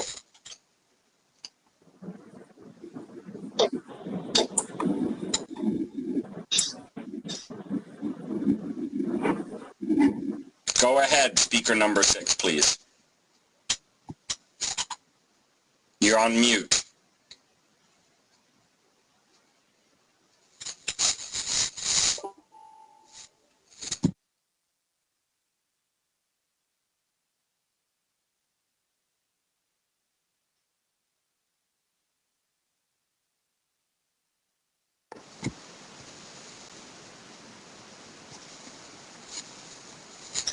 We cannot hear speaker number 6. Hello? Yes, we can hear you. Yes, go ahead. Okay. Please. My name is Kate Trigg, and I'm the Infectious Disease Research Manager at UC Davis Health. I do not have any financial disclosures. Apologies for the connection issues as well. I have been working at UC Davis Health for almost 7 years as a clinical researcher with George Thompson, who spoke previously as the PI for clinical research studies. I worked on the phase 2 study directly as the clinical coordinator enrolling participants and moved into a management role during the phase 3 study. We treated nearly 50 participants between the two and have conducted other candidemia and candidiasis studies with novel therapeutics. I've seen challenges with patient populations as a boots on the ground researcher related to difficult to treat and follow patients. Many are with candidemia are homeless or IV drug users, and those with invasive candidiasis often have a source control issue leading to the deterioration and complicated hospital courses that we see on the IV counselor service. I recall a patient I'd like to share her success story with you. A woman with a complicated course was emergently transported to us from a small regional hospital 4 hours away and was found to have candidemia just before her transfer. Upon arrival, she was intubated and we enrolled her. After just 2 days, she was extubated and was eager to return home. Her recovery was swift and without any major complications once the appropriate treatment and care was provided. From my perspective, rezafungin was well received by participants in our clinical trials, and they often recovered very quickly. The once-weekly option, while not present in our clinical trial, was something that each patient expressed interest in, and as many recovered quickly, it was marked by a discharge from the hospital, so motivated many. Participants we enrolled into these studies were quite sick, some incapacitated due to their infection and complicated course, and it was wonderful to see their course improve and infection cure in many cases. Thank you, and I appreciate your time today, and apologies again for the technological issues. Thank you. And I'd like to thank all of the open public hearing speakers for sharing their thoughts for the committee to carefully consider. The open public hearing portion of this meeting is now concluded, and we will no longer take comments from the audience. We will now go back. There is a echo. Can somebody please mute themselves? We will now resume clarifying questions for all the presenters thus far. I ask my fellow panel members to raise their hand icon to indicate that you have a question. Please mute yourselves if you are not talking. Remember to put your hand Please remember to state your name for the record before you speak and direct your question to a specific presenter if you can. If you wish for a specific slide to be displayed, please let us know the slide number if possible. As a gentle reminder, if you would be helpful to acknowledge the end of your question with a thank you and the end of your follow-up question with that is all for my questions. We can move to the next panel member. Dr. Baden? Yes. This is Peter Kim. We wanted to circle back on one question for FDA regarding the incidence of tremors in the caspofungin and anidulafungin labels. Our understanding on the read of the labels is the incidence was less than 5%. And I'll let Dr. Mishra provide any additional detail. Yes, this is from the clinical trials. Those weren't post-marketing adverse events. Again, it's from the clinical trials. I think in the anidulafungin label, what it says is there were 68 pediatric patients and the incidence was less than 5%. Don't have a number for the number of trial patients for the caspofungin label, but again, it was listed as a less than 5% incidence. Thank you for providing that. Dr. Baden, this is Taylor Sanderson with Cidara. We also have answers to questions that we had deferred till after the break. Is this a good time to respond? Well, yeah, so what I was going to move to was to ask my colleagues on the panel to raise their hands if they have questions, and then to go to the applicant, your Cidara, to provide any clarifications, and then I think there are many more questions from the committee that we would like you to help us clarify and understand. So please go ahead and provide the additional information. Okay, so we're going to bring up AA2, and while we're waiting for that, just want to say that we're interested in the conversation that was held earlier. And that just as a reminder, we are seeking a limited indication, even though we did do the study in a general population. because that was, as we agree with the FDA, the best way to get the drug tested in as many patients as we possibly could.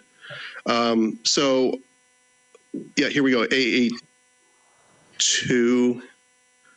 Yep, it's up. Okay. Dr. Locke is going to answer this question. Hi, this is Jeff Locke, Cidara Therapeutics. This slide shows data that were requested earlier by Dr. Clark. This table shows the in vitro synergy antagonism data that were generated in a standard checkerboard assay format in a 96-well plate following CLSI M27 guidelines. We evaluated rezafungin in combination with amphotericin B, fluconazole, posaconazole, and 5-flucytosine against 6 strains of representative Candida species using 2 different MIC endpoints. As you can see by the color coding, there was no antagonistic interactions in any of the combinations of rezafungin with these drugs against the strains tested. Essentially, any value of 2 shows that there was no impact on either MIC value when tested in combination, and any value lower suggested there's some benefit in activity. For each strain, there was at least 1 drug combination with rezafungin that resulted in additive, even very highly additive activity. In looking at the 3 right-hand columns where a more stringent MIC endpoint of 100% was used, there were some instances of true synergism represented by FICI values less than 0.5. And overall, the most consistent trend in highly additive or synergistic activity was seen when rezafungin was combined with azoles against Candida auris. Okay, moving on to, I believe it was Dr. Patel had a question about the weights of individual patients that had tremor. Bringing up the slide now. So we have actually BMI here that's represented for each of the tremor patients, as well as the percentile of that BMI. So is actually they weren't clustered at the bottom of the BMI. It was actually fairly well distributed between 27.1 and 90.4 percentile. Dr. Hunsberger, I believe, had asked questions about whether there was a combination of greater than or equal to 65 years and gender, whether there was pooling of females in that group in terms of all-cause mortality. And so we looked that up. And the numbers that we had here, you can see actually there were more males in the over 65 and older group. And you see the mortality broken down here. Again, this is the pooled analysis for both studies at the top and then Restore alone at the bottom.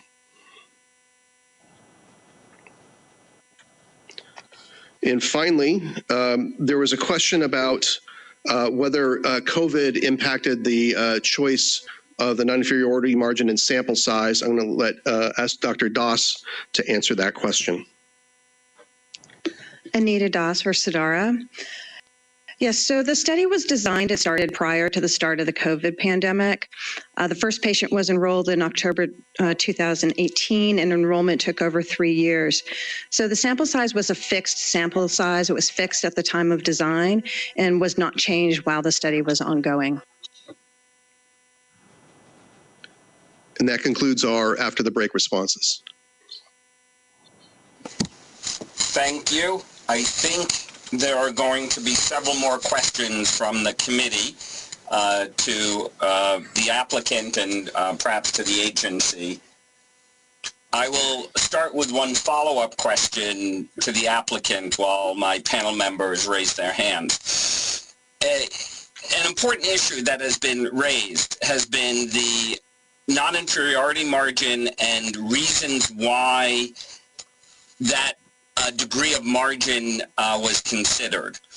Can the applicant please help us understand the challenges with enrollment? You enrolled 199, I think, and if you had enrolled 299, it would have much better data to make our assessment. Can you give us a sense of the challenges with enrolling this study to help us understand feasibility by time?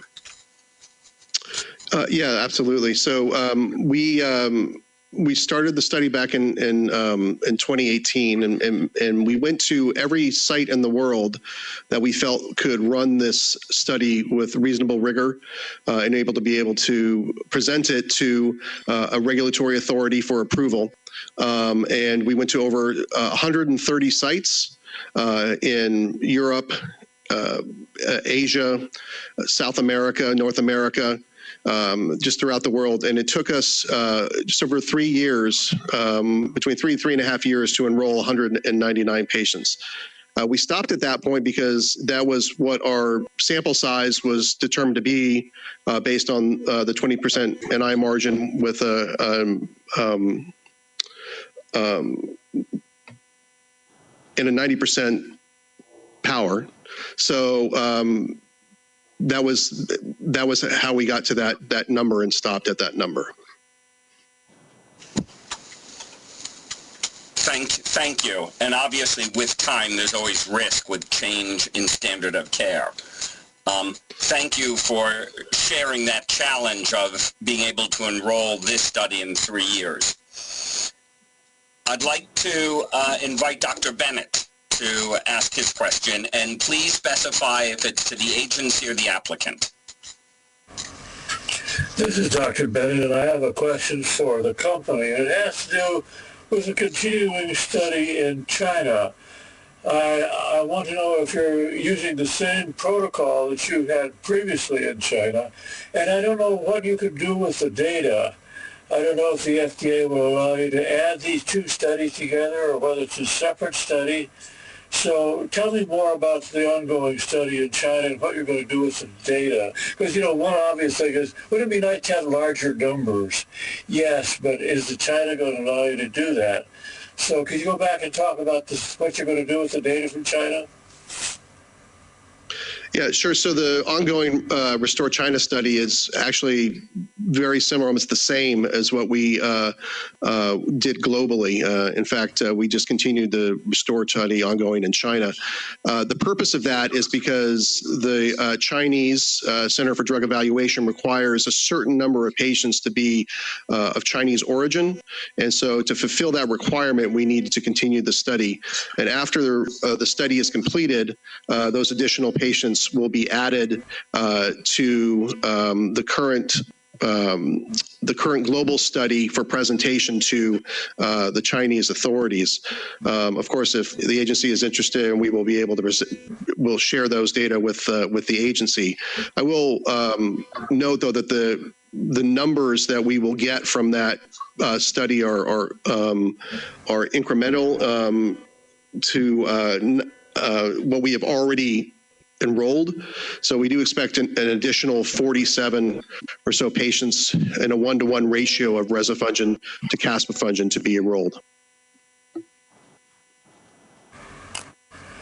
That answers my question completely. Thank you. Thank you. I would like to, Dr. Rubin from the agency wanted to clarify a point from this morning. Dr. Rubin, please clarify. Hello, this is Dan Rubin. I'm a statistical team leader at FDA. I wanted to make a few responses to some of the discussion this morning about non-inferiority designs and about confidence intervals. According to the usual logic of a non-inferiority design, a drug could have a favorable benefit-risk profile if it meets a margin because there would be a willingness to trade some degree of loss of efficacy for some other advantage, such as safety or convenience. Now, as pointed out by Dr. Hilton, it's very hard to apply this logic with a mortality endpoint because a drug that decreases survival would be hard pressed to have a favorable benefit-risk profile. So the practical challenge that we run into is one could say, well, let's decrease the margin to a very small value. And as pointed out by the applicant, you know, as you decrease the margin, the sample size needed for a feasible study really increases. So even planning a study for a 10% margin rather than a 20% margin would mean a quadrupling of the sample size. Now, once a study has been done and is not powered to rule out a narrow margin, as we've seen, there can be quite a bit of uncertainty about the treatment effect on mortality. We've seen from the 95% confidence interval that we can say with statistical confidence that rezafungin may be 9.7 better than caspofungin, but it might also be 14.4% worse. Now, in terms of where we think it is in that range, of course, there's reason to hope that we're not at the most unfavorable value, given that the point estimate was fairly similar between the two drugs and the fact that this is another kind of candidate, but that is kind of what we can say, strictly speaking, from the confidence interval.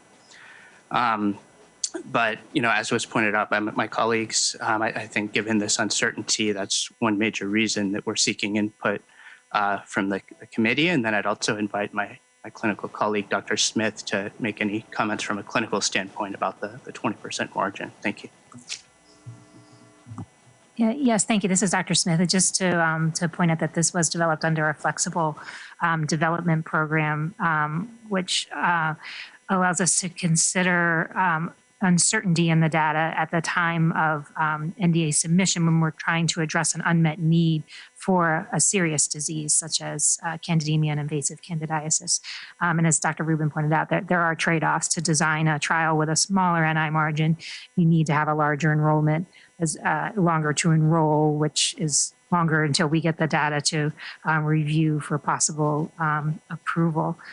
So again, our ask of the committee is to provide assistance with the risk-benefit assessment of whether there is a population of patients that have an unmet need for this serious infection, for whom the benefits of a drug, the drug would address an unmet need and potentially outweigh the risk related to the uncertainty from a smaller development program.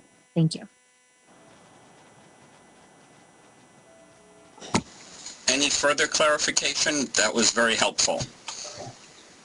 Dr. Baden, if this is Taylor Sanderson from Cidara. If possible, we have some clinical experts here who would like to also clarify the importance of these considerations of benefit risk.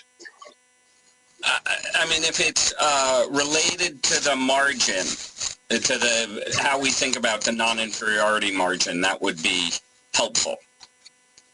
Okay, then I would like to introduce Dr. Clancy.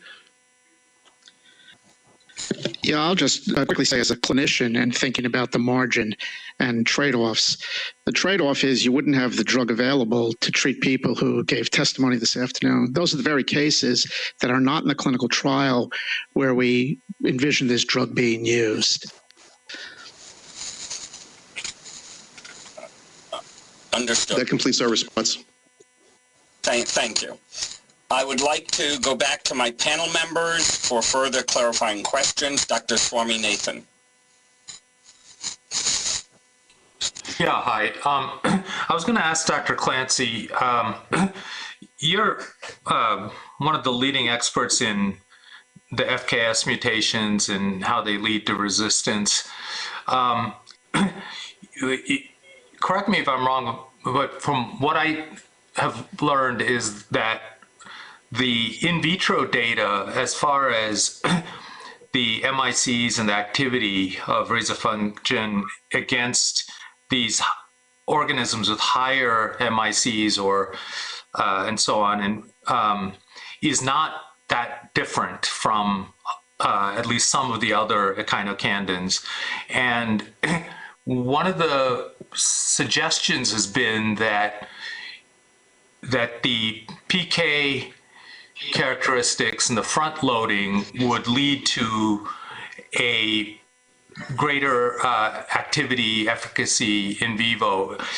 Do you, even though it may be, and I think you gave one example of that, but what, even if it's observational, how much clinical data is there that the PK really provides an advantage in terms of treating resistant or more or less susceptible organisms?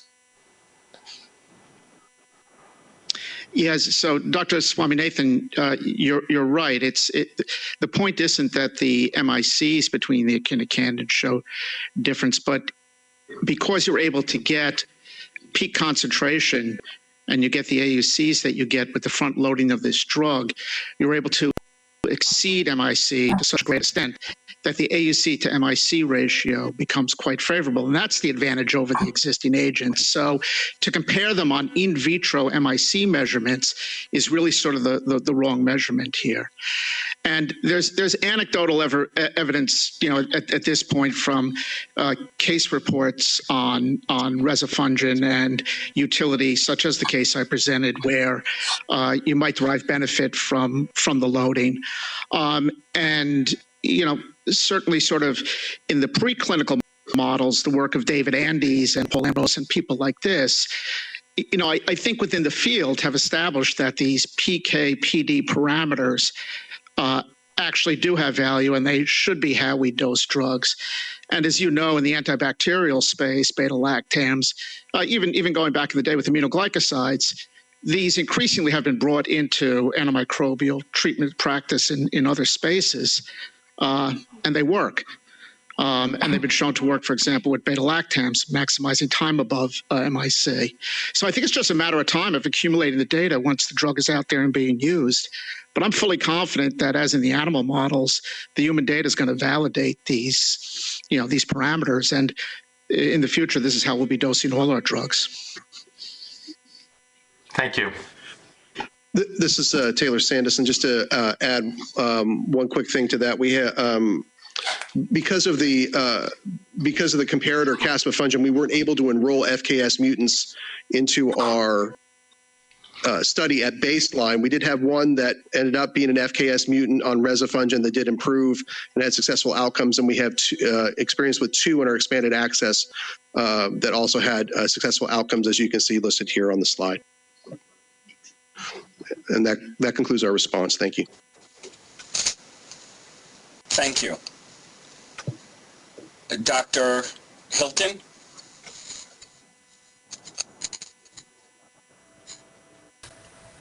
Hi, Joan Hilton speaking. I put a quick question in the chat box for Cidara. Does efficacy vary by either prior history of echinocandin use or to ability to take azoles? And what I'm trying to get at is unmet need.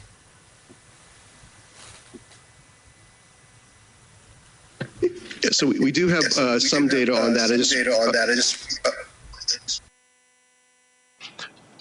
a little bit of an echo there. This is Taylor Sanderson from Cidara. We do have some data on that. Just remind the panel that there is exclusion criteria for use of other drugs to a great extent. We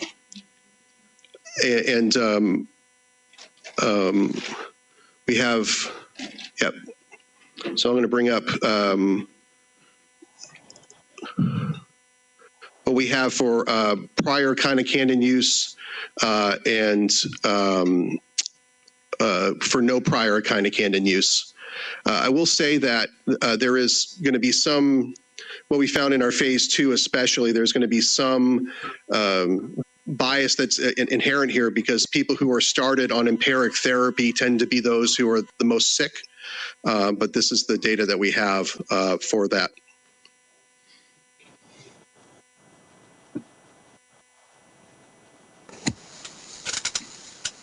Thank you. Thank you. There may be other baseline risk factors that are more relevant than the ones that I named. I just wanted to get at what the trade-offs that you were considering when you allowed a non-inferiority margin. Maybe that could be summarized.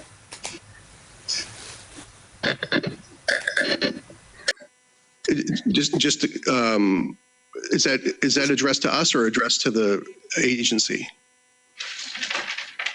Thinking it would be addressed by the company, but either is okay with me. Okay. Yeah. So this has to do with the M2, and then which was 24% was chosen, given the potential efficacy and safety and benefits of rezafungin over the available echinocandins, in addition to the azoles, where you have drug-drug interactions, et cetera. We know that rezafungin can have activity against multi-drug resistant glabrata, and maybe the only treatment option there. And it has a large safety margin compared to other echinocandins. So when we were going through this process with the agency, there were a number of places where we felt that there were potential benefits to be had, and that went into the determination of the M2.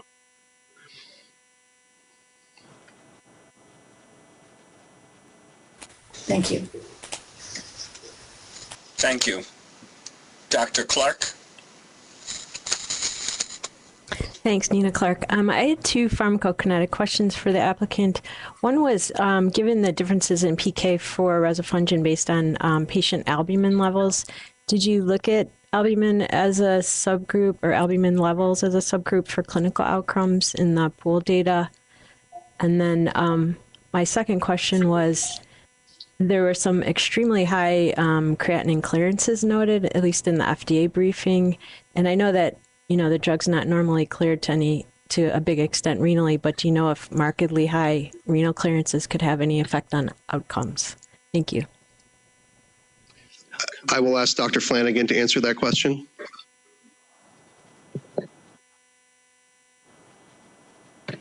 Hi, Sean Flanagan. Going back to the slide that we showed earlier on the covariate effects when we were talking about BMI before, we also have albumin on this as well. And there are effects. When we talk about PK, we're speaking about the total concentrations. The echinocandins are heavily protein bound, and rezafungin is similar to the other echinocandins there. So there is a effect of albumin, and it's statistically significant in the PK. The overall magnitude of change is not great. We're looking on this slide between quartiles or quintiles, and they're going from really no change from the average to roughly 40% greater. And what we see in patients relative to healthy subjects is that these are subjects that have low albumin levels. They're going to have less protein binding and lower plasma levels. Their free concentrations that are important for efficacy are either unchanged or greater than in healthy subjects. Oh, and creatinine clearance, is that on this one? No, it's not on this, but it was in the model and it did not come out as significant. We've done studies just looking at creatinine clearance ranging from, severe renally impaired subjects on dialysis or not on dialysis, all the way up to subjects who have altered and augmented renal clearance with, creatinine clearance in the, few to several hundred range. And there's no difference in the PK of rezafungin. There's no meaningful renal elimination of this compound, so you wouldn't expect to see changes with creatinine clearance. Thanks very much. Thank you. A follow-up question on the PK and dosing. You chose to go forward with the 400-200. Yet the 400-400, did that have any safety concerns, or do you think there was no augmented efficacy or PK with the 400-400? If it is concentration-dependent killing, as you sort of suggest, wouldn't higher concentrations be better? Help me understand your dosing choice for 200. Yeah, this is Taylor Sanderson. There's two things to consider here, I think. One is the PK evaluation. And so I'll just show from the start here. The weekly free drug AUC to MIC ratio, as we know, most of the hard work is done in that first week of dosing at the 400 milligram dose, which is the same in both groups. So as it happens, we expected that there wouldn't really be much difference between the two. Ultimately, an additional 200 milligrams in weeks 2, 3, and onward would maybe get you an additional dilution in terms of MIC when trying to capture specific pathogens. It was felt like after that first week, it was probably not worth the additional dose. But that didn't really have to do with toxicity and necessarily reduced efficacy. As we saw in STRIVE, we felt like those numbers actually were fairly similar. I'm going to bring up the safety data from that.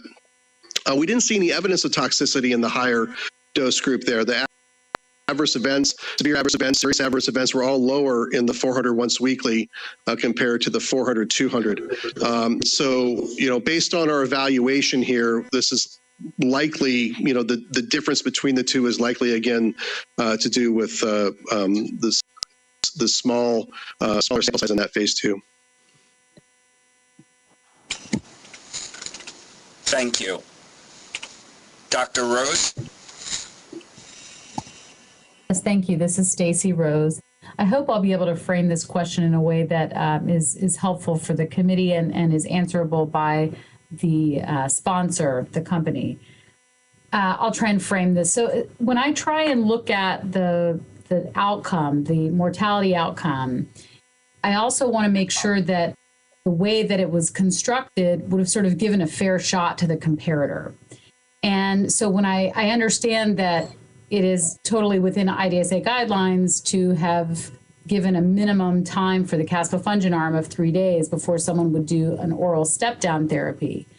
But on the other hand, I'm trying to determine whether it was really apples to apples, because for the rezafungin arm, those folks at a minimum got 2 doses, which means their exposure was really a 14-day exposure to the echinocandin, whereas in the caspofungin arm, you know, a good percentage of them got a much more limited exposure to the actual echinocandin. So can you maybe help me understand from your perspective, you know, how it is that it is still appropriate to compare these 2 arms, recognizing that the drug exposure, when you're thinking about the echinocandin piece at least, would have potentially favored rezafungin in terms of the outcome? Did I frame that in a way that's comprehensible? This is Taylor Sanderson. Yes, for me it is. And this was a major concern of ours as well, in that you have to have a study that is feasible. In terms of patients, they're not going to want to take once daily IV drugs. They're leaving the hospital. That's not what's done in real in real life. And so to maintain patients on the study, you have to have some sort of reasonable way to still test them.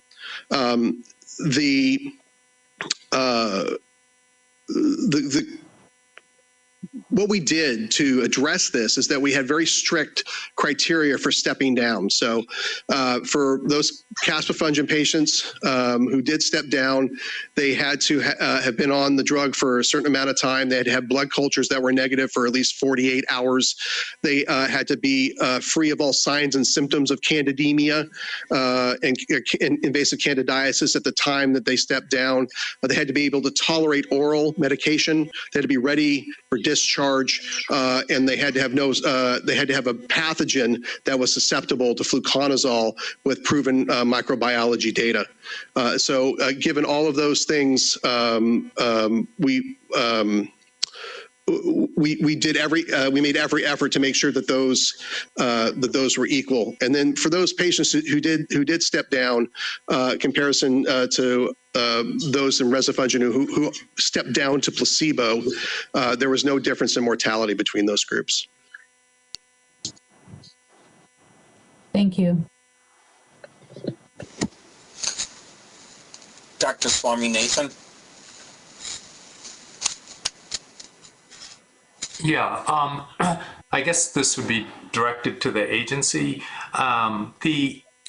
This limited use indication, does that then, would that preclude the types of patients who were, all of the types of patients who were excluded from the trials?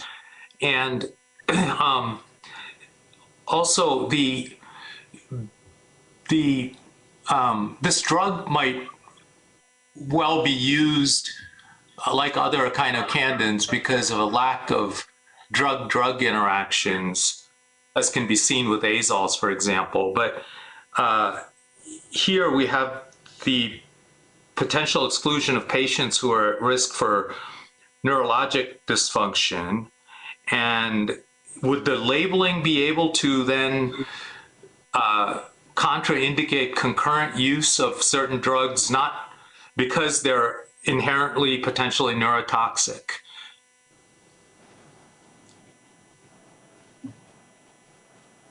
Hi, this is Peter Kim. Thank you for the question, Dr. Swaminathan. Certainly the indication is yet to be written, constructed in collaboration with the sponsor if we head towards an approval. So once again, we're redirecting this question back to you and the committee as to if certain patient groups should be precluded from the indication or not. And certainly we have mechanisms to certainly recommend against use in certain patients or patient groups as well in the labeling. But this is part of our charge to the committee. One, to understand from you all whether or not there are clinical scenarios in which rezafungin fills an unmet need. And then two, if not, what additional information would be needed to allow for a more favorable benefit risk assessment. And completely agree, this is a tough question, and this is why we're coming to you to get your opinion on this as well. I hope that helps. Thank you. Yeah.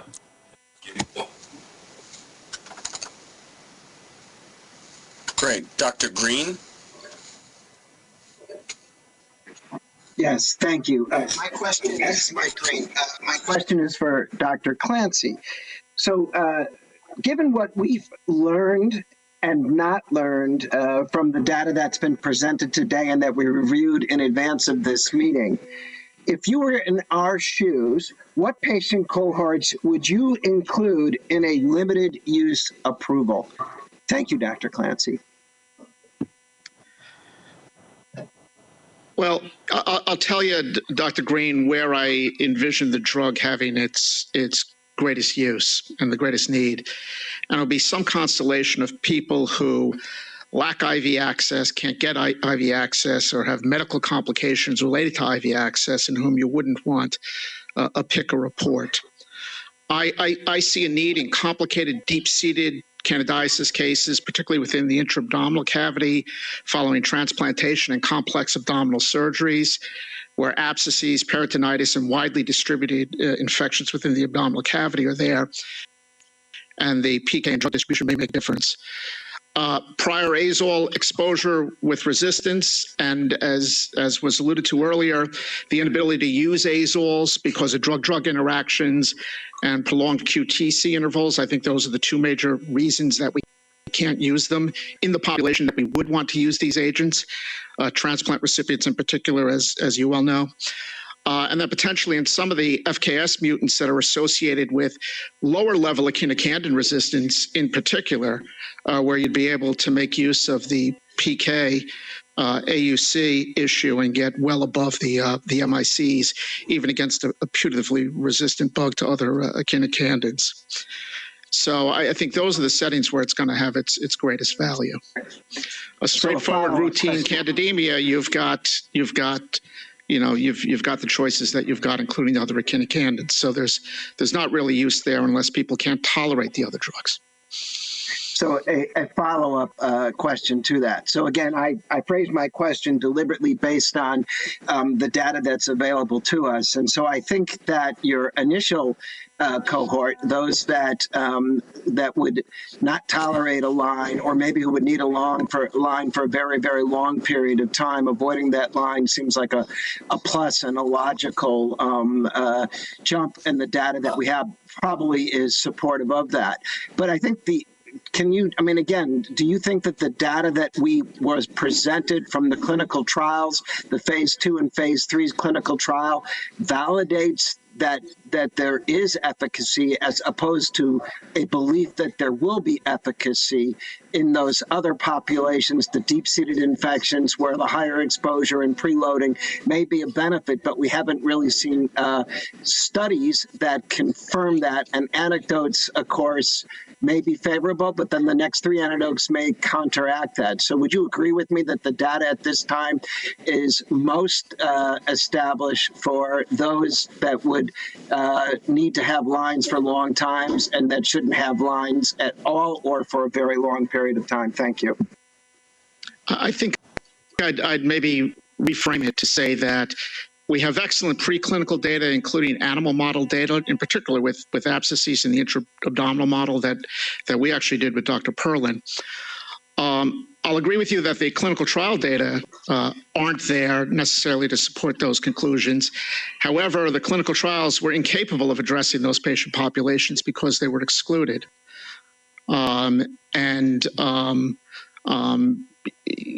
I think the cases that you heard today were people who, with no other treatment options, aren't getting treated or are getting treated suboptimally. So to me, that's the cost benefit. We can now offer something that at least has the preclinical data to support some possibility of improved efficacy, as opposed to being unable to give them anything or to continue to give them, already failing regimens. Thank you for those thoughts. I would like to now move to Dr. Cyberry and your question. Great. Thank you very much, Dr. Baden. This question is for the manufacturer. In light of this discussion about how we might envision a narrow use for those without other options, I'd like to get your opinion on 2 populations. First, adolescents, and second, pregnant people. So in the first, rather than 18 years old, an artificial legal construct rather than a biologic one, is there a way to understand from the data you have what lower weight limit seemed to be represented enough in your studies to make that the basis for potential inclusion? Second, for pregnancy, I note and read that the reprotox studies were reassuring. This is different from caspofungin, where the preclinical studies actually suggested potential embryo-fetal toxicity. In light of that, in situations where a pregnant person has no other feasible antifungal options and has candidemia, do you see a reason to have language, of course, shared decision-making that would include treatment of pregnant people within this narrow plan? Thanks so much. This is Taylor Sanderson. I'll take the second part first and then defer to Dr. Flanagan for the first. We have not had a discussion about the treatment of pregnant people. Obviously, they're a very vulnerable population, and I think we would have to be certain that first that no harm would be done. And so I think we would require discussions and possibly further studies before we would embark on that. It is interesting to hear, though, that you see a potential difference between what caspofungin might do to a pregnant person versus the non-clinical results we have for rezafungin. I'll ask Dr. Flanagan to come up to respond to the PK for versus weight for adolescents. Hello, Sean Flanagan. As we showed earlier, and we can probably bring up the slide again on the population PK data, there's a weight component, but it is not that significant in which it would call for different dosing in very small subjects. In terms of the PK differences, they would not be enough to change dose, and the adult dose would be suitable for adolescents, as is suggested in some guidance. It's available now. If I could quickly follow up. So Did your weight go down to 35 kilos? Or I'm just trying to get a sense of what weight was represented enough to help that. Yeah, 34 kilos was the lower bound. The lower quartile was approximately 54 and less. Super. Thank you so much. You're welcome. Thank you. Any other questions from committee members for clarification from the agency or the applicant? Seeing no further hands raised, I would like to proceed with the charge to the committee from Dr. Kim.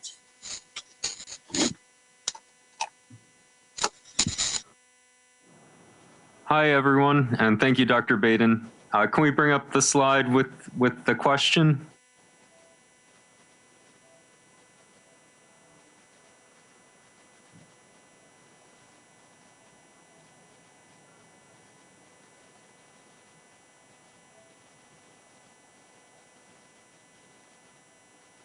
Okay, so thank you very much for the discussion and the questions. This has been very helpful, and we look forward to further discussion around this voting question. So we have one question for the committee, and this is a vote question. Is the overall benefit risk assessment favorable for the use of rezafungin for the treatment of candidemia invasive candidiasis in adults with limited or no alternative treatment options? If yes, it would help us to understand the context of use for rezafungin, that is the clinical scenario or scenarios in which rezafungin fulfills an unmet need. If no, please comment on the additional information that would be needed for the benefit risk assessment to be favorable for the use of rezafungin in this or these populations. Thank you.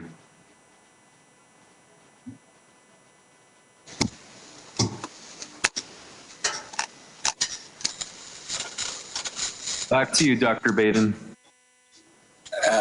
Thank you. And so the committee will now turn its attention. The committee will now turn its attention to address the task at hand with a careful consideration of the data before the committee as well as the public comments.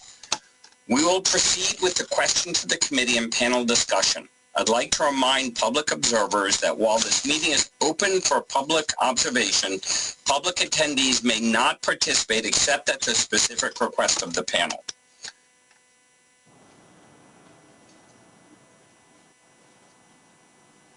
We'll proceed with our question, which is a voting question.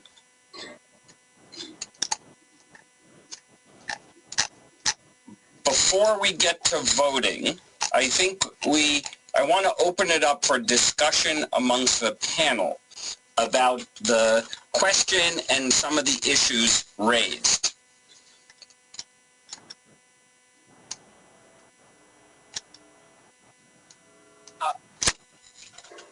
My question to stimulate and to share in our collective thinking, a big discussion point that we've been discussing over the last several hours has been the non-inferiority margin of 20% or 10%, and then a acknowledgement that a 3-year effort led to a 200-person study.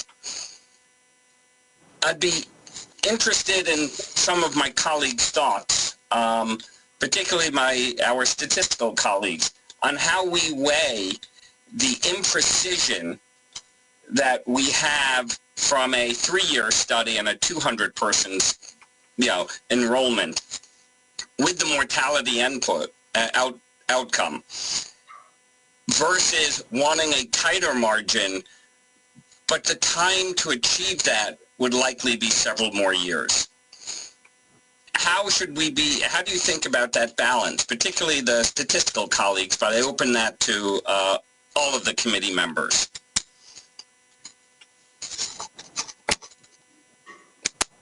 And I will feel free to chime in or raise your hand, and I will invite you in to sort of help think through this balance, which is at the heart of, I think, what both the applicant and the agency have been struggling with since the inception of this program.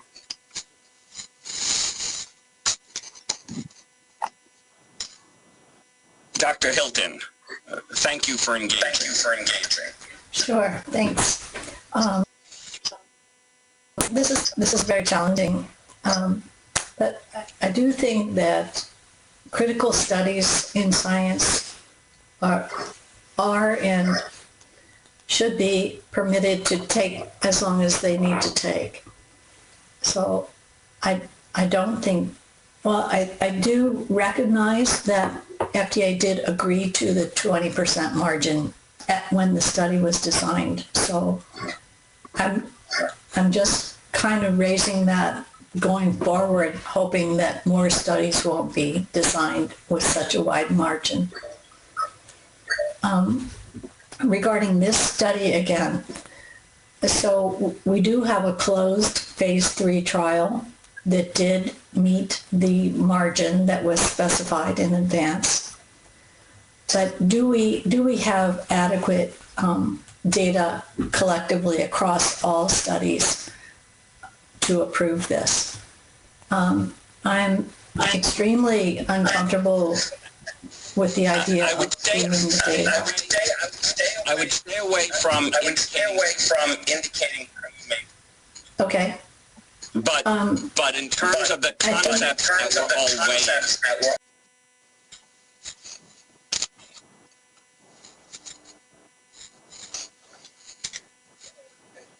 No, thank you, Dr. Hilton. I didn't mean to cut you off. Voting needs to occur before we. Okay, excuse me.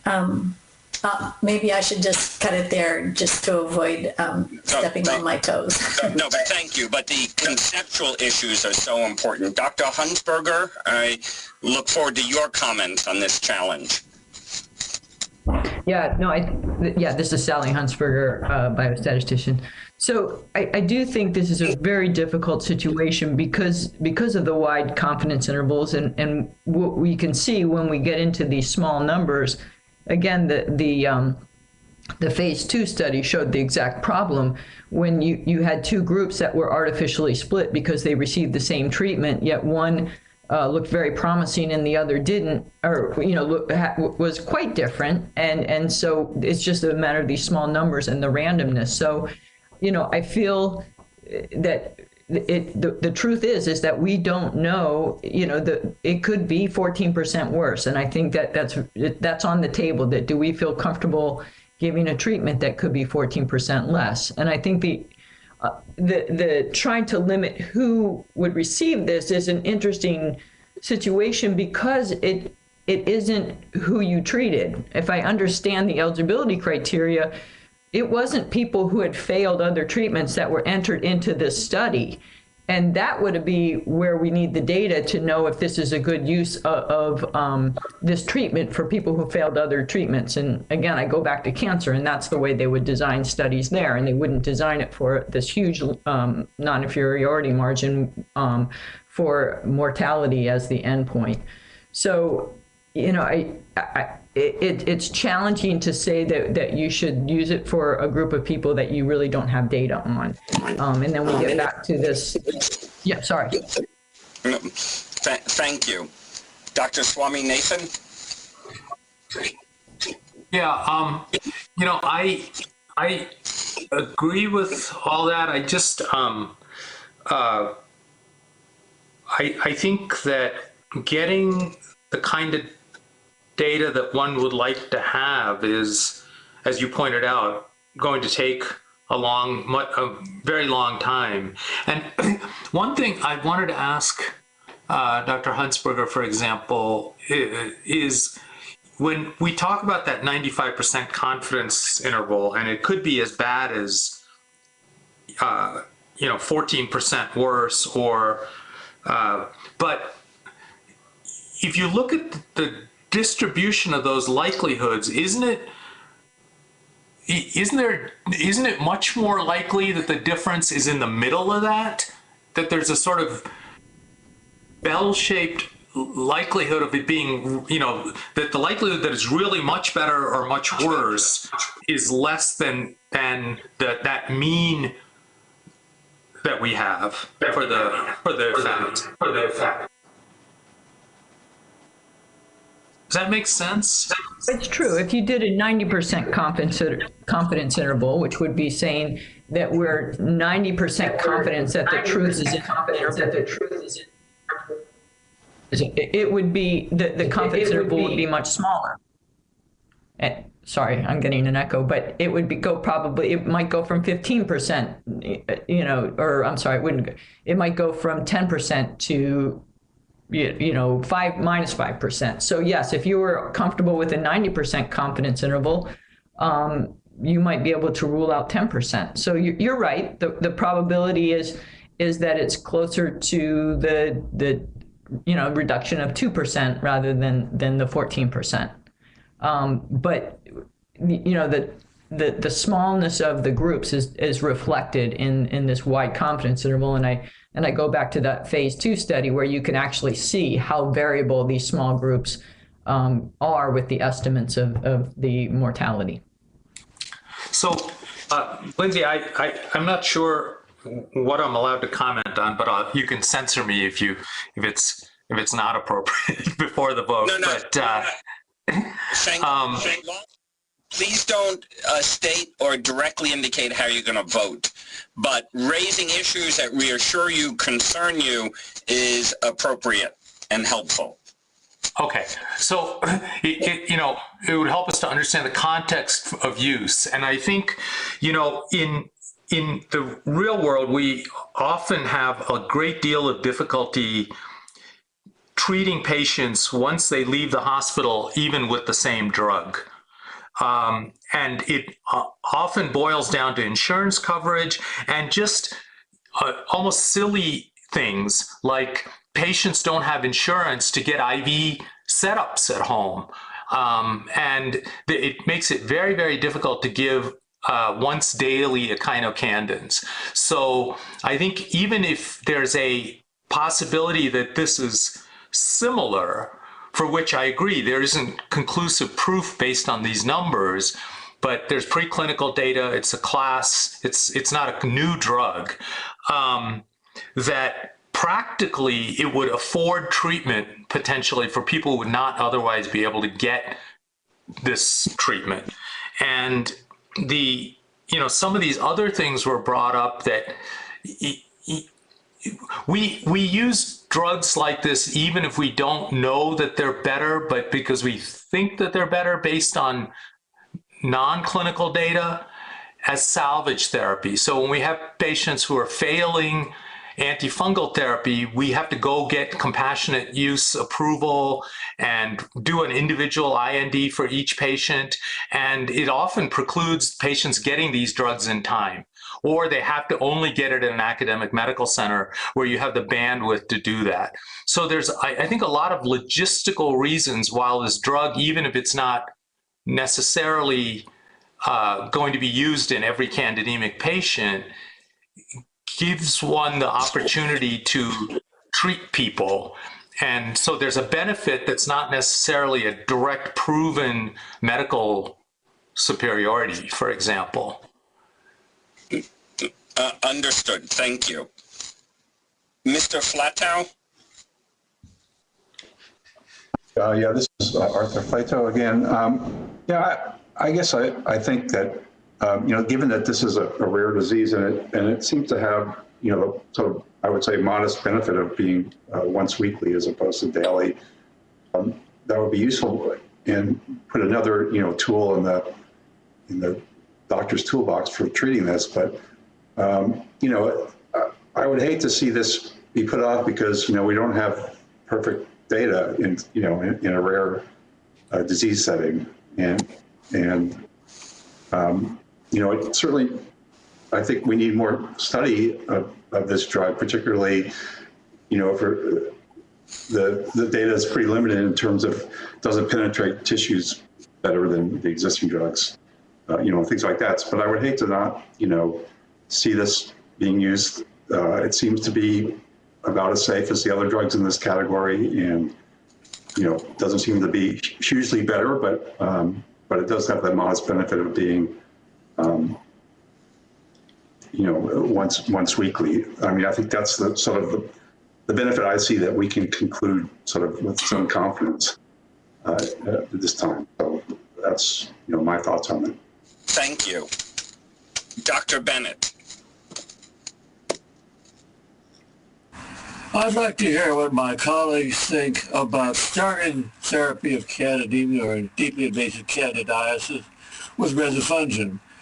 I don't think we would, and I'll justify that in a minute, but if that is what my colleagues think, then I can see defining the unmet need as limited to patients who need prolonged therapy, but for whom an azole oral is not indicated. So why would we not start right away? I'd like to look at the reasons that I would not start right away. I don't see an advantage over the existing kind of canons. I'm not convinced that they're primary therapy with resistant organisms. I've been unimpressed with the correlation between MICs and outcome in candidiasis. So I don't think if I thought it was resistant species, I would pick rezafungin. What about Neil Clancy's thought about abdominal infections? These are very complicated because often they're bacterial as well as fungal. They need good drainage. It's often hard to get good drainage. There may be multiple spots. So I don't think there's any reason to try to pick out abdominal or deep infections. There's a need to start with rezafungin. And the need for prolonged therapy, well, that is a separate question. What about the earlier conversion of blood cultures? I don't find that helpful.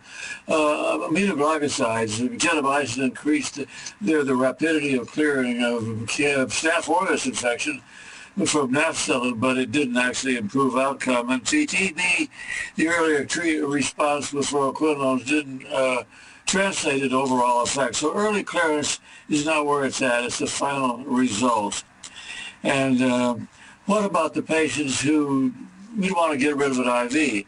Let's remember these are all very complicated patients who came in the house with something else, comorbidities, and we will need the IV in place for a while to treat the comorbidities. So that the time when you want to get rid of the IV is later, not initially. So at any rate, I would have said that there is an unmet need, and it's for prolonged therapy in patients for whom an oral azole is not indicated. And that's the end of my comments, Dr. Baden. Thank you, Dr. Bennett. Dr. Hardy?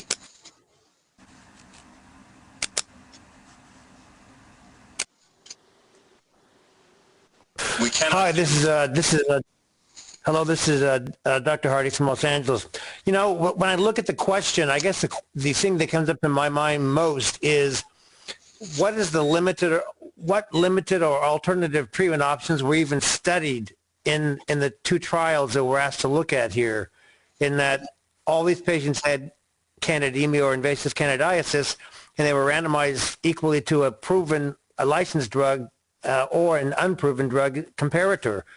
You know, there wasn't a criteria for resistance or failure of previous therapy necessarily as part of the entry criteria for the trials that we've been asked to look at. And so what it really boils down to here, I think, is the ability to give a drug once a week with a temporary infusion source unique enough to say that that is an unmet treatment option. In many ways, I think we can probably say that it is, because there are patients who can go home from the hospital and be intermittently treated, which is the practicality of what this drug really offers some patients.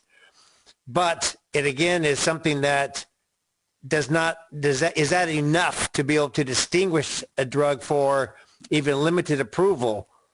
You know, if anything, I think what we would need to really do is think hard about what else we would want this company to do in order to be able to continue to do research with this drug as part of their post-approval commitments to really show that there is, in fact, some efficacy, but reserve this drug for those persons who have limited intravenous access problems or who need to be out of the hospital for other reasons and be able to receive this medication in a infusion basis of once a week.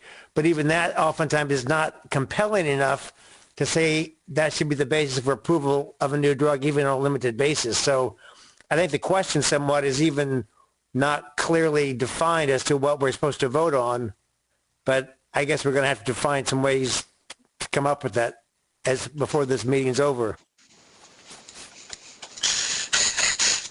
Thank you. We will come back to the formal process to vote on the question shortly. Dr. Cyberry? Thanks very much, Dr. Baden. And I'm following your instructions to think about what has me concerned and what has me relatively reassured. And from an efficacy standpoint, I was also concerned about predicating this on a single trial with a 20% non-inferiority interval. But I'm reassured that the actual results have a point estimate that is relatively close. You know, if the point estimate had been much more unfavorable and the confidence interval just barely missing 20, I think that would make me more concerned. But the actual point estimate and seeing kind of the side-by-side comparisons overall, I find reassuring. And in terms of safety, same thing. I was concerned about this potential for tremors being something that hadn't been adequately studied. But when I heard more about the animal studies and more about the details of the tremors observed, and knowing that they are enrolling several hundred in a 13-week prophylaxis trial that uses the same dose, 400 followed by 200 weekly, I anticipate that that will be the opportunity to continue to get more information. So that reassures me. Thanks. Thank you. Dr. Swaminathan? You know, I can't help but think when people bring up what additionally this brings to the table and how good the data is, the approval of izavuconazole. And you know, it was almost anecdotal, the data that was used to obtain that approval. But yet it has proven to be very useful in a variety of contexts. And the same sort of issues with is the additional benefit primarily the long latency and less frequent infusion. Could be said of all the vancomycin type drugs that have an extended half-life. But yet they do have their place. And I can think of several occasions in the past 6 months where we've had patients in either the leukemia service, stem cell transplant, or solid organ transplant, where I would have been calling up Neil Clancy and saying, what can I get for this guy? Because he's still candidemic. And he would have probably told me that I'd have to go through the paperwork and get the compassionate use approval from this company. And I think that even though it's not a large number of patients, these are some of the most needy patients. And it would be great to be able to just prescribe it.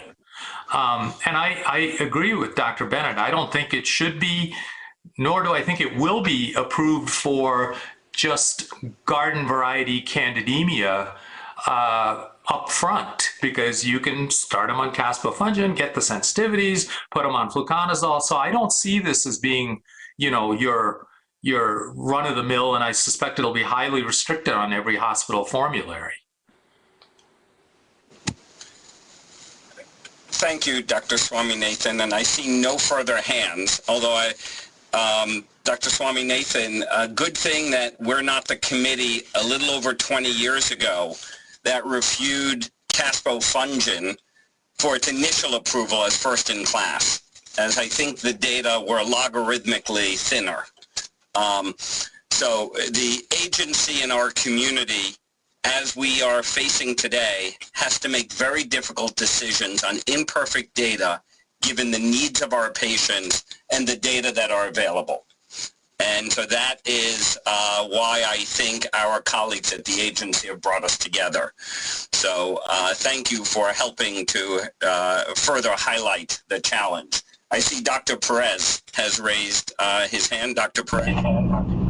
Thank you, Dr. Baden. Yes, following on what you just said, I think to me it is very reassuring that rezafungin is indeed, the molecule looks a lot like candidiasis, and the modification, has a tremendous impact on its PK and on all of that. But at the end of the day, it's a new version of a drug that has a great track record, such as is candidiasis within a class like candins that are very well known by us as well. Thank you. Seeing no further hands or hearing no further commentary, although I welcome them if anyone has further comments, I will proceed to the voting question. Dr. Frimpong, Dr. Green, I see you raised your hand. Please go ahead and comment. Yeah, hi, this is Mike Green. Thanks, Dr. Bain. I guess I would not be doing my job as one of the two pediatric infectious disease specialists on the committee if I didn't follow up on Dr. Seabury's earlier sort of exploration of going into the adolescent age group, even on the data that is already available. And of course, raising the concern that the issues that have been raised and the potential benefits, particularly needing the home therapy with daily infusions applied to children as well as to adults. And I would just add to our comments about the challenges with home therapy is, I don't know about the rest of you, but we have had a number of patients go home that we're trying to do home IV and other drug infusions, and we cannot get home care companies for them because, like all their aspects of healthcare, they are suffering from shortages. So I just hope whatever decisions we make, if we do defer or if we support a limited use, that the agency and the company build a plan together to look at this in younger age groups, including adolescents, but also pediatrics, and eventually pediatrics down to a young age group, hoping that the tremor signal does not show worse in young people like it did perhaps in the animal model. Thank you. Thank you. We will now proceed with our question, which is a voting question. Dr. Frimpong will provide the instructions for the voting. Dr. Frimpong. Our question is a voting question. Voting members will use the Adobe Connect platform to submit their votes for this meeting. After the chairperson has read the voting question into the record, and all questions and discussion regarding the wording of the vote question are complete, the chairperson will announce that voting will begin. If you are a voting member, you'll be moved to a breakout room. A new display will appear where you can submit your vote. There will be no discussion in the breakout room. You should select the radio button, that is the round circular button, in the window that corresponds to your vote. Yes, no, or abstain. You should not leave the no vote choice selected. Please note that you do not need to submit or send your vote.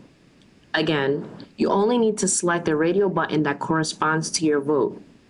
You will have the opportunity to change your vote until the vote is announced as closed.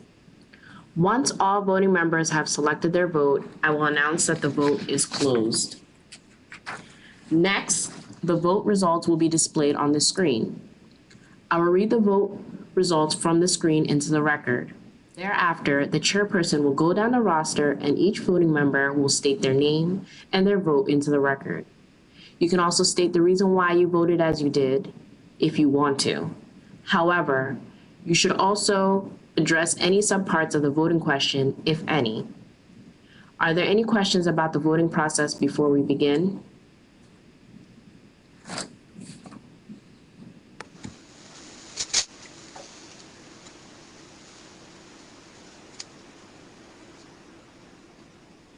I do not see any questions. If there are no,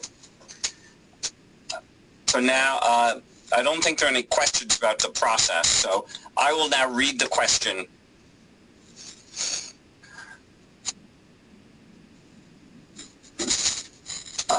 Is the overall benefit risk assessment favorable for the use of rezafungin for the treatment of candidemia, invasive candidiasis in adults with limited or no alternative treatment options?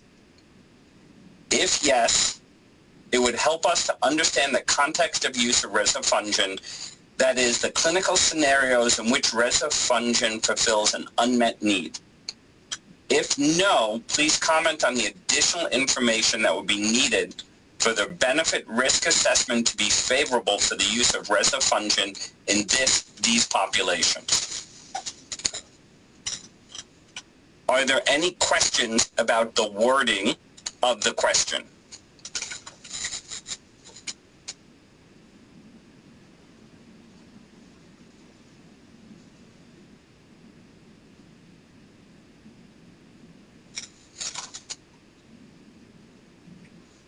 If there are no questions or comments concerning the wording of the question, we will now begin the voting on question 1. We will now move voting members to the voting breakout room to vote only. There will be no discussion in the voting breakout room.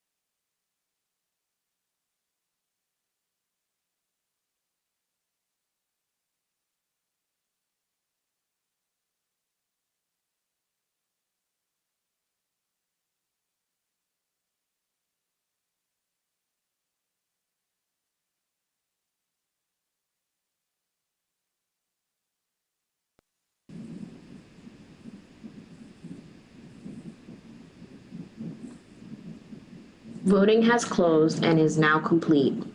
Once the vote results display, I'll read the vote results into the record.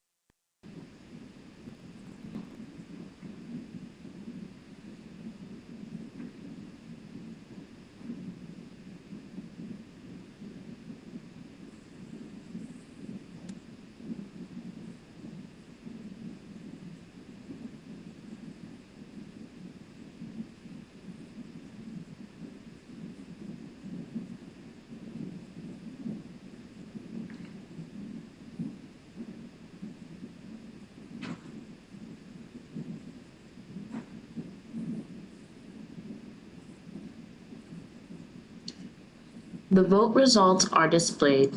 I'll read the vote totals into the record. The chairperson will go down the list and each voting member will state their name and their vote into the record. You can also state the reason why you voted as you did if you want to. However, you should also address any subparts of the voting question, if any. There are 14 yeses, 1 no, and no abstentions. Thank you. We will now go down the list and have everyone who voted state their name and vote into the record. You may also provide justification for your vote if you wish to. I will start with the order on the screen. Mr. Flatow. Yes, this is Arthur Flato. I voted yes. I think the modest benefit of weekly dosing is helpful. I think we all hope that rezafungin is useful for deeper tissue penetration, but there's not much data, and so I urge further study on that. Thank you. Dr. Perez. This is Federico Perez. I voted yes because the data presented substantiate that the benefit is likely to exceed any risk, and this would be an option for patients who have no other alternatives. Thank you. Dr. Cyberry. This is George Cyberry. I voted yes. While I don't think there are enough data here to recommend this for routine use, I do think there are enough efficacy and safety data to justify the use in patients with these life-threatening illnesses who have no alternative treatments essentially available to them. I will add that I think that this should include adolescents, perhaps with a lower weight range. Again, for the same reasons, if they have no alternative, then this may be an incredibly important option. And finally, for pregnant people with candidemia, we don't protect them by excluding them from a drug like this if this is the only viable option.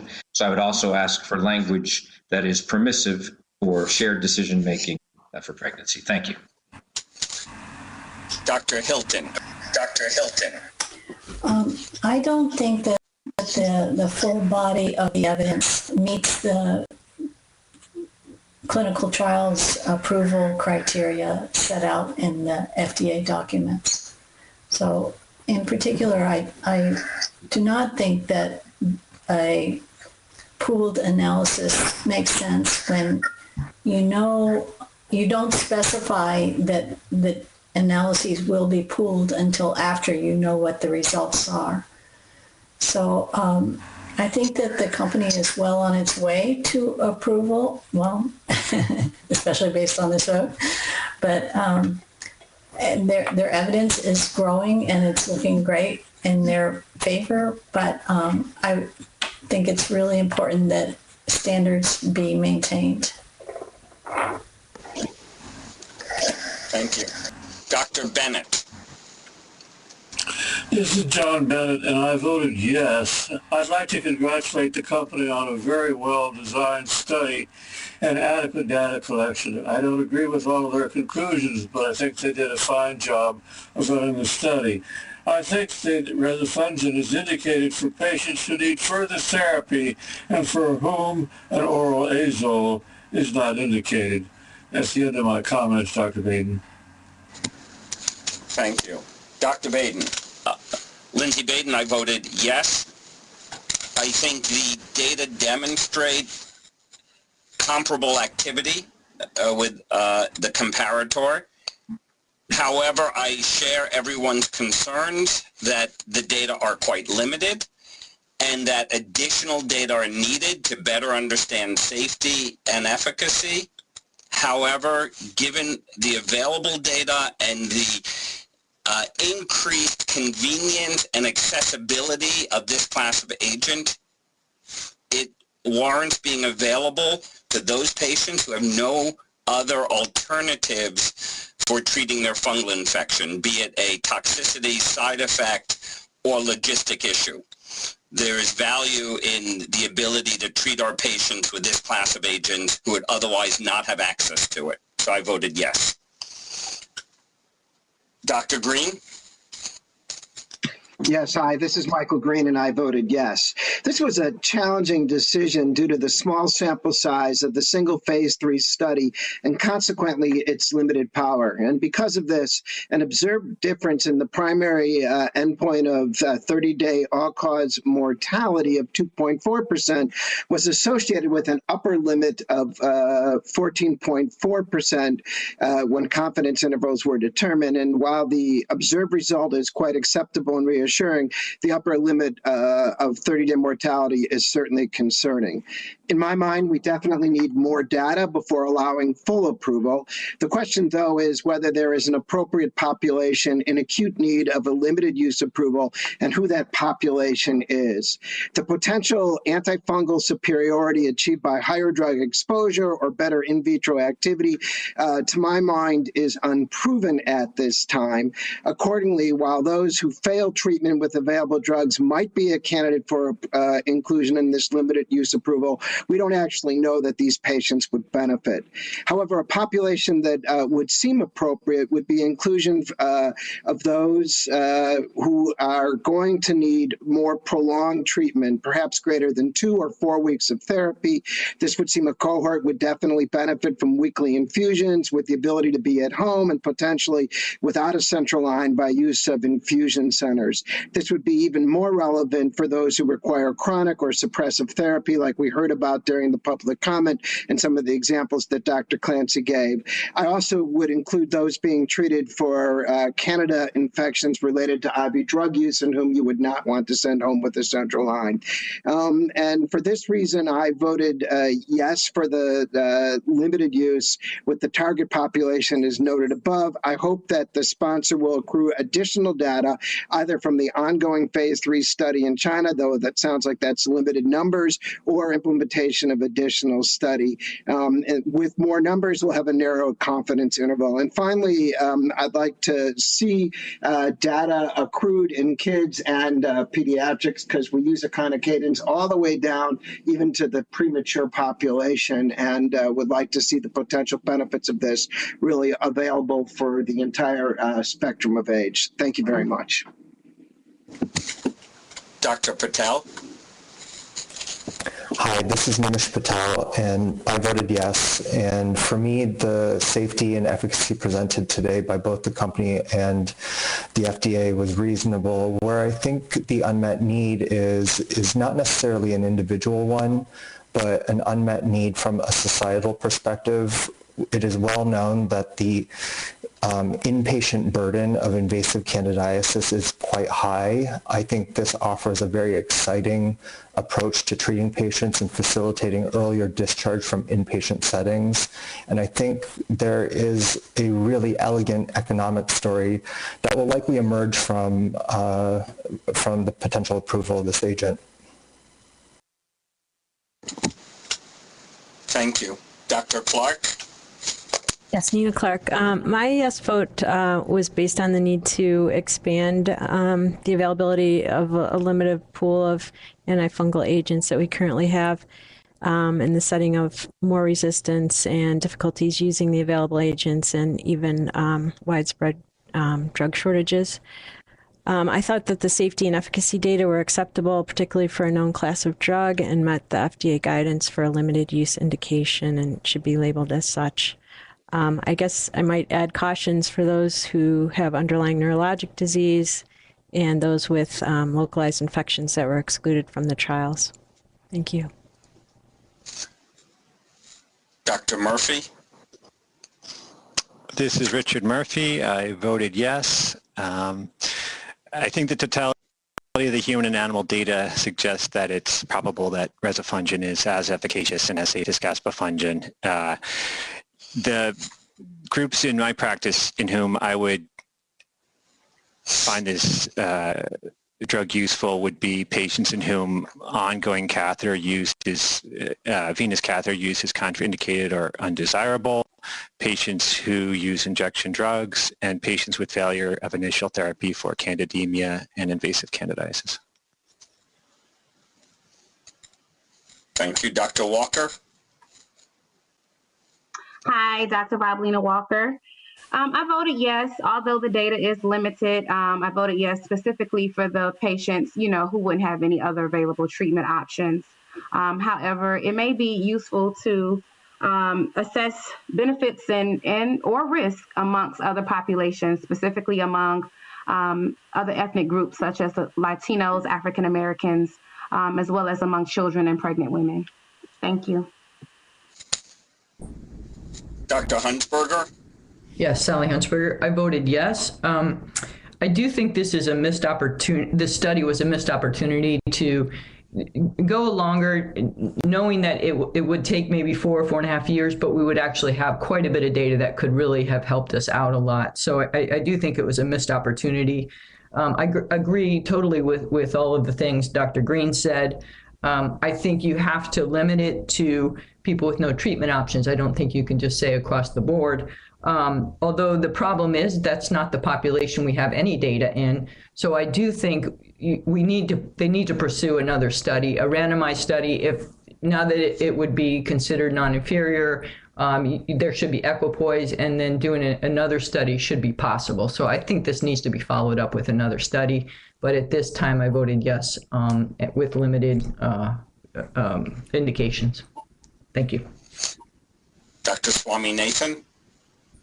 Yeah, Shankar Swaminathan. I voted yes. I agree that the efficacy data are not as statistically compelling as one would like, but this is a drug with a known mechanism of action and plenty of animal data that I feel fairly comfortable that it is in fact efficacious. And there are limited drugs in our armamentarium against those difficult and refractory cases, which occur particularly in immunocompromised patients. And I think that having this available, and also, as others have said, having the ability logistically to send people home with a drug that would otherwise take daily IV therapy that's often, for a variety of financial, insurance, and other logistical reasons, not possible, that there's a lot of benefits in specific patients with this drug. Thank you. Dr. Rose? Yes, Stacy Rose, and I voted yes. I think others have articulated the reasons quite well, so I won't necessarily re-articulate. Although I will mention, I do like the idea of considering the practicalities of this drug as part of what we articulate in the limited use statement, something along the lines of, when once weekly IV dosing is preferred, because I do think that those practical implications of the dosing are important here. In terms of other populations that I think we need more data for a risk-benefit assessment, I think we've all articulated a need for how this drug performs in patients with deep-seated infections. I think there's also some claims from the sponsor regarding the efficacy as part of treatment for resistant strains of Candida, and I think we should investigate or get more data, perhaps even from real-world data once the drug is approved. But I think we need to see more information there before we can perhaps add resistant infections to our list of indications for this drug. And then, as others have stated, the importance of looking for the efficacy in populations such as kids, adolescents, pregnant populations. And then I just wanted to restate what someone else had mentioned earlier and which came up in discussion, which is I think we should consider whether we need to articulate that the studies were conducted with the exclusion of folks who perhaps were at a higher risk for neurologic complications, and that may be something that clinicians need to consider when they're considering using rezafungin. Thank you.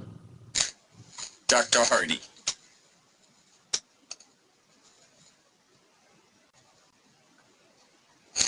You're on mute, Dr. Hardy.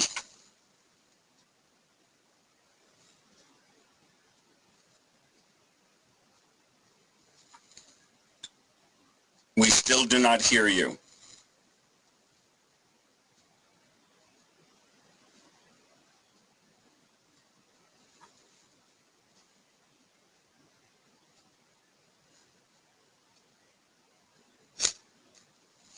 to the technical support crew. Is there any issue with Dr. Hardy's connection?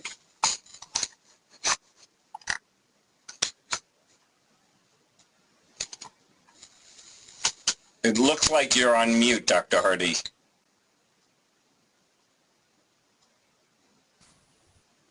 Hello, can you hear me now? Yes, can hear you now. Great. Hi, this is Dr. David Hardy. Being the last, I also voted yes, because of many of the very good points made by others, particularly Dr. Green and Dr. Clark. I just want to emphasize that I think the unmet need here is certainly the ability to use this therapy as an outpatient. While it is an intermittent weekly intravenous infusion, that is something that can be practically accomplished more easily than other available therapies. It has met, I think, just the bare minimum standards for safety and efficacy, which are so important for FDA approvals, and those need to be further explored and investigated before any further approval beyond a limited indication is ever granted, and will become part of what I would say would be the post-approval requirements that the FDA would require of the company. That's it. Thank you. So in summary, the 14 yeses, 1 no. The no was concerned that the strength of the evidence were inadequate given the severity of the outcome, and the pooled analysis approach does not make sense in this setting. The yes had several supportive comments and comments to take care with as this agent, if this agent were to move forward. It is part of a class we know well. That's very reassuring. It has weekly dosing, which has incredible advantages in the clinical arena. There was a concern that the comments around better tissue penetration, better activity against resistant organisms, better intra-abdominal treatment were not substantiated by the data, but these were not compelling considerations from the overall tenor of the discussion. In those patients who have no alternatives or limited alternatives, or have incipient complications from lines or drug interactions with the azoles or inactivity of the azoles, this has a favorable set of attributes. The concern about safety, the data are limited, and the issues raised on the neurology front need to be borne in mind and considered carefully if this agent were to be used. The need to have data in other important complications, more diverse complications, younger individuals, pregnant individuals also need data to help guide potential use. So overall, the yeses were largely in favor, were in favor of a limited use indication. The paradox in that comment is that the population that would be recommended in the limited use were largely unstudied. Ergo, follow-up data in this population would be very important. However it is moved forward, to have reassurance that this agent behaves the way we think it will in this population who could benefit the most. I think that captures the comments. I open to any of the committee members to correct any of my statements.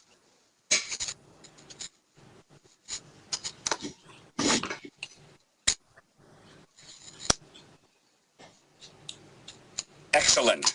Hearing no corrections, I will take that as a compliment. And I will now, before we adjourn, are there any last comments from the FDA?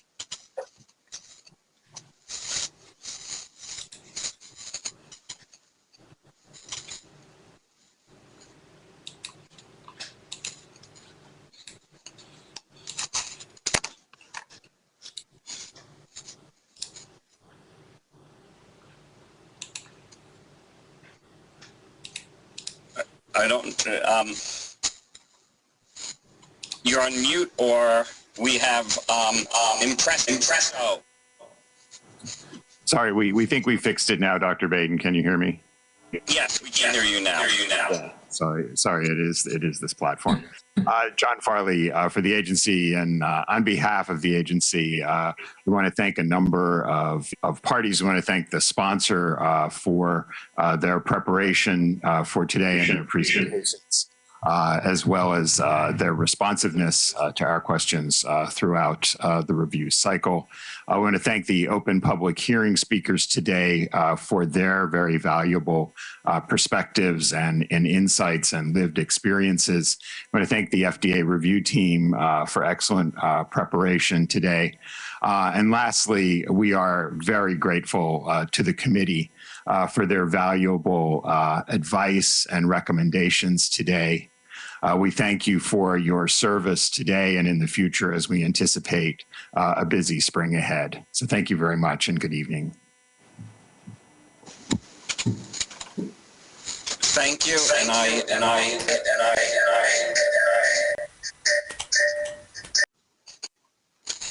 I echo Dr. Farley's comments. The comments from the agency, from the applicant were tremendous. The committee engagement was a terrific discussion, and I'm certain will be very helpful to the agency in its deliberations, and to our handlers for making this platform work despite it thwarting us. We thank you for pulling it off and allowing us to have a very successful discussion. And to all who have joined and listened, we hope this has been helpful in understanding how the approval process works and how we weigh very challenging issues to bring better medications to our patients. So we will now adjourn the meeting. Thank you all.